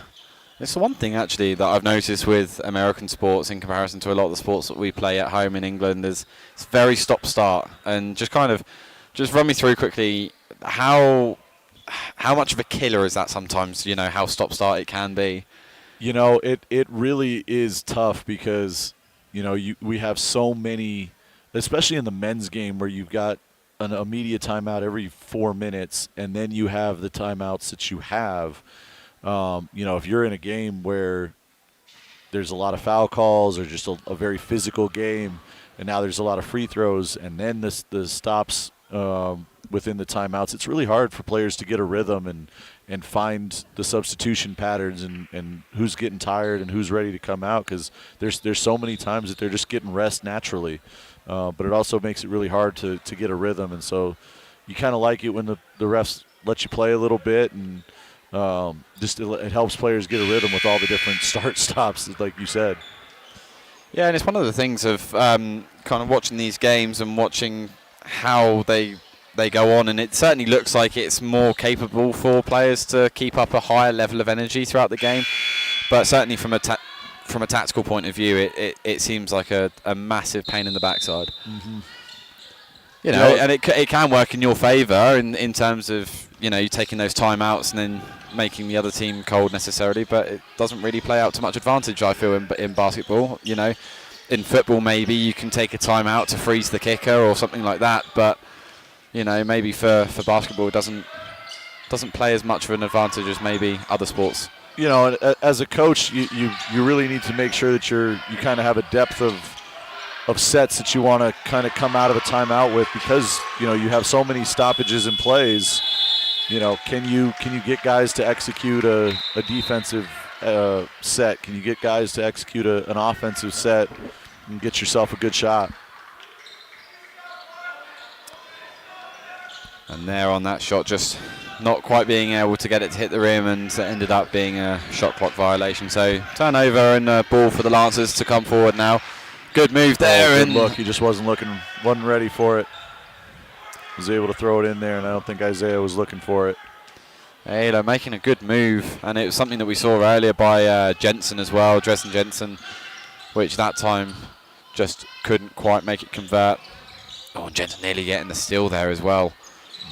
The scoring for both teams has really come to a halt. I think I said first one to 70. It might be first one to 62. The way that the offenses have both kind of have bogged down, and in a tight game with under 3 minutes to go, defenses really lock in, and you're going to try and really find tough shots. And honestly, a lot of it so far, certainly from my perspective, coach, there's just been a lot of either one missed shots or 2 turnovers. It's just been a very back and forth game right now in terms of possession. As Ayala looks for an option, decides that he's going to try and make a run for it towards the rim, and no good. Rebounded there by number 13, Dodge Davis. And Williams going to try and come forward for NJC.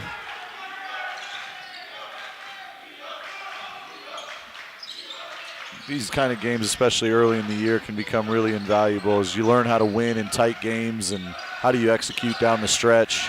So see how well the Lancers can do right here to look for a couple of buckets and get some stops. And Williams there getting the and one. That's tough, trying to get front cut like that. You want to make sure that they don't cut right in front of your face. Got a little little stuck behind there, and NJC makes a good play. And this for the opportunity for the NJC Plainsmen to take a 4-point lead in this game. Williams. Now you got a 2-possession game with 2 minutes to go. Gonna need to make sure you get a good shot here. See if you can't get something at the rim. Get yourself a layup. Get it back down to 1 possession. Potentially get yourself an and 1 and really get back to where you want to be. Major Junior going to A. Major Junior.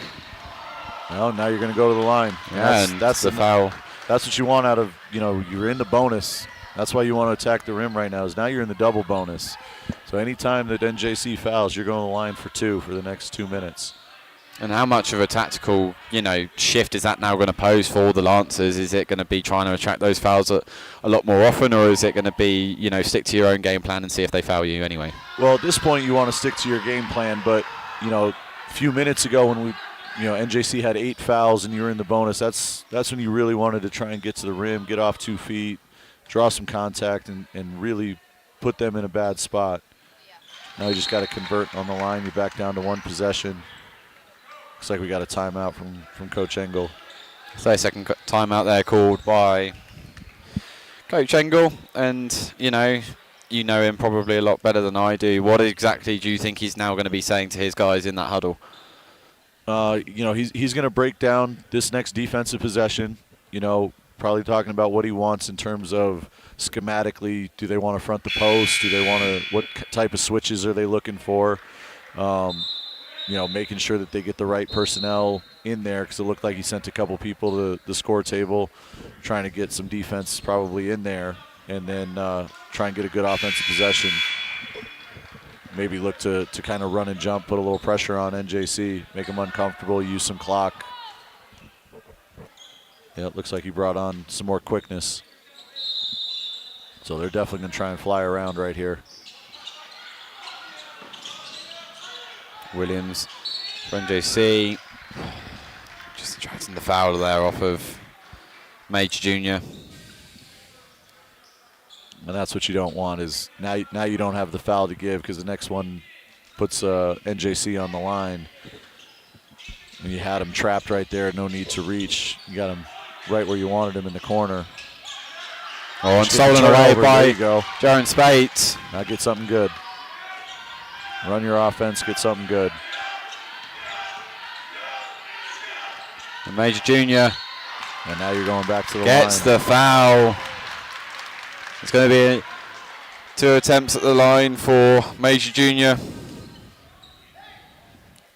Chance to really make this a close game with 1 minute 30 left on the clock.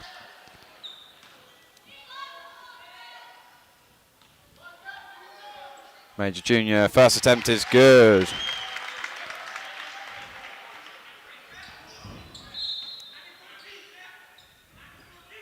Ryan Hi coming back into the game for Vukashin Spasivic.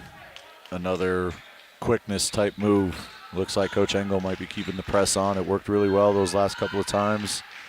Now you just got to stay disciplined and not get a cheap one here. Play the clock game. Major Junior, second attempt, no good. And Mora.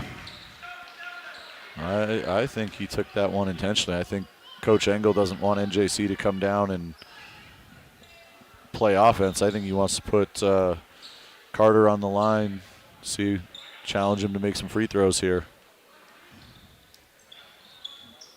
2-point game as it stands. Going to be Ethan Carter up for NJC at the line.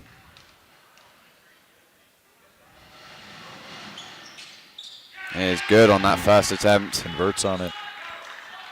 Stepping up right there, knocking down the free throw. And this is a big one. If he misses, you got to make sure you box out and come away with it. Comes up big and makes 2. And then the timeout there being called by 30 seconds by NJC. Yeah, 30 seconds. So now you look at it, and it's still that 2-possession game, Coach, and you've got 1:28 left in the game. What's the plan? Again, you're going to draw something up right here. They've done kind of that backdoor into a dribble weave action a lot. You might try in something similar, but put a little wrinkle in it and see if you can't get a good look. And again, ideally, you're in the double bonus. You want to see if you can't get something potentially going to the rim, and if they collapse, then you've got to kick out for a 3-point shot. So I think you'd be looking to go downhill for a 2-pointer right here. And if you can get a great look from 3, you'll take it. But I think you want something going to the rim right here.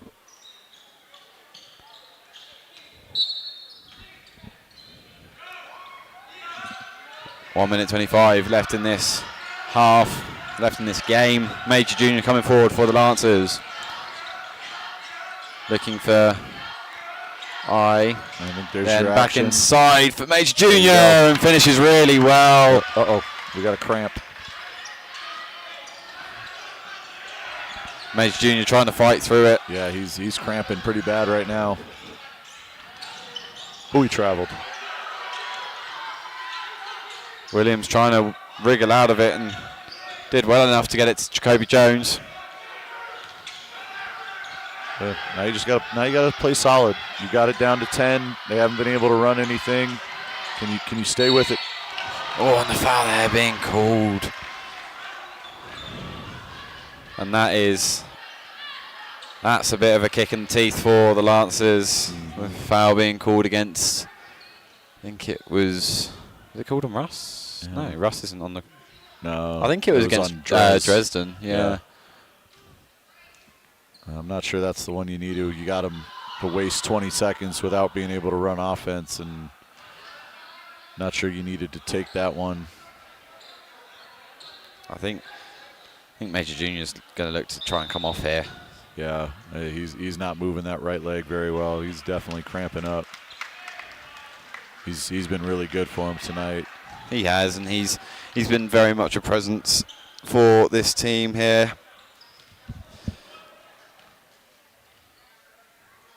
Number 0, Keziah Williams. His first attempt is no good. But you got the miss you needed. You still got a 1-possession game with 2 points. So I think, again, you just need to run some action. And timeout there being called by Coach Engel. He's going to take his full timeout, leave himself with 1 timeout remaining. Yeah. Well, I think that's a right move. You could get your guys organized, make sure you get the ball in the hands of somebody you need and you want. And Coach, just kind of run me through now. I mean, if you're in a position with your girls, you're 63, 65 down, what are you trying to do? Are you trying to, because I'm thinking from like a soccer perspective or a football perspective, you're looking at this game and you're kind of going, okay, so we can either score 2, take it to overtime, or you try and be a little bit more risky, try and go for the 3, but potentially then end up losing that game. Well, the old adage is, you go for the tie at home, you go for the win on the road. And so for Coach Engel, I think, you're drawing something up, probably not coming out looking for a score right off the sideline. You probably want to get the ball in, and then you're drawing up some sort of action to get you the best shot that you can. You don't necessarily need to take this all the way down. There's only a 7-second difference between the shot clock and game clock. So, you just need to run good offense and look for the best shot. You don't want to take it all the way down because you want to make sure that even if you miss here, you've got a chance to get a steal, get a foul, and get the ball back. Hopefully with still just 1 possession. You can foul the right guy on NJC. Maybe they make 1 instead of both, or you can get a miss on the first side of the 1-and-1 and still give yourself a shot to win a game late. So I think you're coming in looking to execute right here. If you can get a score right here, set your defense, and then play it out.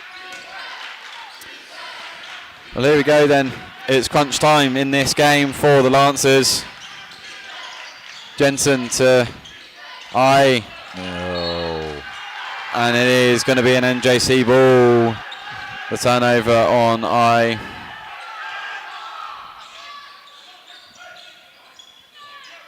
Okay. I think you got the execution. NJC defended it well.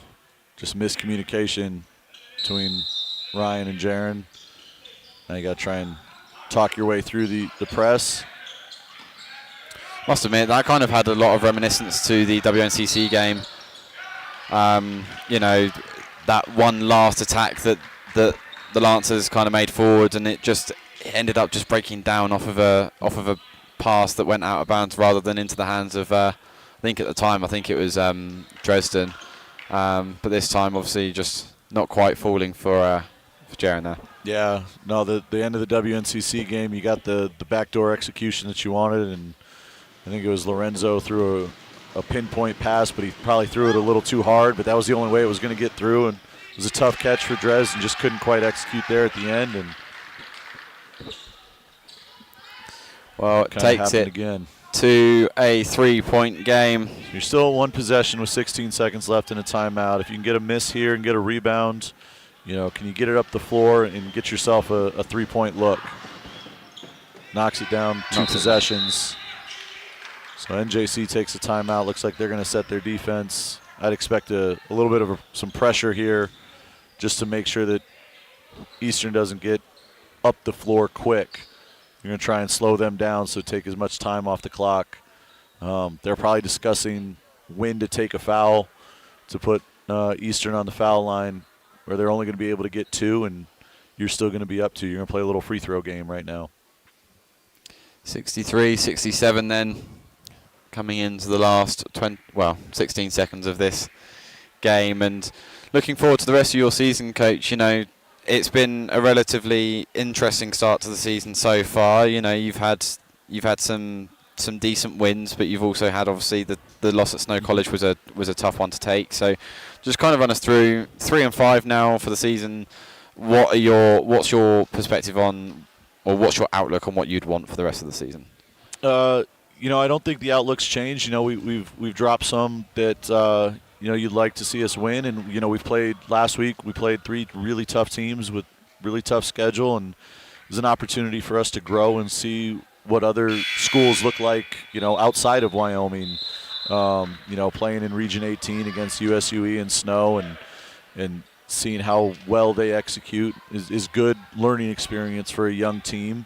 And so kind of looking out the rest of the way is we want to keep getting better. We want to continue to improve because we want to control the controllables, and we can't worry about what everybody else is going to do. You know, we just got to do what's in front of us. Here it is then, the last 12 seconds. Spates coming forward with the ball. Gotta go. Ayala up for the 2. The really good board there by Dresden. And he did get the foul.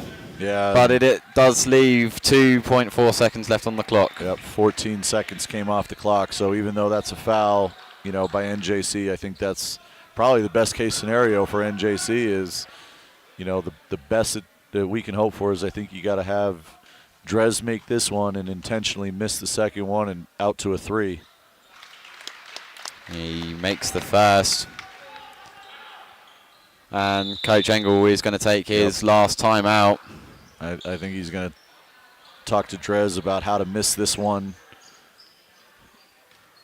So ideally, I think you're trying to put a couple of athletes right there in the lane, try and put a couple of shooters out on the perimeter, hit the front rim, have it come right back, and then you're trying to just quickly tip it out to one of the shooters.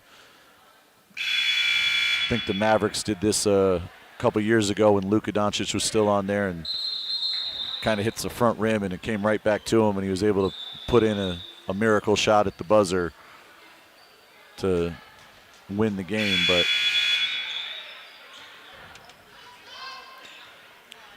looks like NJC's gone with some definite length right here.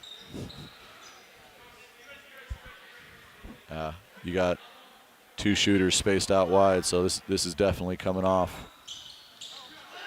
Oh, you got the miss. Oh, out.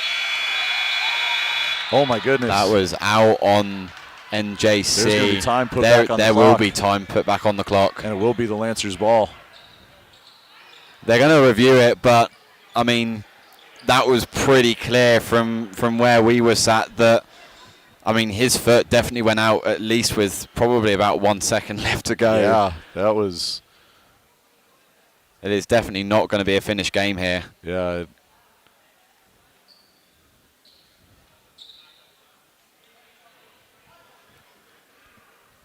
Now what can Coach Engel come up with, you know, out of bounds in the deep corner? That's, you know, to get yourself a 3. Could that prove? As the referees are deliberating here over probably exactly what time it was that his foot stepped out of bounds. Yeah. I mean, I can see it from here. I mean, they're looking at it in literally in normal time. And I would be a little bit tempted to say, well, why are you not looking at it in slower time? You know, just to really make it definite.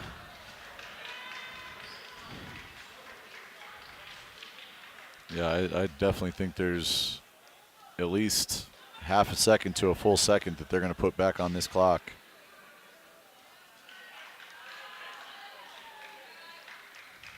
NJC seems to think the game's... Oh, they've ended the game. They've ended the game. Wow. Wow. Wow. Yeah, that's a very big wow moment because that is very controversial. I think the only thing that they might be thinking is that maybe the clock didn't start on time and they just counted it off. But that...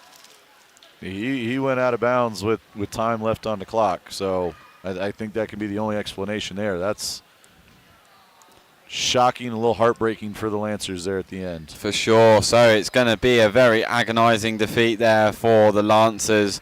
But nevertheless, join back here in a little bit when we get some full-time stats for you.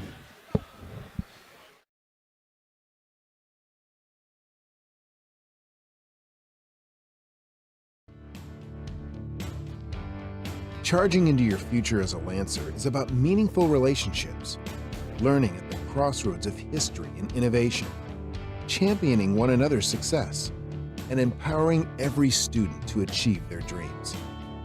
We are a community that knows one another by name, offers the quality education needed to get the most out of life, and the friendships that support us throughout the journey. We hold tight to a legacy of pioneering, knowing that by honoring our values, we can charge into our futures together and become the purpose-minded people that change the world. Becoming a Lancer is about more than academics. It's about discovering your passion and feeling at home.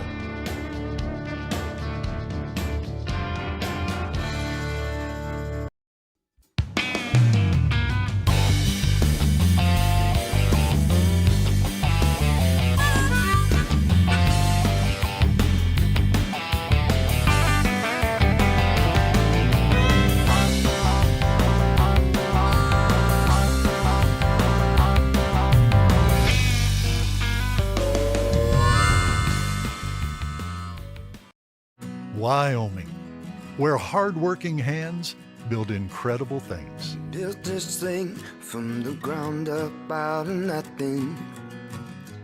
Gave it everything. Now look at what it's given back. We know you put your heart into your business because that's what Wyomingites do. As a local bank, we put our hearts into helping you because we're not just a bank in Wyoming. We're Wyoming in a bank. Pinnacle Bank, the way banking should be.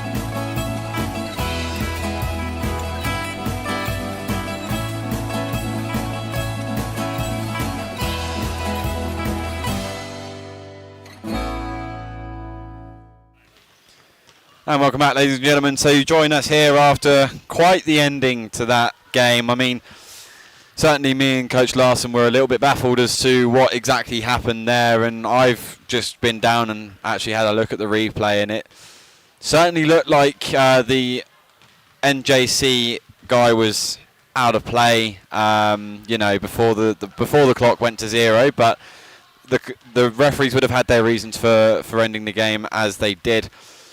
And looking at some of these stats from the game, I mean, it's weird because in these stats, I don't feel like it really represents how well it looked like EWC played. You know, they were 20 from 51 attempts from the field. Compare that to NJC, and it's relatively similar. They do have a better percentage in terms of they were 23 made attempts out of 48. But overall, I think it's a really difficult one to swallow that for the Lancers. I think, having finished the game 67-64, they will feel like that game was there for the taking, and that maybe certain things didn't go their way, and maybe that things should have gone their way in certain aspects. I'm looking here, the technical foul called against Ayala, we believe was called on him for hanging on the rim for too long.